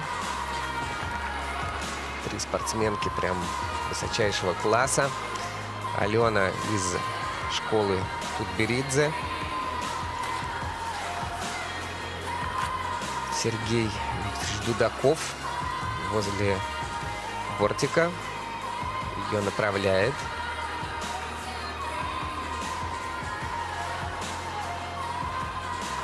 Седьмая она была в Казани, что не совсем точно отражает ее уровень, но, к сожалению, так сложились соревнования. Надо сказать, что в первых двух разминках мы уже увидели все, мне кажется, вариации борьбы за каскад, тройной луц, тройной тулуп. И, конечно, вот в заключительной разминке очень такой серьезный, сильный состав. И очень хочется нам увидеть вот этой легкости, чтобы никакой борьбы, как говорила Татьяна Анатольевна, нужно не бороться, а кататься. И очень надеюсь, что вот мы сейчас увидим именно такое вот вдохновенное и легкое катание, где нам не нужно будет даже переживать за прыжки. Да, будем наслаждаться и переживать за какие-то другие вещи. На ваших экранах были Евгений Плющенко и Екатерина Митрофанова, которые выводят на лед Елену Костылеву. Ее уже мы видели неделю назад в Москве. Она там блестяще выиграла соревнования юниорского гран-при с отличным результатом в 215 баллов. До завершения разминки осталась 1 Ну минута. и также в Москве выступала Лидия Плескачева, которая тренируется у Светланы Пановой и Татьяны Моисеевой. Такое мощное было соревнование в Москве у юниорок, что 5-е место с тем результатом, которое было на 5-м месте у Лидии. Может быть, здесь она выступит лучше и поднимется выше. На этой разминке мы уже увидели каскад, тройной аксель, тройной тулуп от Елены Костылевой. Она единственная спортсменка, которая собирается пойти на элемент ультра-си в короткой программе. На разминке он ей покорился, поэтому, конечно же, желаем чистого исполнения и в прокате.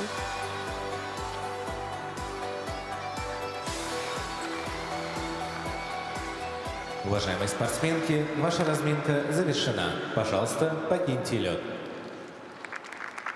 Завершена разминка, и первая из 2 омских спортсменок исполнит свою короткую программу.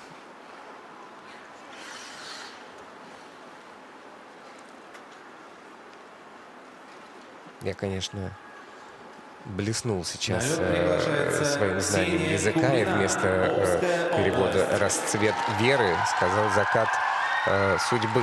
Но теперь исправляемся в названии этой композиции, под которую будет кататься Ксения Кубрина. Да, «Расцвет веры». Так правильно переводится композиция группы Eternal Eclipse.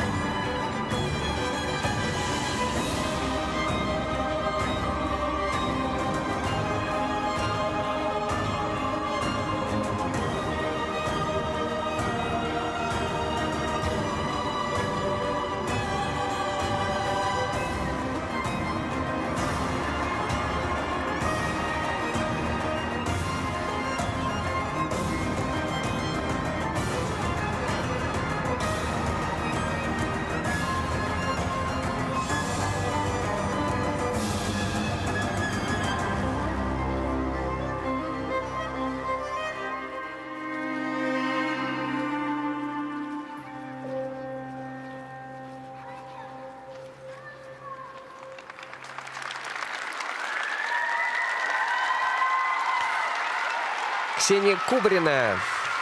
Омск.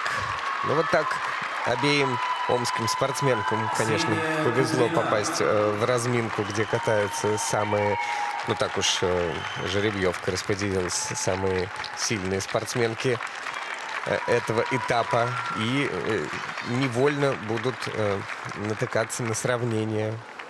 Ничего тут не поделаешь. Но зато это неоценимый опыт для девушек, которые выступают на G-Drive-арене не абы с кем, а с топами. И слышим мы, как зрители поддерживают своих спортсменок из Омска. А мне кажется, что это всегда особенно приятно выступать при домашней публике, при такой поддержке. И спортсмены, безусловно, это всегда чувствуют, и это придает им сил. И уверена, что Ксении это сегодня тоже придало сил. Не без борьбы. Вновь каскад в лучших сегодняшних традициях. Да, ждала, ты ждала, да. и дождалась финальной разминки. Немного корпус был спереди, приземление тоже, казалось бы, не самое удобное, но вновь нас радует то, как Ксения справилась с этой ситуацией, потому что тулуп абсолютно уверенно, без вопросов выполнен, словно и не было этого не самого удобного выезда с Луца. Хотя вот на Луце находят в итоге недокрут небольшой. Дальше Ридбергер, Дупель все сделала на хорошей высоте, очень качественные прыжки. И вообще вот эта вот воинственность присутствовала, конечно, в этой программе, но немножко по уровням слетели элементы. Третьи, вторые уровни мы видим, и на вращениях вот сложности были. Есть над чем поработать. Но тем не менее для себя чистенько откатала свою программу. Молодец. Занимает 7-ю позицию после своей короткой программы пока. А на льду Агата Петрова, ученица Алексея Николаевича Мишина, Татьяны Николаевны Мишиной и Владислава Сезганова. Катается под пение Барбары Прави. «La femme». Женщина. Mon corps, mes jambes, mon dos, mes bras, mes mains, mes os, mes seins, mon cœur et ses réflexes, ma peau, ma taille, mon sexe. Ce que je fais de mes nuits, ce qui m'amuse, ce qui m'ennuie, mes ambitions. Comment je recouvre ma chair, quel est le bruit de ma colère quand je dis non? Qui a décidé ce qu'est la femme? Un bouton de rose, un brin de flamme. Aucun des deux ou bien tout à la fois. La femme, la femme, la femme. Qui a décidé ce qu'est la femme? Ce qu'est la femme. Qui a décidé ce qu'est la femme?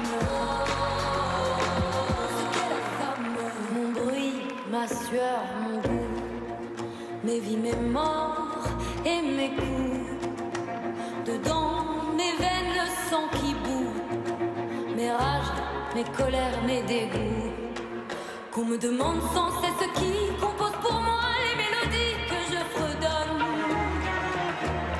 Comme si on n'était pas fini, comme s'il y avait toujours besoin d'un homme. Qui a décidé ce qu'est la femme? Un bouton de rose, un brin de flamme. Aucun des deux ou bien tout à la fois. La femme, la femme, la femme. Qui a décidé ce qu'est la femme? Ce qu'est la femme. Qui a décidé ce qu'est la femme?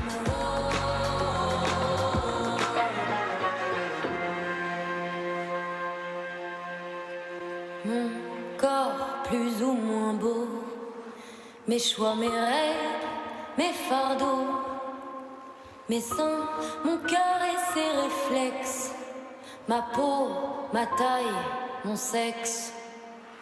Qui a décidé ce qu'est la femme? Un bouton de rose, un brin de flamme. Aucun des deux ou bien tout à la fois. La femme, la femme, la femme. Qui a décidé ce qu'est la femme? Ce qu'est la femme.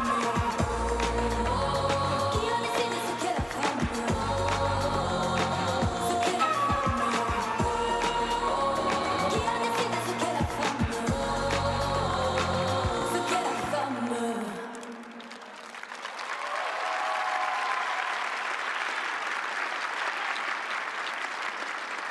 Агата Петрова. Необычный имидж, необычная программа. Агата Петрова из Санкт-Петербурга. Очень запоминающаяся фигуристка. И что скажешь в сравнении с тем, как каталась она в Магнитогорске месяц назад? Я эту программу вижу в первый раз, и мне очень понравилось выступление Агаты. И, правда, очень запоминающийся образ, и с каким достоинством она несла эту программу. Необычный костюм для женского одиночного катания. То есть со всех сторон постарались воплотить вот прям такую штучную задумку, сделать ее ни на что не похожей, эту программу. И мне кажется, это удалось. Агата всегда запоминается как раз не только своими элементами и чистыми прокатами, но именно своим катанием, презентацией, подачей образа и очень интересными хореографическими находками, пластикой рук. И вот сегодня все это было и очень ярко в этой программе смотрелось. Я прям под впечатлением, и определенно одно из самых ярких таких вот, наверное, впечатлений произвела именно короткая Агаты. Справилась она лучше, чем в Магнитогорске. Была ошибка на Ридбергере во второй половине там, а сегодня по прыжкам вообще никаких вопросов. Очень уверенно она прокаталась. Двойной аксель, каскад луц-тулуп, Ридбергер во второй половине. Единственное, вот вращение одно поставили 3-го уровня, а так даже дорожка 4-го уровня. Это огромная редкость, особенно в юниорском катании. Умничка и очень заслуженный этот 4-й уровень. Дорожка шагов 4-го уровня, когда ты успеваешь вышагать все, сделать все элементы, это сказывается вот в катании Агаты на скорости и на какой-то... Сказывается только в плюс, потому что и корпус был, и работа рук не прекращающаяся, и все это вместе вот дает такой результат. Это просто прекрасно. И в итоге у нас на вершине сейчас две Агаты. Агата Петрова, Агата Морозова. Но разница между ними 8 баллов. А на льду Ярослава Быстрова. Ярослава также омская фигуристка. Катается под композицию «Твое сердце черное, как ночь».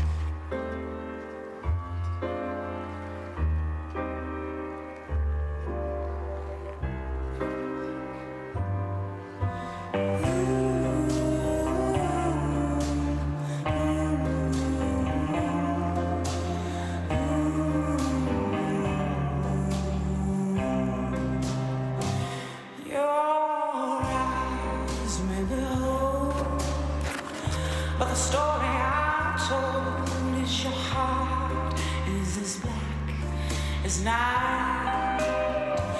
Your lips may be strong, but the feelings are wrong. Your heart is as black as night.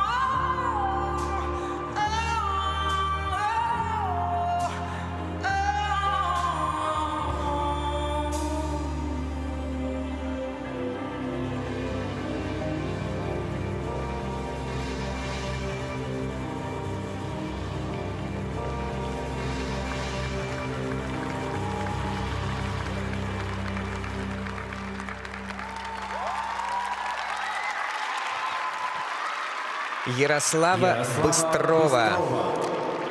Немного расстроена своим катанием. Все-таки 2 падения, но это такое испытание, через которое нужно пройти. Ты выходишь, и хочется, чтобы... Ну, понятное дело, что она же не ради какого-то там результата каталась, не ради призов, а ради того, чтобы друзья, родственники все посмотрели, игрушки болельщики подарили. И тут такая незадача случается. Но вот тренер максимально пытается спортсменку поддержать в этой ситуации. Естественно, никто не будет ругаться. И мы тоже поддержим Ярославу. Да, ошибки случаются. И сегодня, к сожалению, ошибки были в прокате. Грубые ошибки.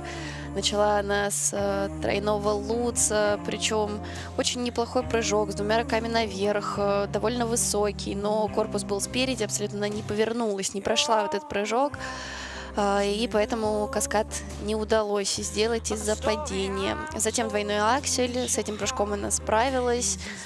И вот во второй половине программы Ридбергер немного не докрутила. При том, что тоже высота прыжка хорошая, неплохая крутка. Чуть поувереннее нужно идти в эти прыжки. Я уверена, что все обязательно получится. Но потенциал есть. И точно она сможет эти тройные прыжки осилить. Желаем в произвольной программе побольше уверенности в себе, в своих элементах. И все обязательно будет. За исполнение короткой программы Ярослава Быстрова набирает... Она, к сожалению, набирает всего лишь 38 баллов. Это еще на балл меньше, чем Маргарита Передельская. Занимает последнюю строчку. Но мы желаем тебе удачи, Ярослава. Подожди, говорит ей тренер, не уходи, еще трансляция не закончилась. Опыт бесценен. Алена Принева на льду из школы «Хрустальный», где работает с Этери Тутберидзе, Сергеем Дудаковым, Даниилом Глейхенгаузом. Очень ждем ее чистого катания, другого отказываемся принимать.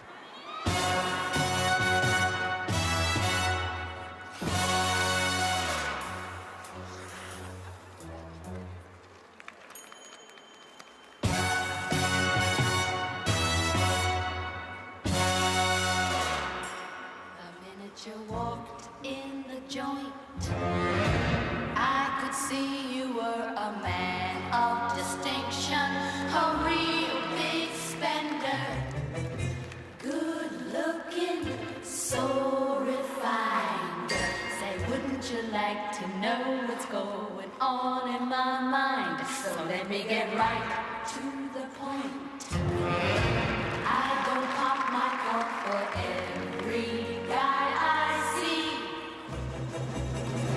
Hey, big spender!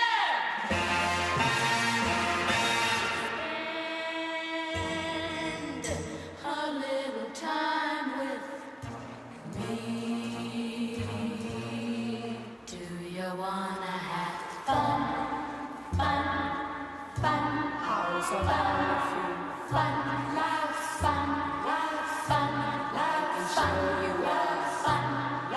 Good time.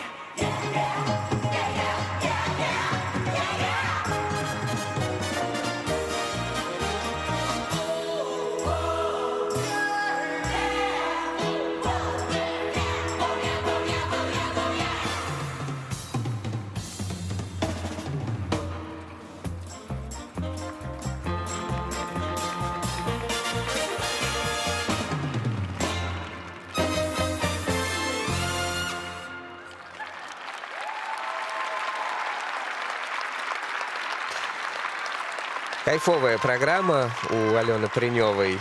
Алена Принева. Как мы уже обсуждали с Максимом Траньковым по поводу вот этого завершения программ возле судейского бортика. Некоторые с удовольствием с этим играются. И Алена в том числе так немножко пококетничала с судьями. Но пока ехала до бортика, мне кажется, так немножко еще о чем-то задумалась. А все ли я сделала на самый высокий уровень? Алена сегодня умничка, очень сильная, очень яркая фигуристка, абсолютно замечательная, владеет и четверными прыжками, и надеемся, что она их тоже продемонстрирует нам в этом сезоне. Короткая программа на первом ее этапе ей не удалась, были ошибки, а сегодня вот она показывает свой уровень, как раз-таки то, на что она способна. Двойной аксель, тройной ридбергер и каскад, тройной лутс, тройной тулуп — это определенно те элементы, которые у нее не вызывают никаких трудностей. Сегодня она это продемонстрировала, на очень высоком уровне их исполнила. Давайте посмотрим каскад еще замечательный, с двумя руками наверх, оба прыжка исполнены.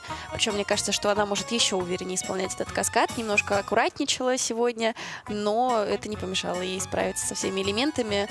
Вот единственное, к чему можно придраться, это первое вращение, прыжок во вращении Чинян. Прыжок во вращении именно сам был выполнен не очень хорошо, и поэтому, как следствие, второй уровень. Но в остальном, четвертый уровень остальные вращения, третий уровень дорожка. Сегодня молодец, умничка, справилась. Молодец, да, но вот эта плотная борьба и каждое вращение на вес золота. То есть там она могла, наверное, заработать... Я думаю, что как раз именно на вращение, да, ей не хватило. 2,5 балла, а, например, 3,5-4. И таким образом она бы сейчас была на лидирующей позиции. А так она уступила именно по технике, да, по компонентам тоже Капелюсечка уступила, да. И примерно балл она проиграла Агате Петровой и занимает вторую позицию. А на льду Елена Костылева, ученица Плющенко, Значковой и Митрофановой.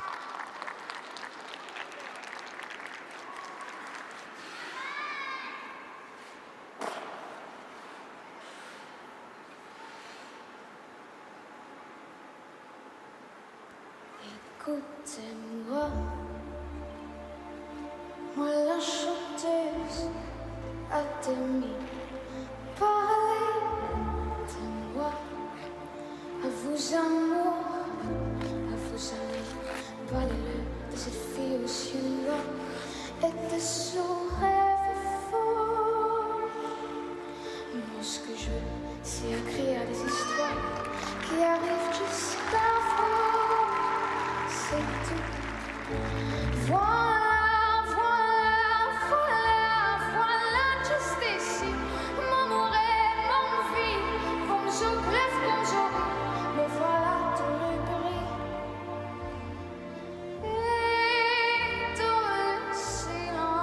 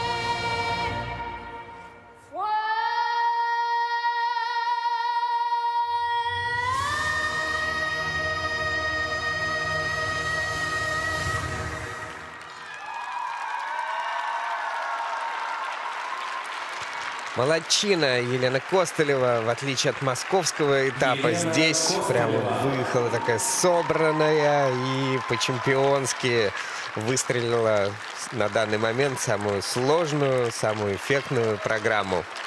Браво, браво, Лене. Сегодня сошлось все. Абсолютно не хочется ни к чему придираться и не к чему, потому что сегодня исправилась она и технически с этой программой. И, на мой взгляд, это на порядок лучше с артистической точки зрения, чем это было в Москве.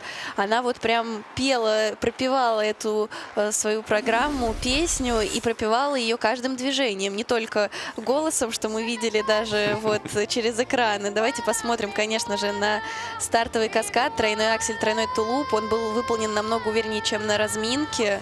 Абсолютно вообще, мне кажется, идеально в Ленином исполнении сегодня было. Двойной аксель, интересно, прям с переднего хода заходит. Сложный выезд сразу, подпрыжки. И вот здесь очень наполненная программа. Дорожку она выкатала на 4-й уровень. И настолько насыщенно все было. Ридбергер тоже замечательно. Тоже все со сложных заходов, выходов. Вращение 1-го и 4-го уровня. Ну вот заключительные 2 вращения — это вот такие мелочи, но которых еще не достает в этой программе. Это вот 3-й уровень и 2-го уровня заклон. Но в остальном сегодня хочется только аплодировать и восхищаться. Лена сегодня вот прям в ударе.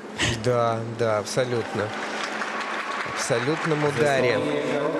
И она получает 69 баллов. И по элементам, и по компонентам она опережает Агату Петрову. Но я вот, мы тогда уже выключили микрофон, я тебе сказал, что она, по-моему, опаздывает на старт. Ей поставили балл снижения за поздний старт. Не успела доехать. Но было видно прям долго-долго. Ну, могла бы опережать на целых 3 балла свою конкурентку. А впереди катание, завершающее сегодняшнее соревнование у девушек, катание Лидии Плескачевой.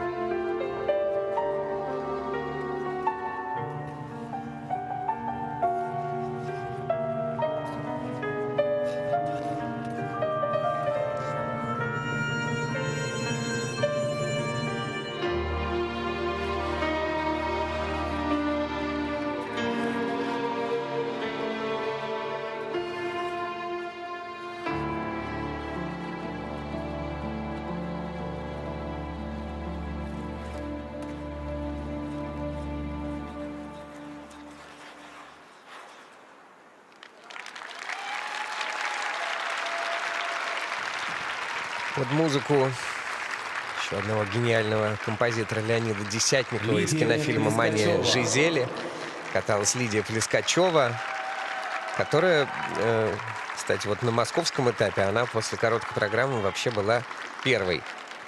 И всех обгоняла с результатом 68 баллов. Сейчас, например, такого результата ей бы не хватило для лидерства, так как Петрова и Костылева, конечно, выстрелили. Посмотрим, как судьи сейчас оценят ее катание. Что скажешь? У Лиды замечательная короткая программа, мы об этом уже говорили, и сегодня вновь наслаждалась прям ее катанием. Мне кажется, что в Москве на этапе она чуть поувереннее ее проехала, хотя по прыжкам вновь никаких вопросов. Замечательно. Двойной аксель. Затем мы видим тройной Ридбергер с одной рукой наверх, что на самом деле редко мы сейчас видим. Вращение 4-го уровня хорошее. И каскад Луцтулуп во второй половине. Очень понравился сам прыжок. Чуть-чуть не хватило более длинного выезда с этого прыжка. Она как-то очень быстро подставила дальше вторую ногу. Вот мы видим замечательный прыжок. Чуть-чуть ее закрутила в такую запятую, и сразу она дальше пошла. Вот протяжности чуть не хватило. Дальше дорожка шагов. Очень она прям так филигранно все выделывала. И руками, но вот по шагам, видимо, были неточности, потому что второй уровень дорожки ставят, хотя Лида определенно может выкатывать, я думаю, и на 4-й. И заключительное вращение 3-го уровня. Это вот два момента, я думаю, из-за которых баллы, конечно, будут чуть ниже, чем были в Москве, но... Мама, папа, привет! Илона Ивановна, Татьяна Викторовна, Мария. Вновь настоящее наслаждение наблюдать за этой программой и за тем, как Лида взрослеет и показывает нам это в своем катании. Да, катание действительно было очень одухотворенное, увлекательное, но вот эта дорожка шагов на уровень меньше, и вращение на уровень меньше, и потеря минимум 2 баллов в технической составляющей, то есть она уступила даже Алене Приневой, не только Агате Петровой и Елене Костылевой, по технике и ее компоненты, которые оценены на 2-е место, то есть она уступила в компонентах только Елене Костылевой, не помогли ей оказаться выше. Но это короткая программа, здесь же все считается все-таки баллами. Баллы эти очень плотные, и завтра борьба в произвольной будет, как всегда, какая? Не на жизнь, а на смерть. Это точно. Уже с нетерпением ждем завтрашней борьбы, потому что очень плотные результаты, и определенно решит все именно произвольная программа. Но блестяще, блестяще девчонки откатали. Прям я получил огромное удовольствие. Василий Соловьев и Анна Щербакова не прощаются с вами. Впереди соревнования парней.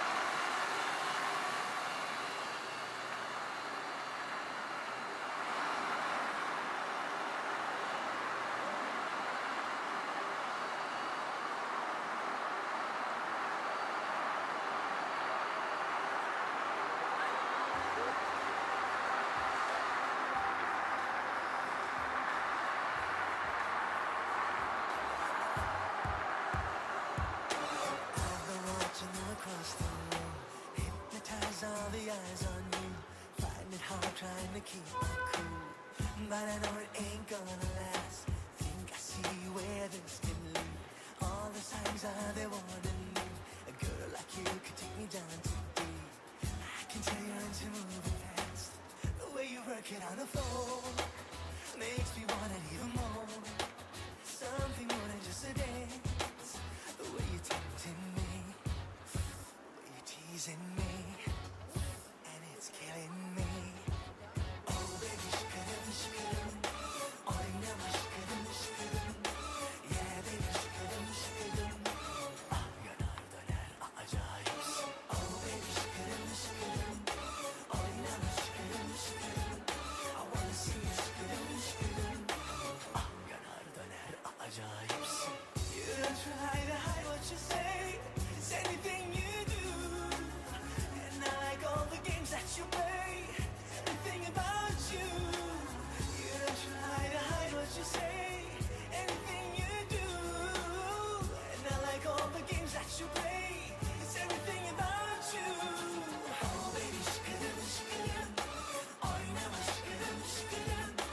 Yeah baby, şıkırım şıkırım. Ah yanar döner acayipsin. Oh baby, şıkırım şıkırım. Oynama şıkırım şıkırım. I wanna see you şıkırım şıkırım. Ah yanar döner acayipsin.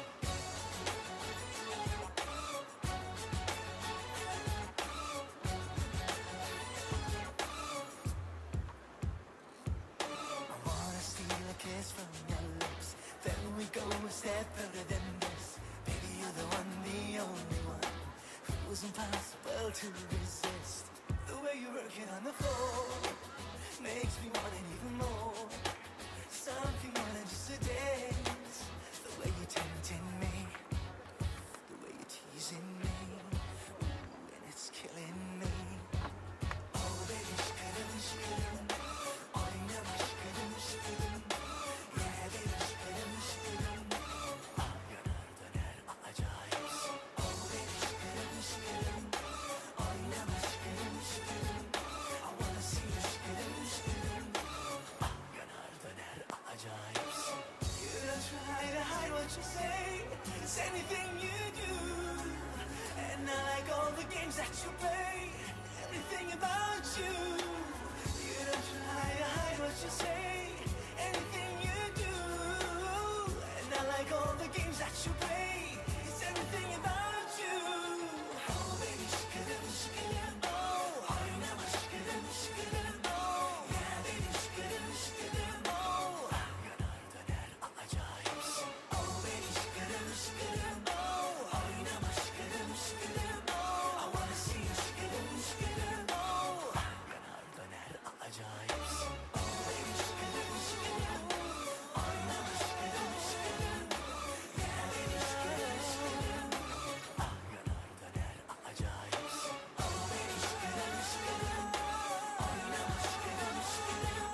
I wanna see you şıkırım şıkırım. Ah yanar döner acayipsin.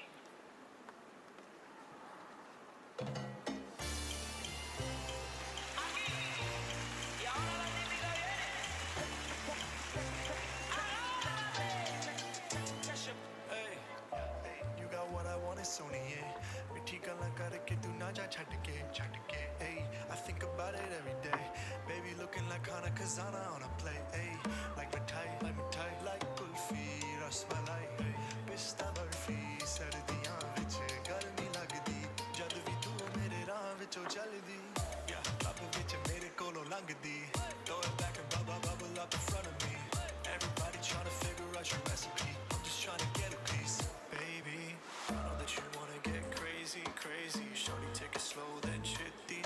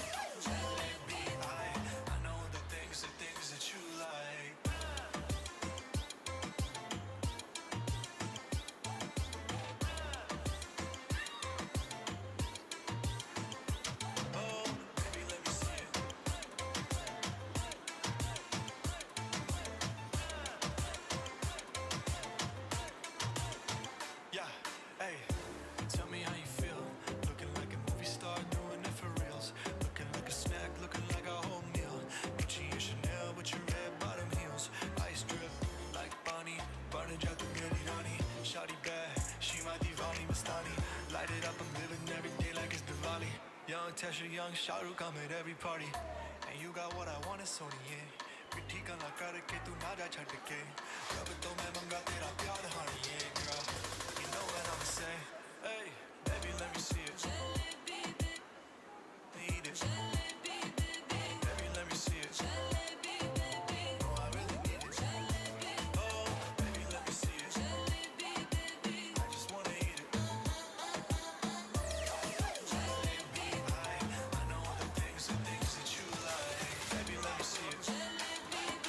I just wanna eat it. Baby, let me see it. No, I really need it. Oh, baby, let me see it. I just wanna eat it. Baby, let me see it.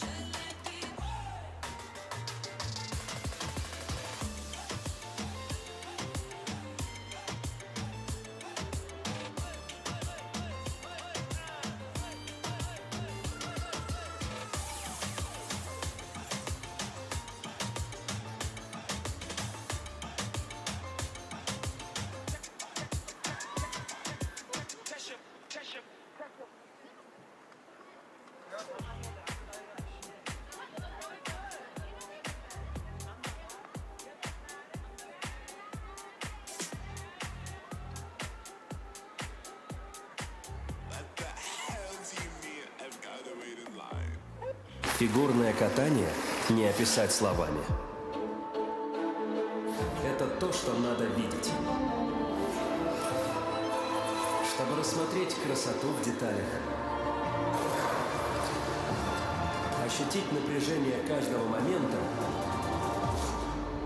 и разделить эмоции финала. Наслаждайтесь фигурным катанием на любом устройстве в видеосервисе Wing. Ростелеком. Технологии возможностей. Выступает Ростикс. Эффектное вращение, безупречное приземление и сочный финал. Максимальный балл и максимальный момент удовольствия от целлюлитной курочки и любимого спорта. Ростикс. Настроение есть. Среди бескрайних просторов, где бьется сердце настоящей свободы, находится она, земля приключений. Здесь природа рассказывает свою удивительную историю силы, красоты и величия. Приготовь стать частью этой истории. Дальний Восток и Арктика ждут искателей приключений. Сними короткий фильм о славном путешествии. Участвуй в конкурсе. Вступи в конкурс за главный приз. 3 миллиона рублей. Пеший, водный или зимний маршрут. Выбери свой путь к планете. Земля приключений покорится настоящему путешествию. Условия на сайте путешествие.tv.ru.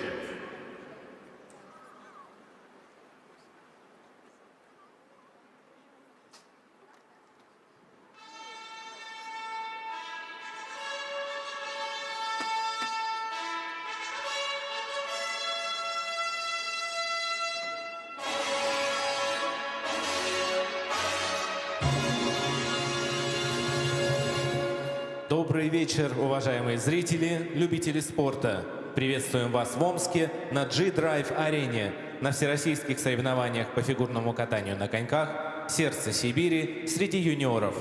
Соревнования проводит Федерация фигурного катания на коньках России при поддержке правительства Омской области. Через несколько минут мы начнем соревнования по короткой программе среди юниоров. Уважаемые зрители, просим вас не использовать вспышку при фото и видеосъемке. Пожалуйста, переведите мобильные телефоны в бесшумный режим. Просим вас не бросать предметы и цветы на лед и напоминаем, что подарки и цветы, вручаемые спортсменам по окончании их выступлений, должны быть полностью завернуты. Благодарим вас за понимание. Уважаемые дамы и господа, представляем вам официальных лиц соревнований. Старший судья Сергей Чемоданов, Московская область. Судейская бригада. Судья номер 1 Мария Паскачей, Москва. Судья номер 2 Лариса Казьмина, Санкт-Петербург. Судья номер 3 Наталья Китаева, Москва. Судья номер 4 Светлана Ершова, Омск. Судья номер 5 Никита Логачев, Ленинградская область.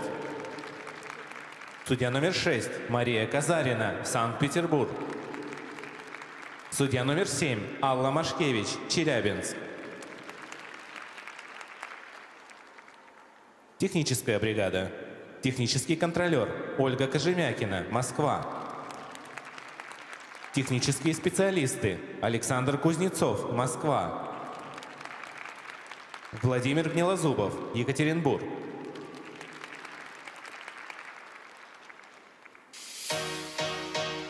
Встречаем на льду участников первой группы.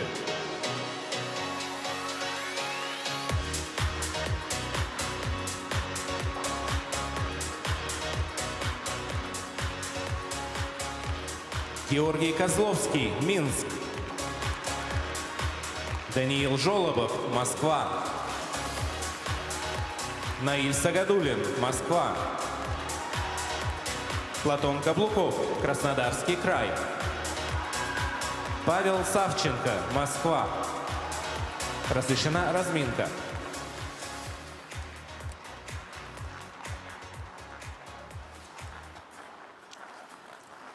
Юниоры на льду, парни-одиночники, исполнят сегодня свою короткую программу в рамках 6-го этапа серии Гран-при России, который проходит в Омске. Единственный спортсмен в первой группе участников, у которого нет стартового номера, это Георгий Козловский. Все потому, что Георгий выступает за Белоруссию и здесь на чисто российских соревнованиях катается вне конкурса. Ему будут выставлены оценки, ему будут аплодировать, но в зачет этого турнира его выступление не пойдет. Георгий тренируется со Светланой Ткачук.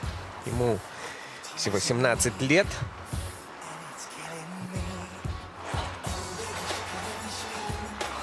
Белорусские спортсмены всегда сосуществовали в плотной связке с российским фигурным катанием, конечно же. Те, кто в свое время родился в Беларуси, зачастую выступали за Россию. В то же время российские спортсмены зачастую выступали за Белоруссию. Вот такая вот взаимосвязь братская, которая долгие годы существует, никуда никогда не денется. Ну, у белорусского фигурного катания, тем не менее, есть свое лицо. И всегда мы рады видеть этих спортсменов на соревнованиях. Даниил Жолобов тренируется в московской школе «Легенда», которую в фигурном катании возглавляет Виктория Буцаева на ваших экранах. Катался Даниил в Магнитогорске, занял там 8-е место. Здесь его второй этап. Наиль Сагадулин, молодой 14-летний спортсмен. В этой разминке самый молодой, но с юных лет запоминающийся парень, катающийся очень ярко, очаровательно. И несмотря на то, что в Москве всего лишь 12-е место он занял, но у многих занял, если не первое, но какое-то существенное место в сердечке. Ирина Тагаева, Елена Буянова, его тренеры в спортивной школе ЦСКА имени Жука.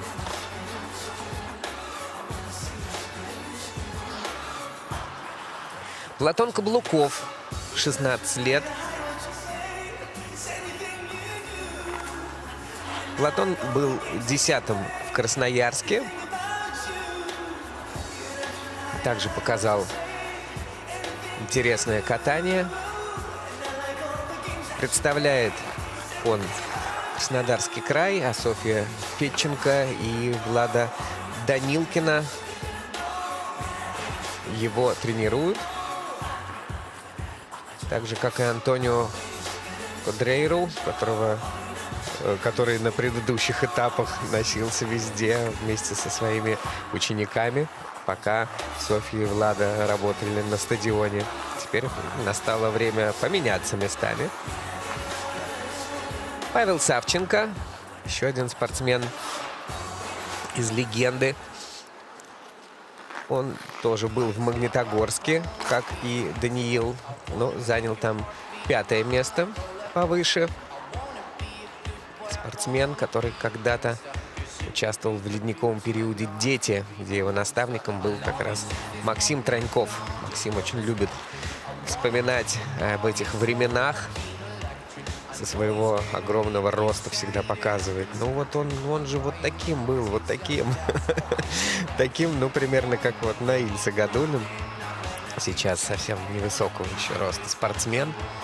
Что Виктория Буцаева показывала интересно своим ученикам?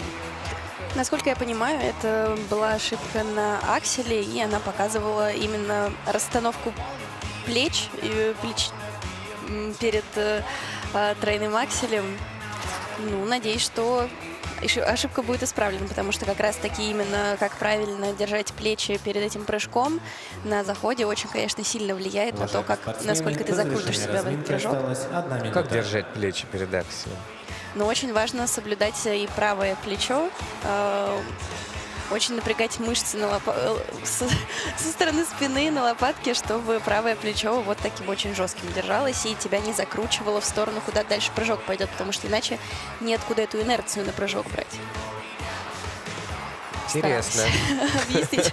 Василий, я еще и показываю в процессе, а вам пытаюсь словами объяснить, чтобы всем понятно было. Самое смешное было, конечно, вчера, когда мы с Иваном Букиным комментировали, и он смотрел повторы, и вместо того, чтобы комментировать, он танцевал здесь на комментаторской. Пришлось напомнить, что мы работаем голосом. Нет, ты все очень понятно объяснила. Ну, насколько же это сложно координационный вид спорта, когда каждая мышца в твоем теле влияет на результат того или иного прыжка. Это, конечно, аплодисменты от простых смертных в вашу сторону. Ну и в сторону тренеров, которые знают, как это почувствовать, как это объяснить, и как человека настроить на старт. На лед приглашается Георгий Козловский, Минск. Георгий Козловский из Минска открывает соревнования в короткой программе.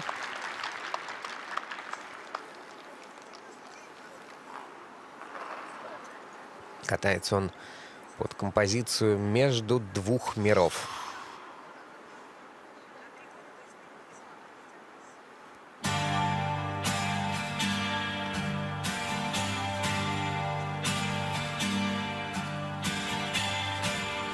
In the distant maze, I see two doors.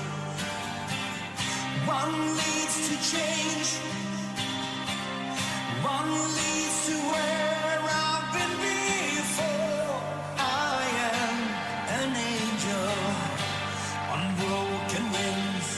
It's never dark here, it's never light. Feeling like I'm caught between two worlds. Between two worlds.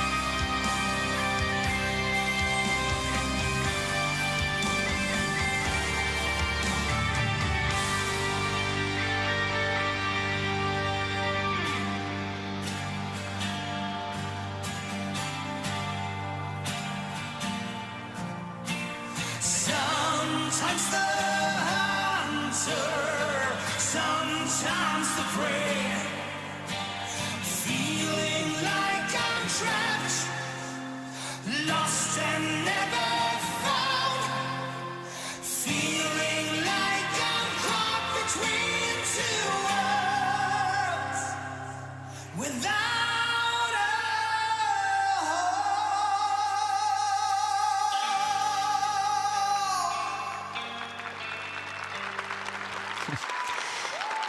Георгий Козловский покачивает головой. Георгий Козловский. Ну, я читал как-то интервью с Георгием, где он рассказывал, как тяжело ребятам. Вот они в изоляции еще в 10 раз больше, чем мы здесь. Если мы не видим международных стартов, то они зачастую не видят вообще ничего у себя, да, в этом, как там называется, школа Олимпийского резерва в Минске, в училище Олимпийского резерва, в котором он тренируется, и поэтому за счастье и вот за неоценимый опыт они ценят выезд на российское соревнование, где могут покататься хотя бы вне конкурса.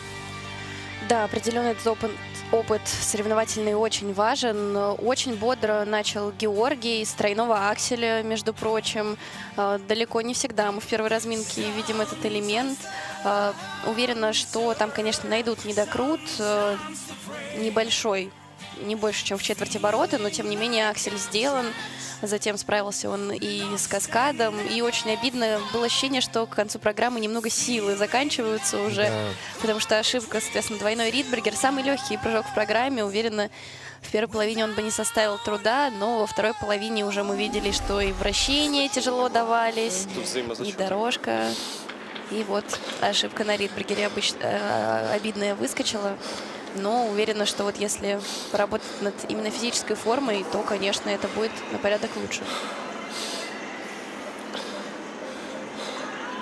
Пусть уже закончится, конечно, изоляция белорусских спортсменов, в том числе, которые прям под раздачу попали. Но сейчас вот обсуждают, борт вижу, пришлось двойной прыгнуть. Что двойной прыгнул, потому что борт слишком быстро приближался, потому что маленькая непривычная омская хоккейная площадка. Первым. Что даже сейчас неплохо. За исполнение короткой программы Георгий Козловский набирает 58. Тем не менее, в конструктивном диалоге спортсмен и тренер бабон, минус вращение. Завершают короткую программу, получают оценки, а мы смотрим за официальной частью соревнований, которую открывает Даниил Жолобов, ученик Виктории Буцаевой.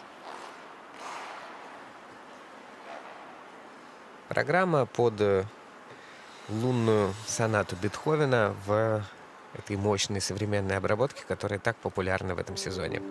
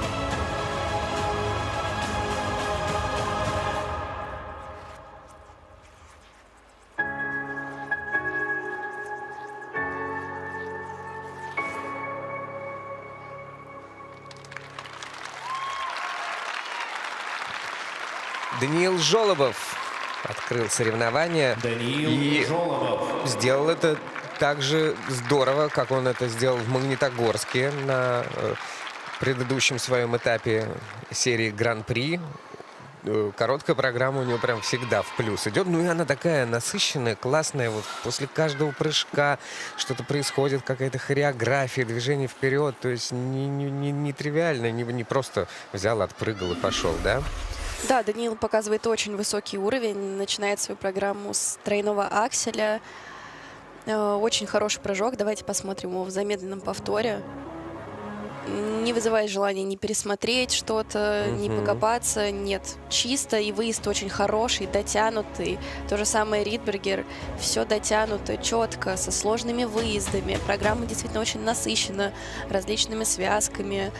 И после завершения прыжковой части давайте на флип-тулуп посмотрим повнимательней, потому что это именно тот прыжок, который сразу же захотелось пересмотреть как раз-таки на предмет докрута. Не нам одним. Да, и все-таки находят на тулупе недокрут, и вот на заметном повторе его как раз-таки хорошо было видно.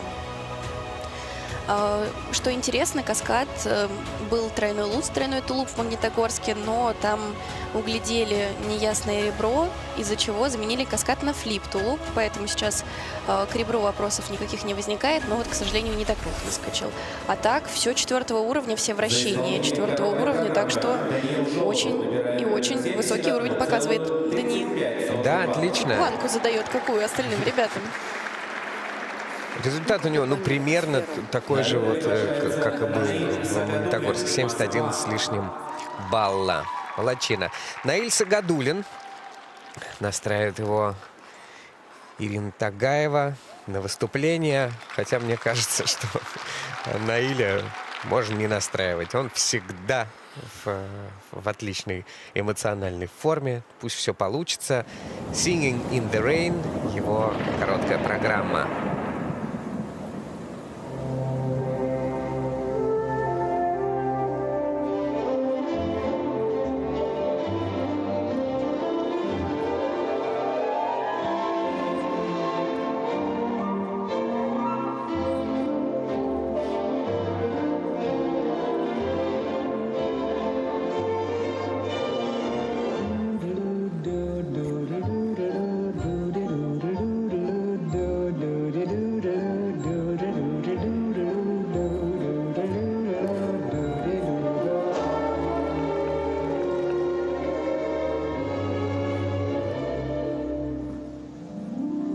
I'm singing in the rain, just singing in the rain. What a glorious feeling, I'm happy again. I'm laughing at clouds so dark up above. And the sun's in my heart and I'm ready for love. Let the stormy clouds chase everyone from the place. Come on with the rain, I've a smile on my face. I'll walk down the lane with a happy refrain, just singing, singing in the rain.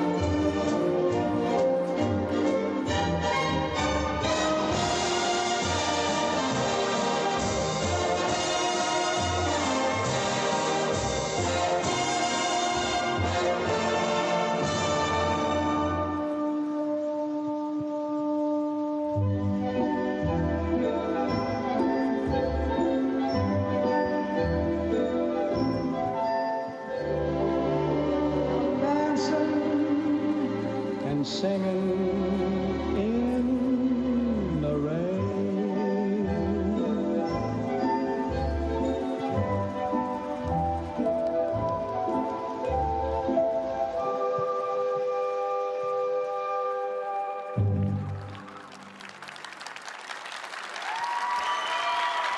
прекрасном настроении. Наиль Сагадуллин заканчивает свою Наиль короткую Сагадуллин. программу. Молодчина. Вот нестареющую классику. Номер, который очень часто все используют бесконечно во всех и в клипах, и в воспоминаниях, и в фигурном катании. Но ему, конечно, очень подходит. Да, Наилю определенно идет эта музыка. Мы это отмечали и на предыдущем этапе, как подобраны очень хорошо композиции для короткой, для произвольной программы, что прям с улыбкой смотришь за его прокатами. Сегодня он точно может быть собой доволен. Двойной аксель, сложный выезд с подпрыжками, с двумя руками наверх. И вот каскад, который он усложнил, был тулуп-тулуп, а сейчас луц-тулуп. Уже самый сложный каскад. Чуть-чуть на выезде поборолся, но это никак отрицательно на оценке не сказывается. Каскад сделан, докручен. И во второй половине исполнил также тройной ридбергер, тоже с двумя руками наверх. Прыжки у него хорошие, запас высоты есть, так что уверена, что и работа над элементами ультра-си ведется. Все вращения на 4-й уровень сделал. То есть мы видим этот рост, который идет от первого этапа к заключительному. Он сейчас, я не знаю, там баллов на 10, наверное, больше наберет, чем тогда в Так вот, короткой программе. по чуть-чуть и сколько собирается. Да, молодчина. Очень аккуратный, сегодня внимательный, ничего не забыл. Привет маме, папе, бабушке. Всем привет, маме, бабушке. Немножечко подросли компоненты на полбалла примерно. Элементы с того этапа подросли на 6 баллов почти. Соответственно, его результат вырос на 9 почти баллов. Отлично получилось. Наиль Сагадуллин сейчас второй, но отставание от Даниила Жолобова не такое большое. И будем смотреть, что дальше по результатам у остальных спортсменов. Платон Каблуков на льду. Его программа под пение «Ультимо». Песня называется «Соло».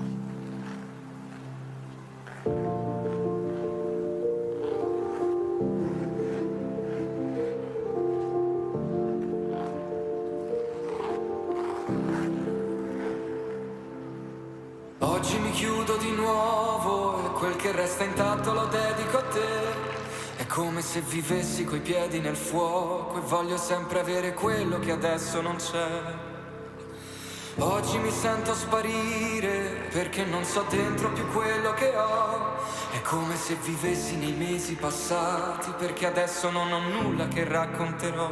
Ma tu mi piaci di più perché racconti i sogni proprio come piace a me. Tu sei qualcosa di più, ma non ti scrivo perché dentro sono solo, solo, solo. Non guardarmi dentro, muoio, io muoio, io muoio. Se avrai bisogno, sì, tu scrivimi, scrivimi, scrivimi. Stringimi il braccio e dopo vivimi, vivimi, vivimi. Non ci riesco, sono solo, solo, solo. No, non sorridere, non gioco, non gioco, non gioco. Però ti guardo e siamo simili, simili, simili. Entrambi col sorriso e lividi, lividi, lividi. Non vedi che io sono solo.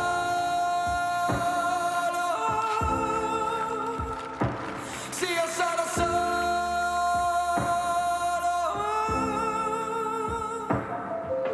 Solo, solo, solo. Non guardarmi dentro, muoio, io muoio, io muoio. Se avrai bisogno, sì, tu scrivimi, scrivimi, scrivimi. Stringimi il braccio e dopo vivimi, vivimi, vivimi. Non ci riesco, sono solo, solo, solo. No, non sorridere, non gioco, non gioco, non gioco. Però ti guardo e siamo simili, simili, simili. Entrambi col sorriso e lividi, lividi, lividi. Amore, vedi, sono solo, solo, solo. Di notte gli occhi aperti al buio, nel buio, col buio. Sto mondo è un posto senza alibi, alibi, alibi. Ma per fortuna tu lo abiti, abiti, abiti. Amore, vedi, sono solo.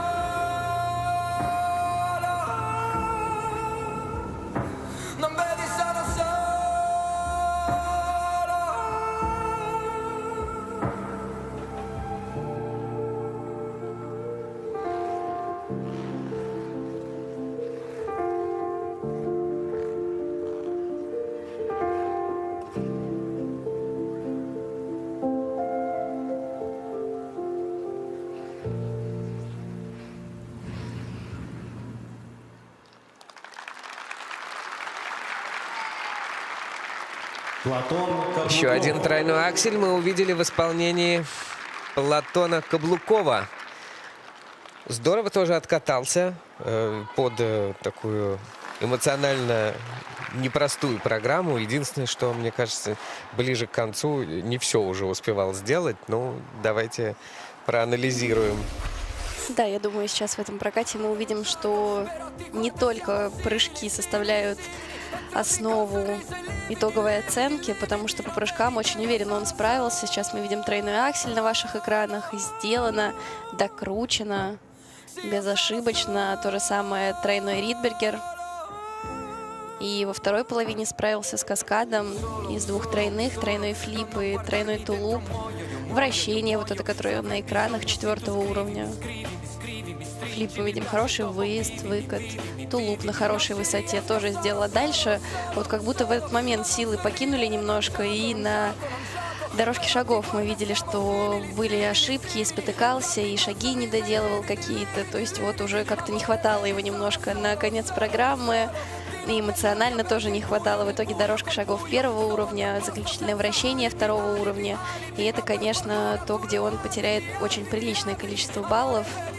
Но усталость на дорожках шагов чуть ли не больше сказывается, чем на прыжках зачастую. Да, на прыжки вот его хватило, за них поборолся, а дальше вот немного уже не хватало. Но это то, что нарабатывается в тренировках спокойно, как раз-таки костяк из прыжков есть, дальше есть куда стремиться. Ну, вот любопытно, по элементам он чуть больше заработал баллов, ну прям на капелюшечку, чем Наиль Сагадуллин, а по компонентам проиграл Наилю и его яркому катанию целых 3 балла. Это немало. И отстал. Соответственно, именно на эти 3 балла и отстал от Наиля. Занимает сейчас пока что последнее место. А впереди катание Павла Савченко, который тоже начнет с тройного акселя. «It's now or never» поется в его композиции. Еще один ученик Виктории Буцаевой.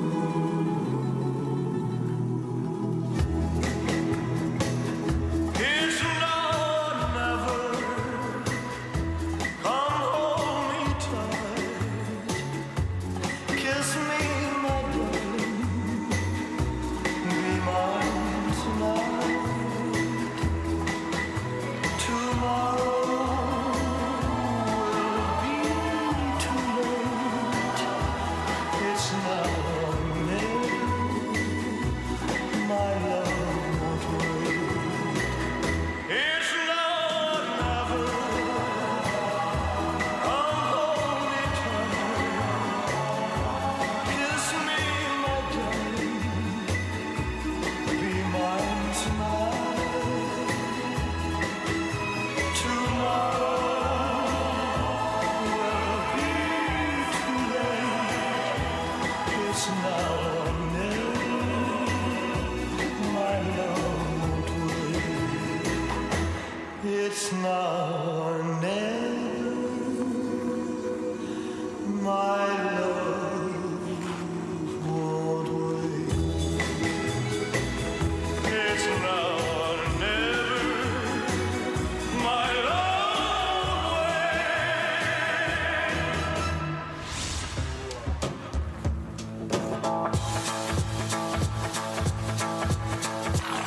well, it's one for the money, two for the show. But really get ready now, go, can't go, but don't you step on my blue suede shoe. Well, you can do anything, but step me over my blue suede shoe. Well, you can knock me down, step in my face, slander my name all over the place. Well, do anything that you wanna do, but honey, lay off them shoes and don't you step on my blue suede shoe. Well, you can do anything but let me over my blue suede shoe. Let's go, well, it's one for money, money, money. Well,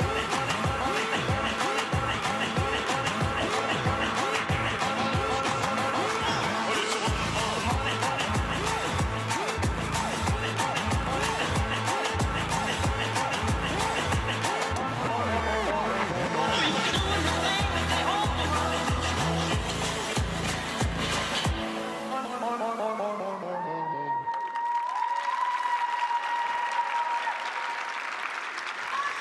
Павел Савченко. Кричат Павлу что-то с трибун, поддерживают. Он находит в себе силы, чтобы ответить кивком, хотя настроение, может быть, не всегда позволяет. Кстати, слышно вообще вот в таком состоянии, когда спортсмен, что кричат с трибун, или обычно находишься в каком-то, как сказать, нереагирующем состоянии? Конечно, всегда индивидуально, и от спортсмена зависит, и от проката, от того, какие мысли в голове, но зачастую слышно и до проката, как поддерживают зрители, но до проката намеренно стараешься концентрироваться именно на элементах и оставаться в себе, а после проката уже, особенно после хорошего, только с радостью можно насладиться этой поддержкой от зрителей. Сегодня Павел очень зажигательно откатал свою короткую программу, оставался в образе весь прокат. Да, не безошибочно с технической стороны. На тройном акселе было касание рукой льда, из-за чего, конечно же, отрицательная оценка от судей. Сбавка будет. Ридбергер уверенно. Каскад флип-тулуп тоже хорошо, но находят неверное ребро, прям ставят его, обозначают неясное и неверное, из-за чего, конечно же, и базовая стоимость прыжка снижается, и точно так же идет сбавка от судейской бригады. Ну и, конечно, уровни. Уровни — это то, где он тоже потеряет. Вторые уровни на вращениях, на дорожке. Но в целом оставляет только положительные впечатления своим прокатом. Ярко, зажигательно. Уверена, что зрители оценили. Оценили и мы, оценят и судьи. Но вот надо сказать, что у Павла как-то сложно развивается сезон, да. На первом этапе у него все было, в Магнитогорске он выступал, все круто было с прыжками, но почему-то сорвалось тогда вращение. И не хватило, конечно, уровней и по всему, там, и по вращениям. И он занял тогда лишь 4-е место по короткой программе, да. А сейчас тоже вот что-то чуть-чуть не так и вылетает. Здесь уровень вылетел, здесь уровень вылетел, не хватает баллов, и он по технике очень сильно уступает всем предыдущим участникам, хотя по компонентам всех опередил. То есть у него наивысшая оценка на данный момент по компонентам, и он все равно на последнем месте.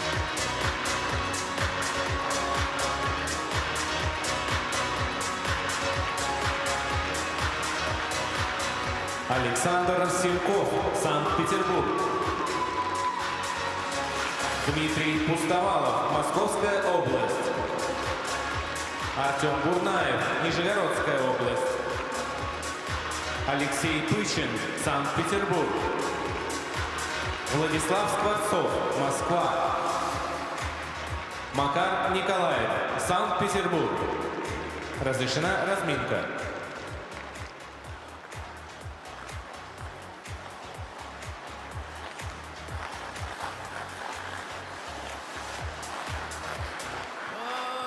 Вторая группа участников на льду. Юниоры показывают свои короткие программы на этапе Гран-при по фигурному катанию в Омске. G-Drive Арена — уютнейшее место для проведения таких замечательных соревнований. Даже на юниорском старте очень немало зрителей. Прям есть кому поболеть. Просто провести хорошо время, посмотреть, как кто-то катается. Не, даже не так, как кто-то что-то делает на льду, потому что многие из тех людей, которые пришли, они пришли просто даже из любопытства. Почему нет? Это иногда видно и по реакции, и по тому, как люди себя ведут. Но это же тоже здорово. Ты потихонечку привыкаешь, потихонечку вникаешь. Какие-то маленькие дети бегают. Потом они вырастут, станут болельщиками фигурного катания. Поэтому процесс идет. И в отличие от московского этапа, где зрителей практически не было на юниорах, там и зал не особо приспособленный, здесь прям замечательно. Юниоры счастливы. Александр Симков будет первым выступать в этой группе. Ученик Евгения Рукавицына, Марии Артемьевой, Романа Усатова. катается в Академии фигурного катания в Санкт-Петербурге. Его короткая подгруппа «Мьюз» нас наверняка увлечет, так же, как она увлекла нас в Красноярске, где он уже был серебряным призером.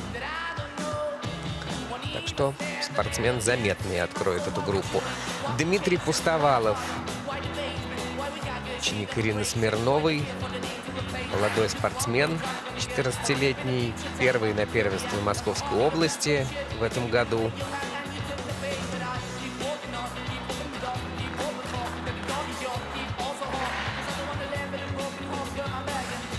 Затем на льду окажется Артем Бурнаев, выступающий за Нижегородскую область, ученик Дмитрия Волкова, Анны Калиниченко. Призер всероссийских соревнований. Но это в первом спортивном разряде. Вологодские узоры, первенство Нижегородской области.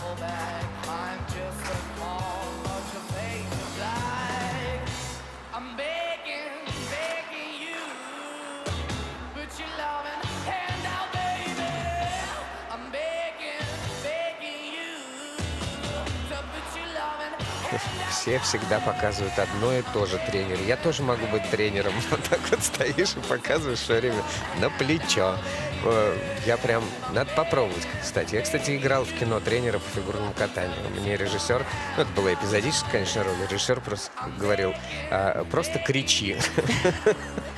Это было очень давно, лет 15 Порой это очень похоже назад. на тренеров по фигурному катанию, Просто конечно. кричишь, что давай, давай, работай, давай. А теперь я знаю, ну, погружение в образ. Теперь я знаю, что еще нужно на плечо показывать и кричать «давай».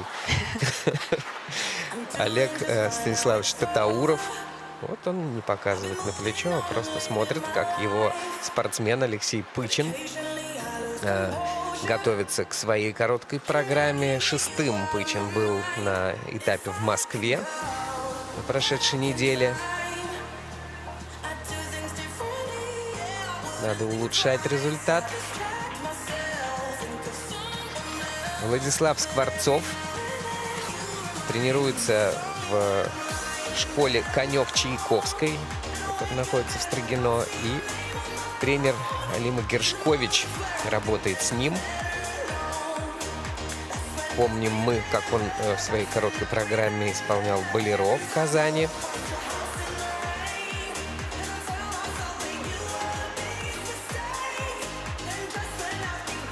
Также в этом сезоне он участвовал в первенстве Москвы, но тоже высоких результатов не показал. На призах он был только на турнире памяти Игоря Русакова.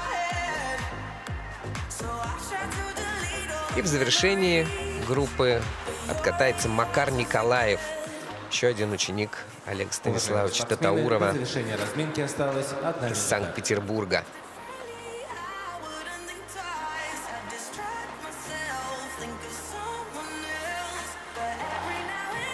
Я просто жду, покажет ли Олег Станиславович на плечо или нет.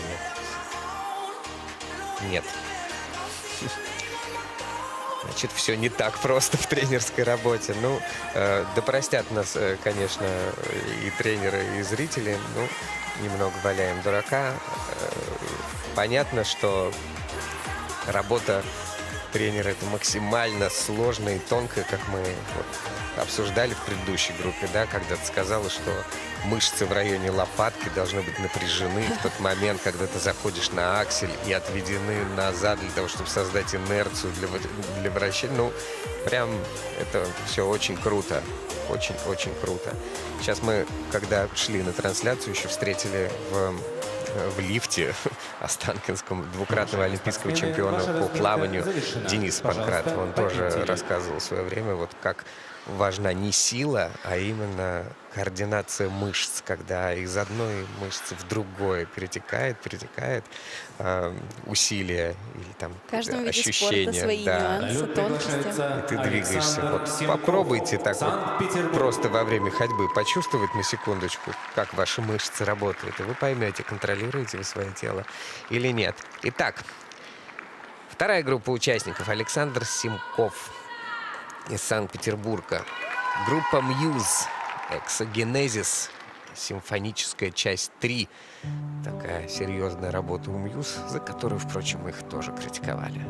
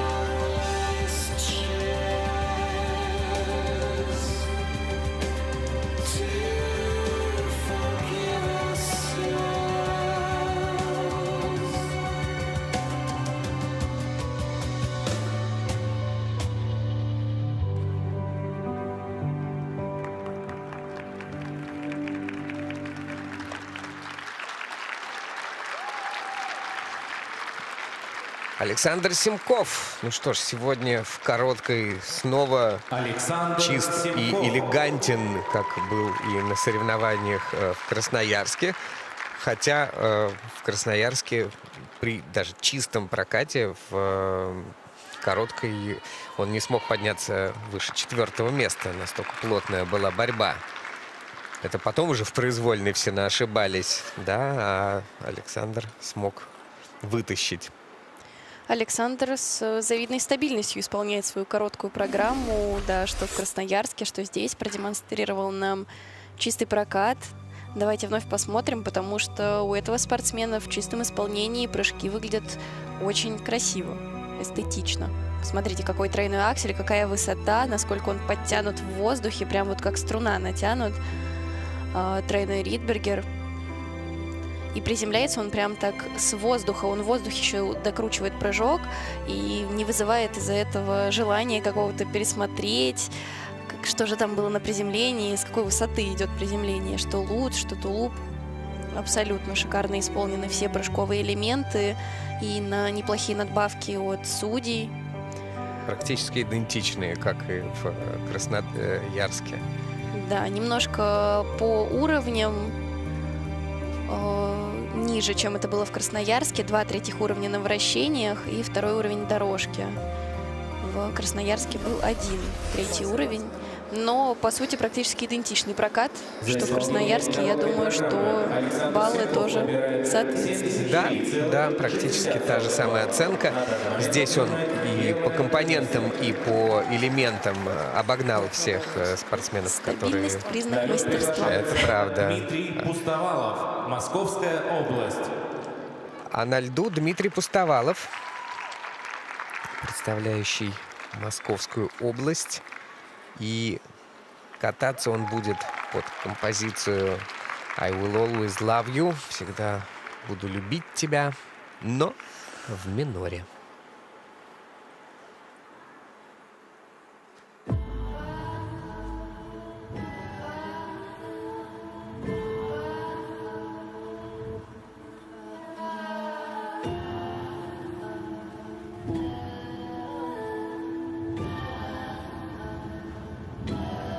If I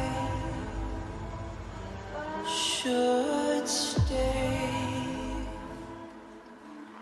I'll only be in your way. So I'll go, but I know I'll think of you every step of the way.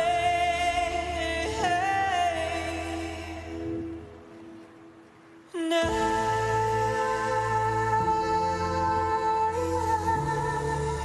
we'll always love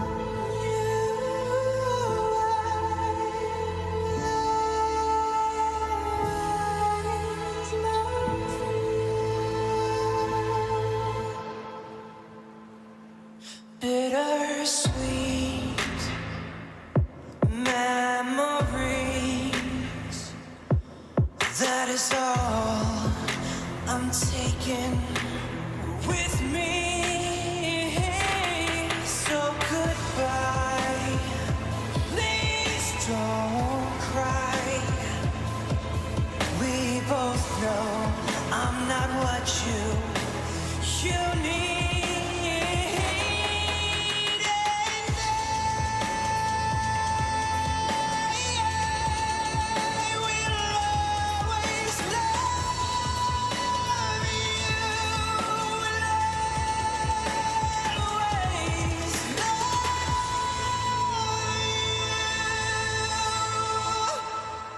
Then I wish you joy and happiness. But above all this, I wish you love. And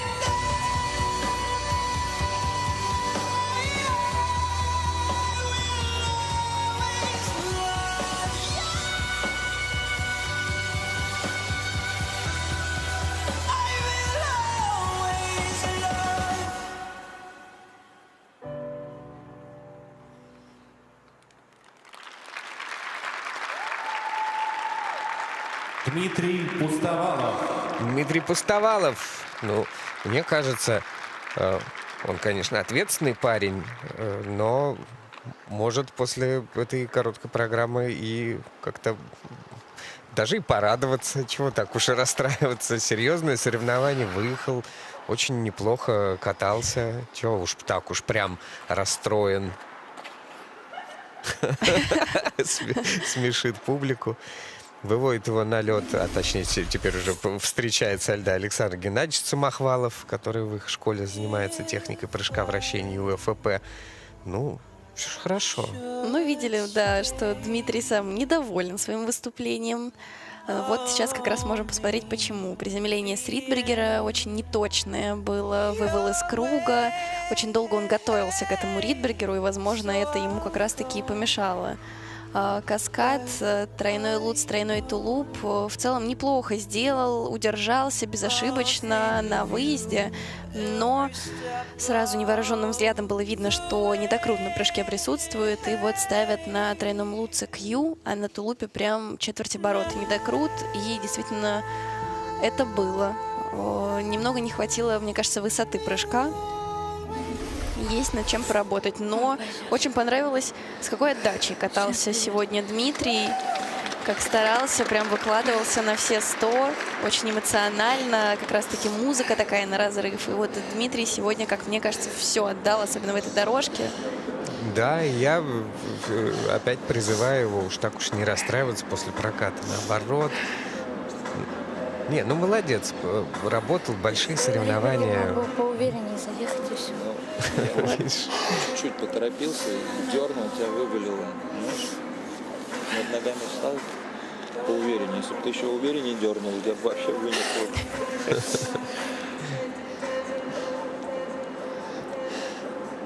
Вот. Знает Александр Геннадьевич толк в технике прыжка.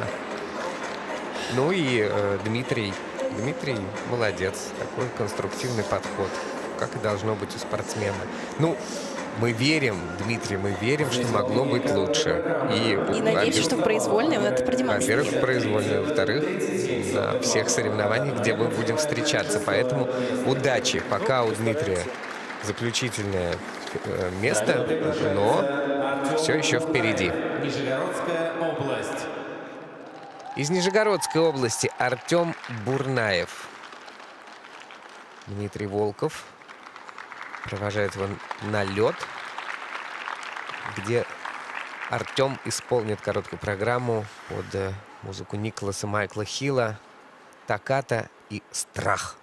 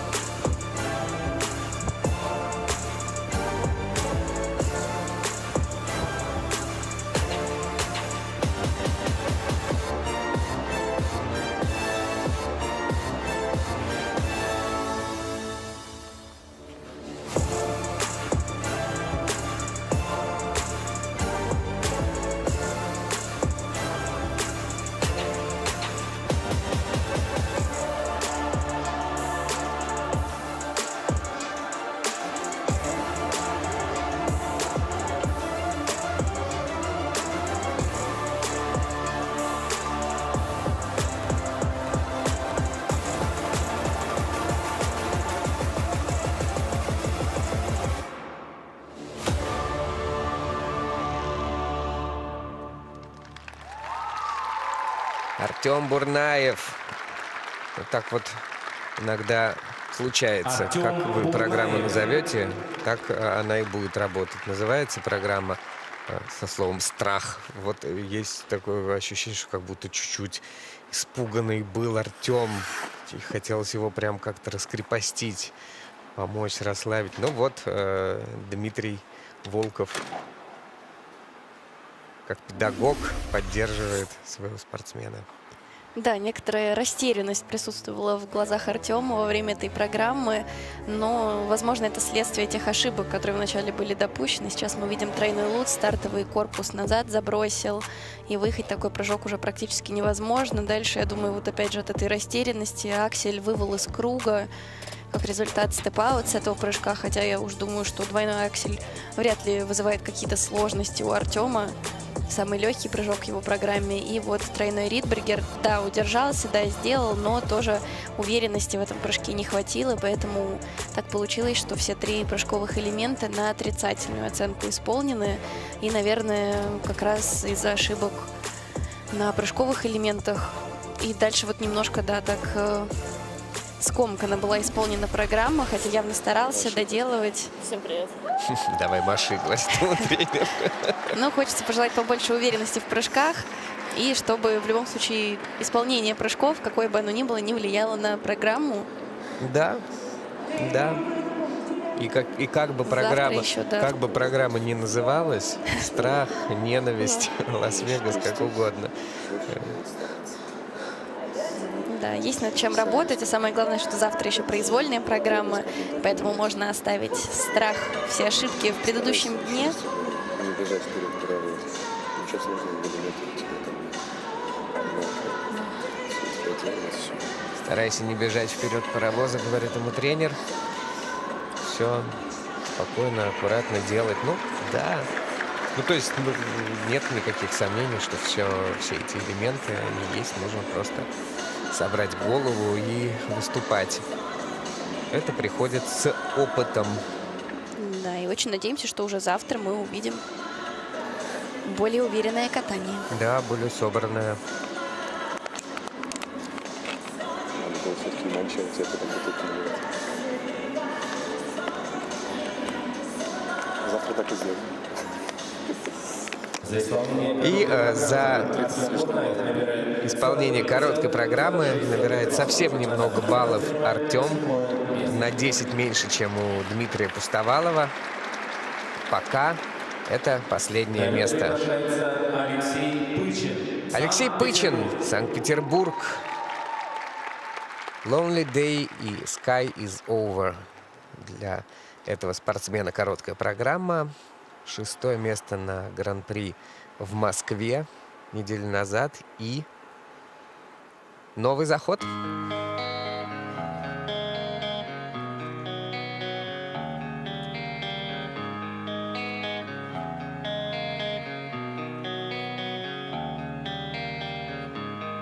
Such a lonely day, and it's mine. The most loneliest day of my life. Such a lonely day should be bad. It's a day that I can't stand.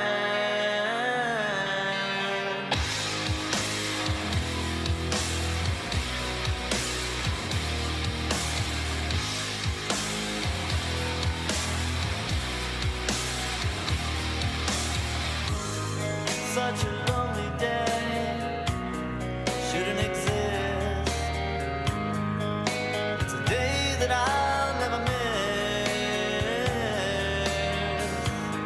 Such a lonely day, and it's mine. The most loneliest day of my life.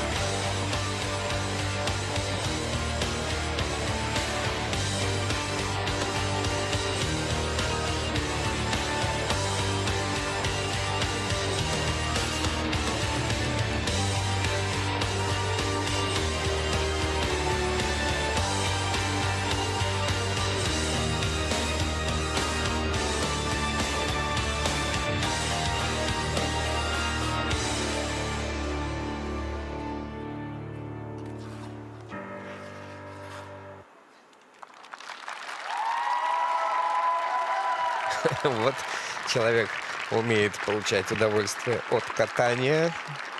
Сразу видно. Музыку подбирали не без участия спортсмена. Алексей Пычин. Чистенько, насколько воспринимать нормальные люди, а не те, кому по работе нужно выставлять минусы. Простые люди. Чистенько откатал свою короткую программу. Доволен. Класс. Да, и Алексей действительно получал удовольствие от своей программы, и это никак ему не помешало технически справиться со своей программой, потому что видели мы его в Москве, и на 6-минутной разминке с Акселем были сложности, а сейчас, посмотрите, это на порядок лучше, чем было на московском этапе. Намного увереннее этот прыжок стал получаться явно. И Ридбергер, вот дальше после Акселя, мне кажется, что уверенности у него уже добавилась, раскрепощенность добавилась. Ридбергер сделал, и вот во второй половине каскад, тройной луц, тройной тулуп. Сейчас на ваших экранах луц без вопросов, а тулуп я бы, честно говоря, поставила чистым. На мой взгляд, чисто. А вот техническая бригада Q ставят на тулупе, но... Что ж, значит, нужно в следующий раз сделать так, чтобы вообще даже не было желания пересмотреть этот прыжок, потому что в прокате даже мне, захотелось пересмотреть. Было такое не самое четкое приземление, но мне на заметном повторе показалось, что все докручено. Но самое главное, что мы вновь видим радостную улыбку спортсмена после проката, а это всегда приятно, когда спортсмены сами довольны проделанной работой, что все случилось именно в нужный момент, в нужном месте. Да, и благодаря творчеству и работе, в том числе таких спортсменов, многие узнают, что композиция «Sky is Over», под которой он катался, это музыка Сержа Танкяна, армяно-американского рок-исполнителя и фронтмена легендарной группы System of a Down. А некоторые могли бы и не знать, что существует такой забойный трек. И, кстати, когда берешь вот такую музыку на вторую часть программы, она как раз у него включается после того, как он исполняет все прыжки. Если дальше с плохими прыжками потом кататься под нее кисло, то это, конечно, будет как издевательство. Ла-ла-ла-ла-ла-ла-ла-ла, а ты катаешься еле-еле. Но сегодня... Зато обязывает соответствовать. Сегодня, да, все попало в настроение, отпрыгал, и все, можно делать рок, настоящий рок. Задумались судьи в том числе, потому что пересматривают... Вращения. Кстати, повысили. Там совсем был небольшой уровень на первом вращении. Не будем сейчас концентрироваться на том, чего там уровня. Да, понятно, что это не лидирующая позиция. Для себя он откатал лучше. Где-то что-то упустил, но в прыжках точно пошел вперед. Поздравляем спортсмена с этим и ждем его произвольную программу. Алексей Пычин 6-й после короткой на данный момент. На лед приглашается Владислав На льду Владислав Скворцов и его короткая программа под одну из вариаций «Болеро» Равеля.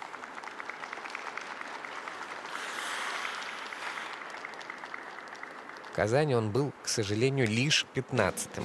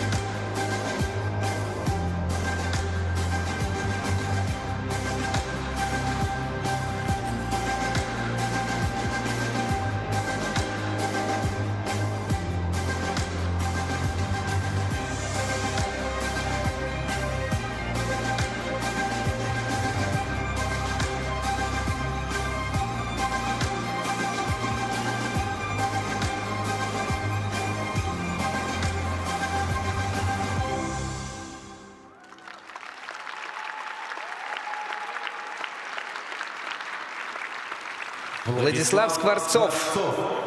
Молодец, снова с чистым катанием, точно так же, как и в Казани. Отлично, да, нужно подтягивать всякие разные аспекты этого катания и представлять программу, может быть, ярче и не уставать к концу, и все придет. Да, очень достойное катание вновь показывает Владислав. Пусть и не самые высокие оценки он получил на предыдущем этапе, но и там к прыжкам никаких вопросов не было. Давайте посмотрим. Ридбергер с двумя руками наверх, он исполняет этот прыжок. Затем двойной аксель. Тоже хорошо. Чуть-чуть хотелось бы, я думаю, более акцентированные выезды показывать после прыжков, потому что хороший элемент исполняет, и чтобы получать более высокие надбавки, конечно, должен быть более протяжный выезд. Можно добавлять какие-то сложные выходы, заходы на прыжки, потому что и каскад во второй половине очень легко он исполнил. Тройной луз, тройной тулуп. Видно, что прыжки его никак не вызывают никаких сложностей в прокате. Ну вот мы видим, что вращение первое исполнено. На данный момент его оценивают в 0 баллов, вообще не засчитывают. Да, сначала были какие-то оценки в судейском протоколе, высвечивались первый уровень, потом второй, а теперь вообще все уровни пропали. То есть больше нужно работать над непрыжковыми, над качеством элементов, Это при над том, тем, что что между. в Казани у него 4-м уровнем прошло это вращение. Как-то мы упустили этот момент. А судьи очень жестко к этому вопросу отнеслись. И действительно первое вращение по нулям. И он на 7-м месте, набрав на 3 балла меньше, чем он получал в Казани. Ну, без вращения. Это, конечно, очевидно, объяснимо. На лед приглашается Макар Николаев. На льду Макар Николаев. Еще один ученик Олега Татаурова.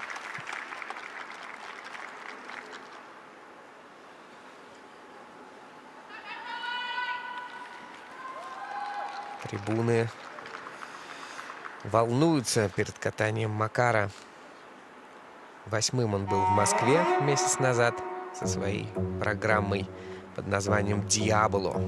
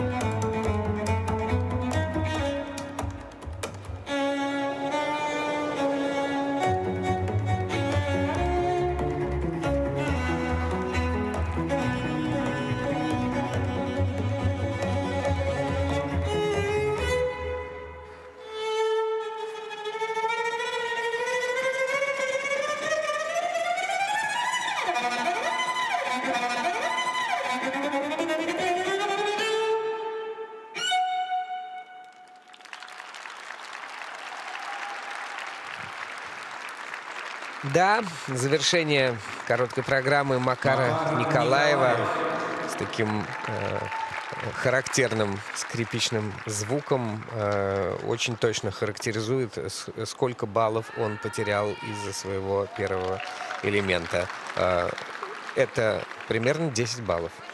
То есть он катался в Москве на соревнованиях первого этапа и отлично сделал тройной аксель. Вот сейчас ему, наверное, Олег Станиславович и показывает, что вообще происходит, да? Да, конечно, из этого акселя очень много баллов будет потеряно, очень на много позиций вниз он отпустится, потому что, ну вот сейчас посмотрим, шел на тройной и абсолютно из круга вылетел, прям как будто нога из-под него на дуге выскочила. Дальше и Ридбергер, и каскад Лутстулуп хорошо выполнены, и все вращения на 4-й уровень, что у мальчиков вообще огромная редкость, и мы это очень ценим. Дорожка шагов на 3-й уровень, что тоже очень и очень достойно. Вот каскад сейчас на ваших экранах. Ничего и пересматривать не надо. Тоже докручивает прыжок в воздухе, приземляется сразу. Уверенно, докручено. Аксель, конечно, подвел его. Сейчас бы боролся за самые высокие позиции, но, к сожалению, увы, ах. Но все-таки короткая программа, да, давайте не будем вешать нос. Произвольно еще всегда есть возможность вернуться, отыграться, и именно этого мы и желаем Макару. Да, это прямо очень печально. То есть он мог сейчас лидировать, если бы сделал аксель. Ну, я тоже против сослагательного наклонения, но тем не менее. И показать результат, опять же, с акселем он бы лучше показал бы сильно результат, чем он сам показал месяц назад в Москве. Окей, 7-е место Макар Николаев, а впереди выступление еще 6 спортсменов, но это будет в финальной группе участников, которую мы увидим после заливки льда.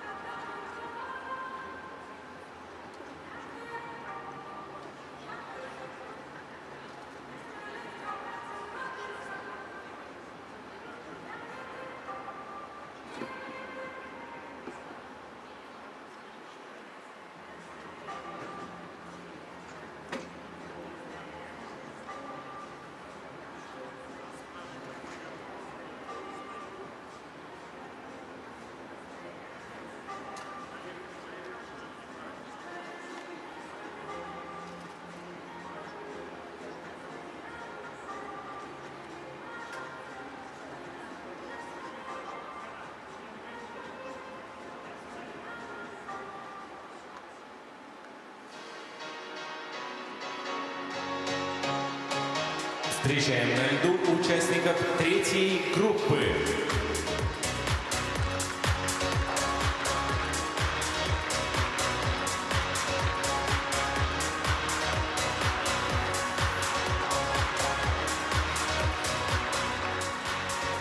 Макар Донцов, Ростовская область.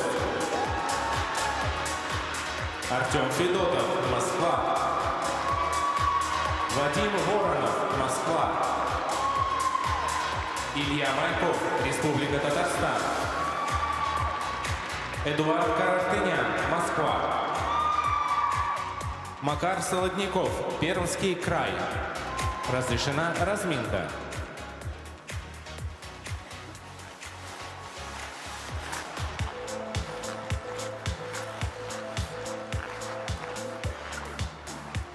И в завершении соревнований парней-одиночников на этапе Гран-при России по фигурному катанию в Омске мы увидим группу из этих 6 фигуристов.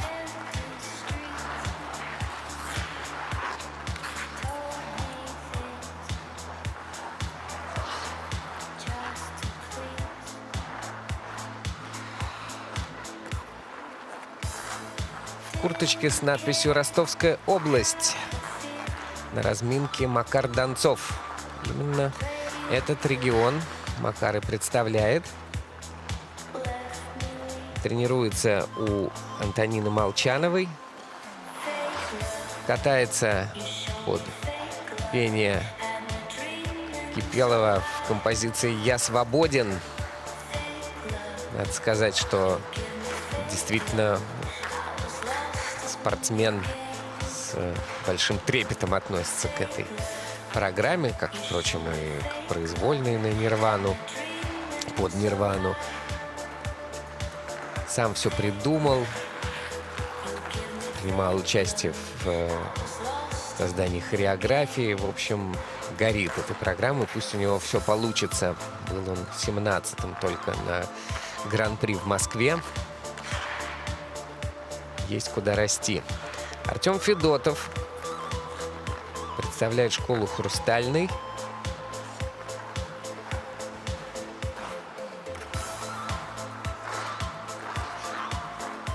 Он был 6-м в Красноярске. Тоже уверенный, что может лучше и больше. И наверняка в школе Этери Тутберидзе ориентированные на более высокий результат. Все у него есть элементы высочайшего класса. Здесь в короткой программе может исполнить тройной аксель.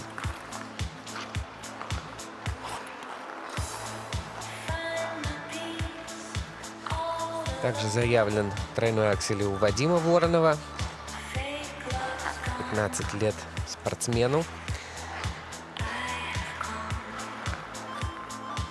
Представляет московскую школу. Легенда. Тренер у него Вероника Дайнека.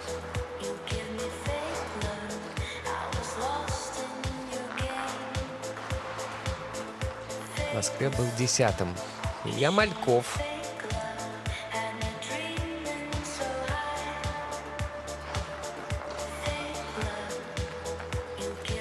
Тренируется у Людмилы Гафаровой в Казани.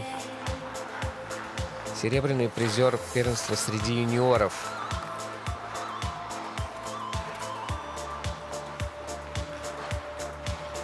Где также исполнял четверные прыжки.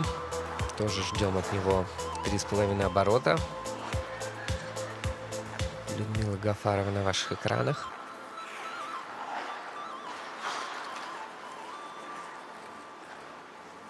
Бронзовым призером в Казани был Эдуард Карартынян, 17-летний спортсмен, который нас тоже очаровал представлением своей программы.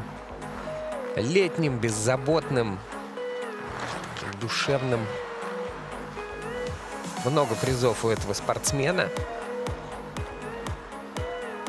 Все Высокооборотные прыжки имеются в его арсенале, но вот сейчас вы видели попытку тройного акселя. И угадайте, куда показывает Виталий Юрьевич Бутиков. На плечо. Одна из самых распространенных ошибок на акселе, поэтому как раз не первый раз она нам встречается тут. Да, и я видел, как Сергей Дудаков показывал самой Аделе Петросян, и когда она там четверные делала на разминке, тоже на плечо, поэтому, видимо... Ну, а вы думаете, откуда у меня знания про плечо и лопатку? Именно от Сергея Викторовича Дудакова. Ну вот. Так что из поколения в поколение нам передается. Конечно, это очень ценно.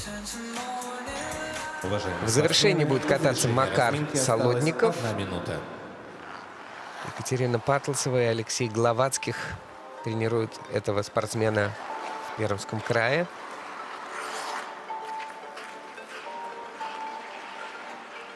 Он был 8-м в Казани.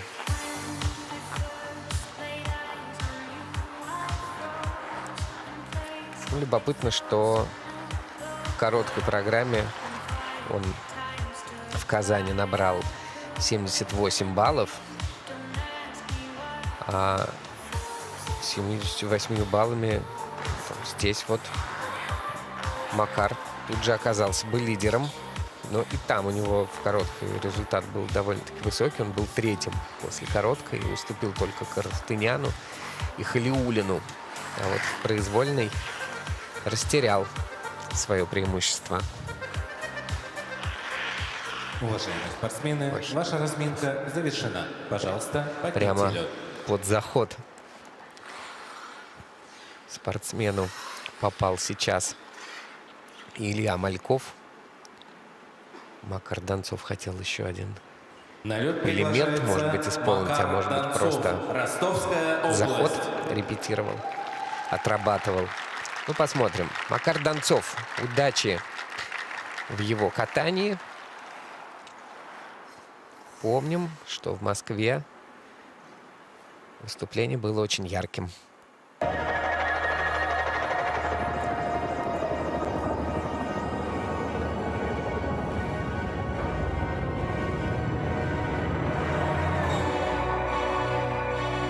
Надо мною тишина, небо полное дождя. Дождь проходит сквозь меня, но боли больше нет. Под холодный шепот звезд мы сожгли последний мост, и все в бездну сорвалось, свободным стану я от зла и от добра. Моя душа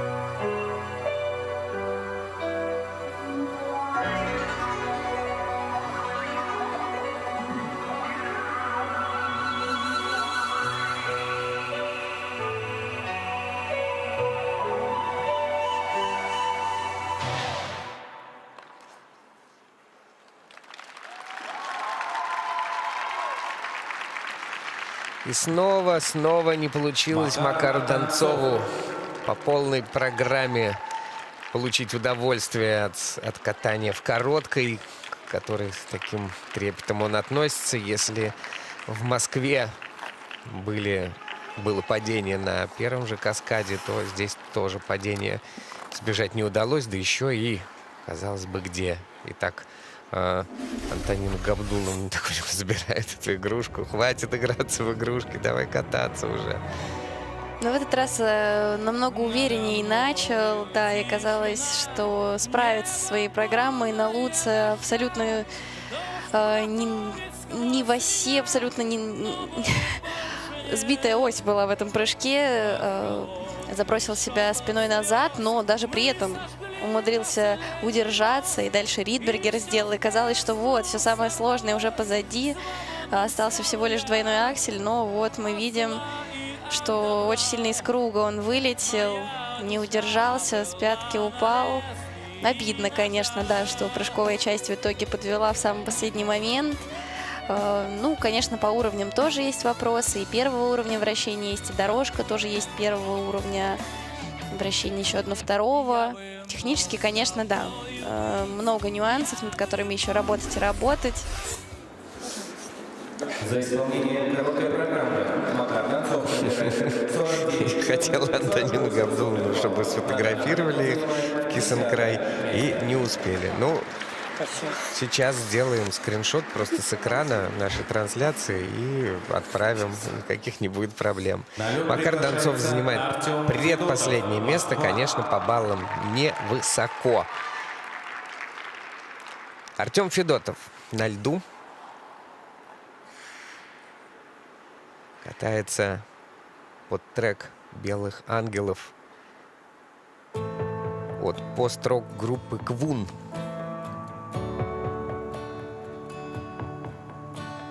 Wake me up.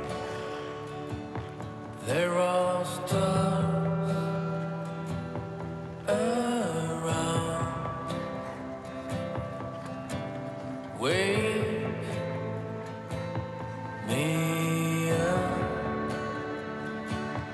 from the black hole dream.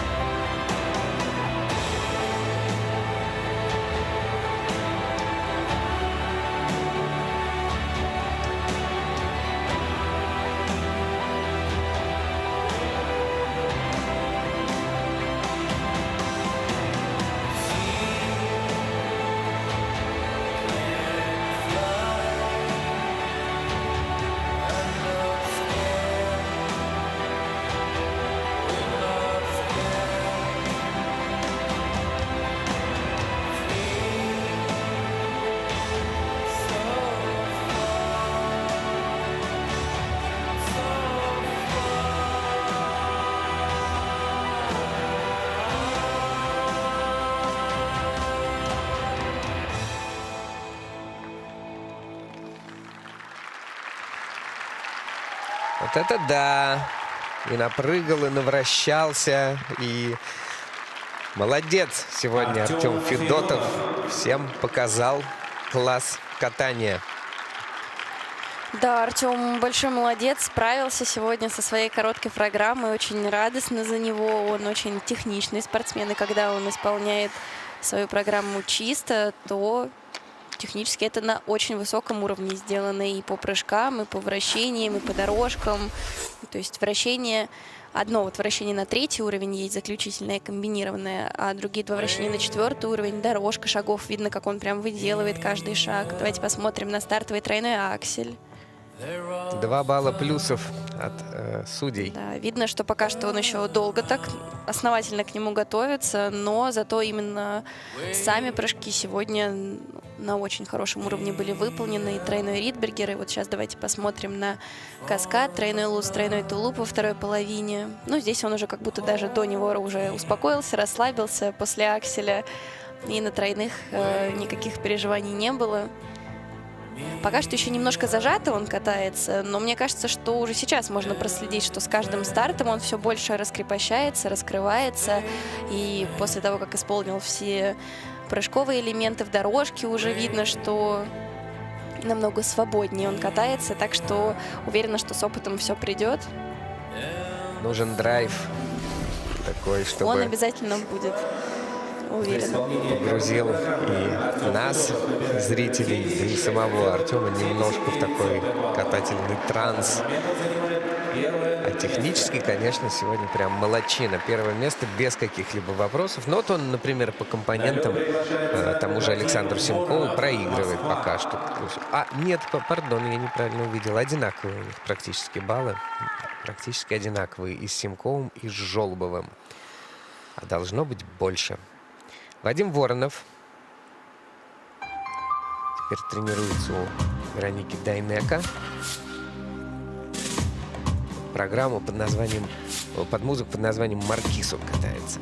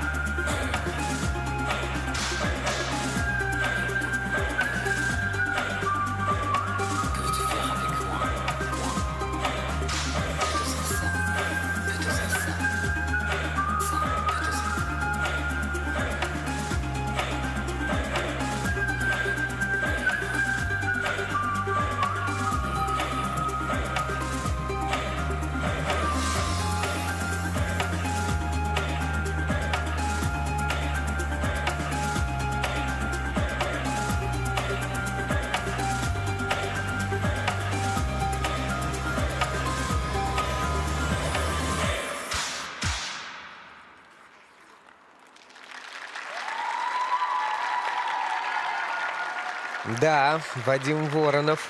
Вадим Воронов. Сегодня в разных ипостасях выступил в этой программе. И в том состоянии, где прыгают тройные аксели на плюсы, и в том состоянии, где на дорожках судьи отмечают падение. Вот так. Да, Вадим очень яркий фигурист. Всегда очень интересно наблюдать за его программами, за тем, как он их нам представляет, преподносит. И сегодня, как мне кажется, прокат уже был более уверенный, чем на московском этапе. Начал с тройного Ридбергера, затем был исполнен тройной аксель, и исполнен он был лучше, чем на этапе.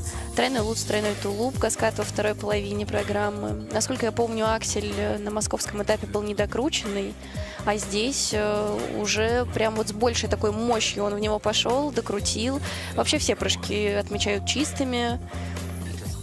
Вот как раз-таки тот злополучный момент, он постарался его обыграть как хорео-элемент, но, к сожалению, техническая бригада, судьи догадались, что так не было запланировано, дедакшн стоит и дорожка отминусована. Конечно, он очень много баллов тоже на этом потеряет, думаю, балла 3, наверное.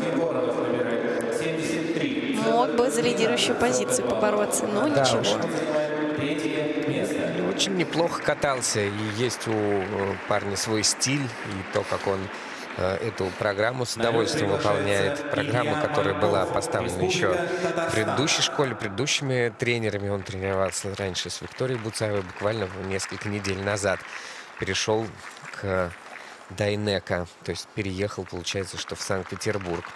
Но чуть-чуть отстал от Семкова, сейчас занимает 3-е место. А на льду Илья Мальков, спортсмен из Татарстана, ученик Людмилы Гафаровой.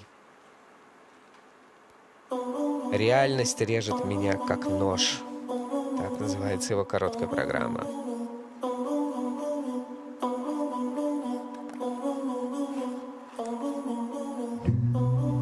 My heart is on fire, my strength in vain. I'm no more inspired to live pain again.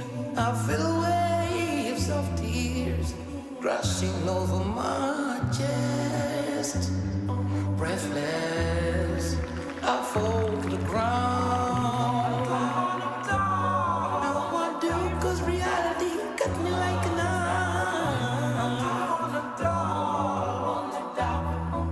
But now I do. Now I do, 'cause reality cut me like a knife. But now I do.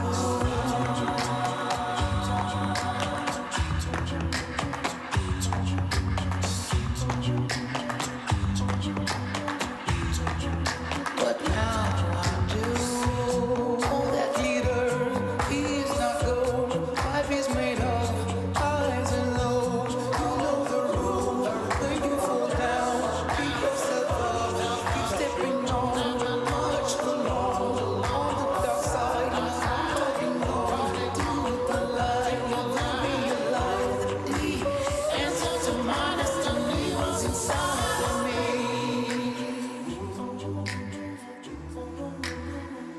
Inside of me. Adios, adios, adios to your afternoon. 'Cause tonight I'll be forever following the Colosseum moon into a certain room. Adios. After all, why should I have any regrets? If it wasn't for my mistakes I made yesterday, where would I be by now? That decision is mine. That decision is mine. So let the lesson be mine. Let the lesson be mine. The decision is mine. Let the lesson be mine. 'Cause the vision is mine. The decision is mine. Let the lesson be mine. 'Cause the vision is mine.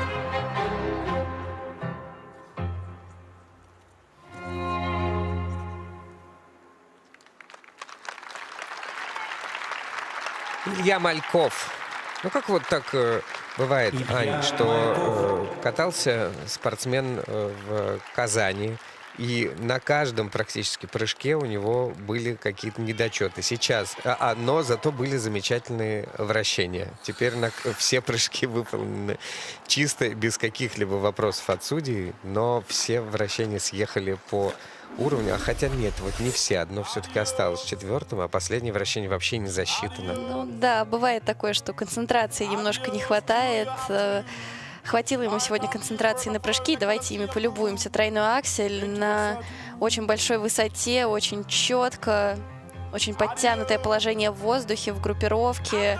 Ридбергер с руками наверх. И очень понравились переходы между прыжками, сама программа, постановка, что он...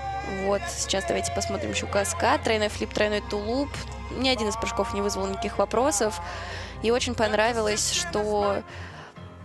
Не было такого, что он на этих прыжках прям сфокусировался и ни на что больше внимания не обращает. Нет, он очень старательно доделывал и все шаги, и хореографию, и катался с эмоциями, был вовлечен в программу, в постановку. Так что, да, обидно за последнее вращение, конечно. По нулям оно идет, ничего он за него не получит. Это конечно, опять та же этом... самая пресловутая либела со сменой ноги, Да, конечно. которая подкосила еще одного участника сегодня, да? Много теряет, тоже мог бы побороться, я думаю, сейчас за лидирующую позицию, но именно из-за этого будет отставание все-таки. Ну, а обычно вот не зачитывают это вращение, если ты не принял позицию лидера или как-то... Думаю, да, что прям по нулям прошло вращение, тут не уровень, да, пошел. Просто вот базовой либелы не было. Вообще не обращал, ну, то есть не то, что не обращал, я не видел в последнее время, чтобы у спортсменов это было, а так, чтобы на одном турнире за несколько минут. Наверное, у сегодняшней бригады это какой-то особый пунктик, что-то вот они там выискали, сейчас воспитывают фигуристов, чтобы исполняли в следующий раз. Ну, мое предположение дилетантское, да, относительно судейства, я же не судья.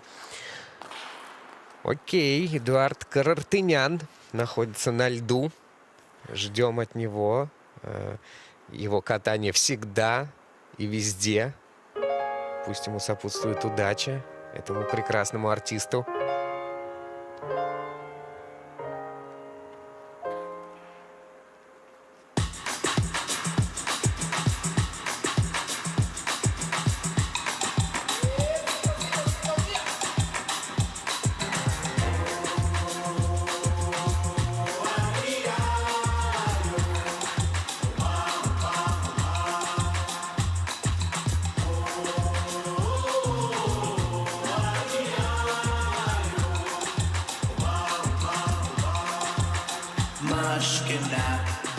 Black of peas came to make it hotter.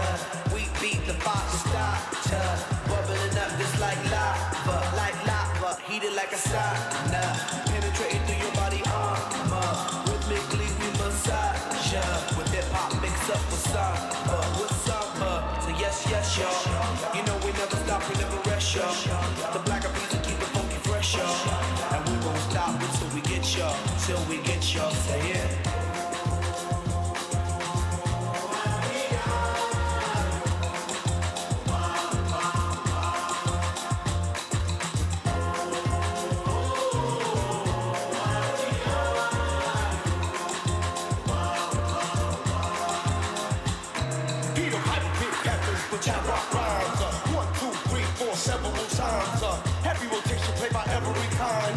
Radio station blessing every reminder. We crossing boundaries like every day.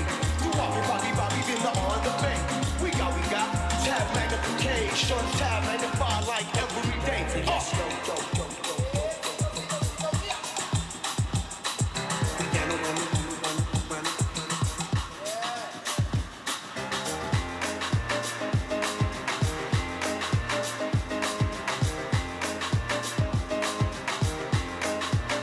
Check it out.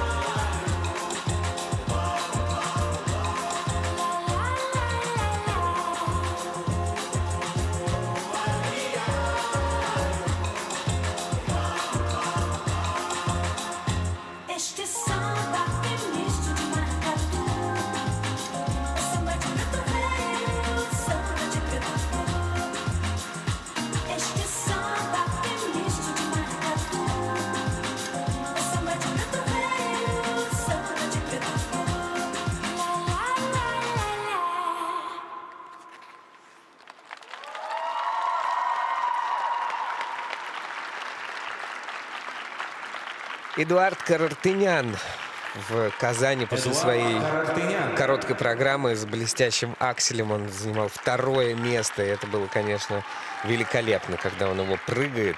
Еще такое количество плюсов ему ставят. Ну и сегодня все началось не с того, не с той ноги. Да, обидно. Видим, что и Эдик расстроился, и мы, конечно, расстроены, потому что в Казани он прекрасно справился с короткой программой. И такой задел у него был на произвольную хороший, и оценки у него всегда высокие, если он справляется, потому что у него есть и хороший прыжковый контент, и, как мы видим, настоящий артист Эдик на льду, как он свою программу отыгрывает. Но Аксель прям даже больно смотреть было. Не дотолкнулся, не докрутил прыжок. В итоге четверть и прям такое жесткое приземление на весь конек, на все лезвие. Довольно болезненное падение, но мастерство Эдика позволяет ему после такого падения собраться, встать и дальше достойно докатать свою программу. Ридбергер и Каскад Лутстулуп. Не сбил его этот Аксель с правильного пути. Дальше он справился, доделал все вращения на 4-й уровень. Ридбергер, Лутстулуп, все хорошо. Дальше уже уровень привычный Эдику. Ну, бывает, что и с падениями спортсмены выигрывают. Мы видели только что московский этап, да, где там падали с четверных все. Но конечно, в короткой программе он сейчас будет не на той позиции. Давали бой. Ну да, 69 баллов вместо 79, которые у него были в Пожелаем Казани. собраться завтра, реабилитироваться. Да, отставание 7 баллов сейчас от Артема Федотова. Пермский край. А по компонентам он на первом месте. На 2 балла Артема опередил. И в завершении сегодняшних соревнований и данной конкретной группы Макар Солодников из Перми, ученик Екатерины Патлцевой, катается под гладиатора. Теперь мы свободны. Now we are free.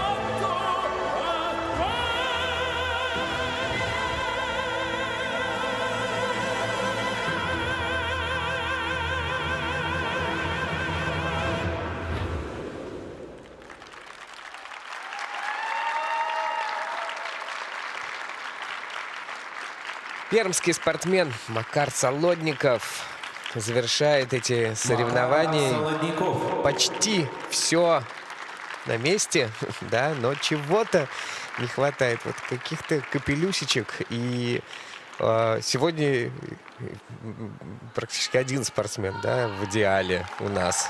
Но с пометкой по поводу компонентов чуть-чуть, да. Да, Артем Федотов сегодня справился со своей короткой программой, а вот остальные ребята вот где-то по одному элементу, но вот ошибки все равно проскакивают, и чистых прокатов особо мы больше не видели. Причем ребята, которые могли бы бороться за лидирующие позиции при чистых прокатах, но на то короткая программа и не прощает таких ошибок, потому что хорошо начал тоже тройной аксель, очень уверенно. Затем тройной Ридбергер с двумя руками вверх. Посмотрите, какая высота. Там четверной спокойно можно крутить. Очень качественное вращение на 4-й уровень сделал. И вот каскад, тройной луц, тройной тулуп. Очень неожиданно. Тоже луц, какая высота. И как будто он с этой высотой сам немножко не справился. Приземлился, ловил себя на приземлении. И скорости маловато было. И вот в тулуп его уже немного не хватило. Недокрут на тулупе и степ-аут. Соответственно, на этом прыжке он потеряет, ну, порядка 3,5-4 баллов потеряет. И тоже вот именно этого, я думаю, и не хватит, чтобы побороться за лидирующую позицию в короткой. Какой раз мы это говорим, что многие могли вот сегодня побороться, но чистого катания не было. Это правда. Прям очень хорошие оценки получает он за тройной аксель свой. 2,5 балла плюсов от судей. Ну, потому что если он делает чисто, то это, конечно, очень эффектные прыжки. Лучше всех сегодня. Я вообще не видел, да, сегодня, чтобы кому-то 2,5 балла плюсов поставили. Что-то я вот не помню. Не было такого. Да еще и за такой сложный элемент. Да. И все же Макар Солодников оказывается на 2-м месте. Он наверху по компонентам тоже, если у него 35-65, да, и 35-65 у Эдуарда Карстыняна по компонентам, но по элементам все они проиграли сегодня Артему Федотову. Артем прям молодец, лидирует с преимуществом в 2 балла, крепко, спокойно, выдержанно. Не то чтобы большой задел для произвольной программы, но зато можем чуть-чуть поспокойнее выходить. Остальные расположились в рамках 1,5-2 баллов, да, вплоть до 6-го места. Очень плотненько. Ну, не зря мы говорим, что в короткой важно именно чистое катание. И вот первое место по короткой – это награда Артему именно за чистоту исполнения всех элементов, за качество, за чистоту. Ну, а завтра, конечно, как обычно, вся интрига решится именно в произвольной программе. Ждем с нетерпением. Ждем, не дождемся. Анечка, до завтра. Спасибо большое. Да, до завтра, дорогие зрители.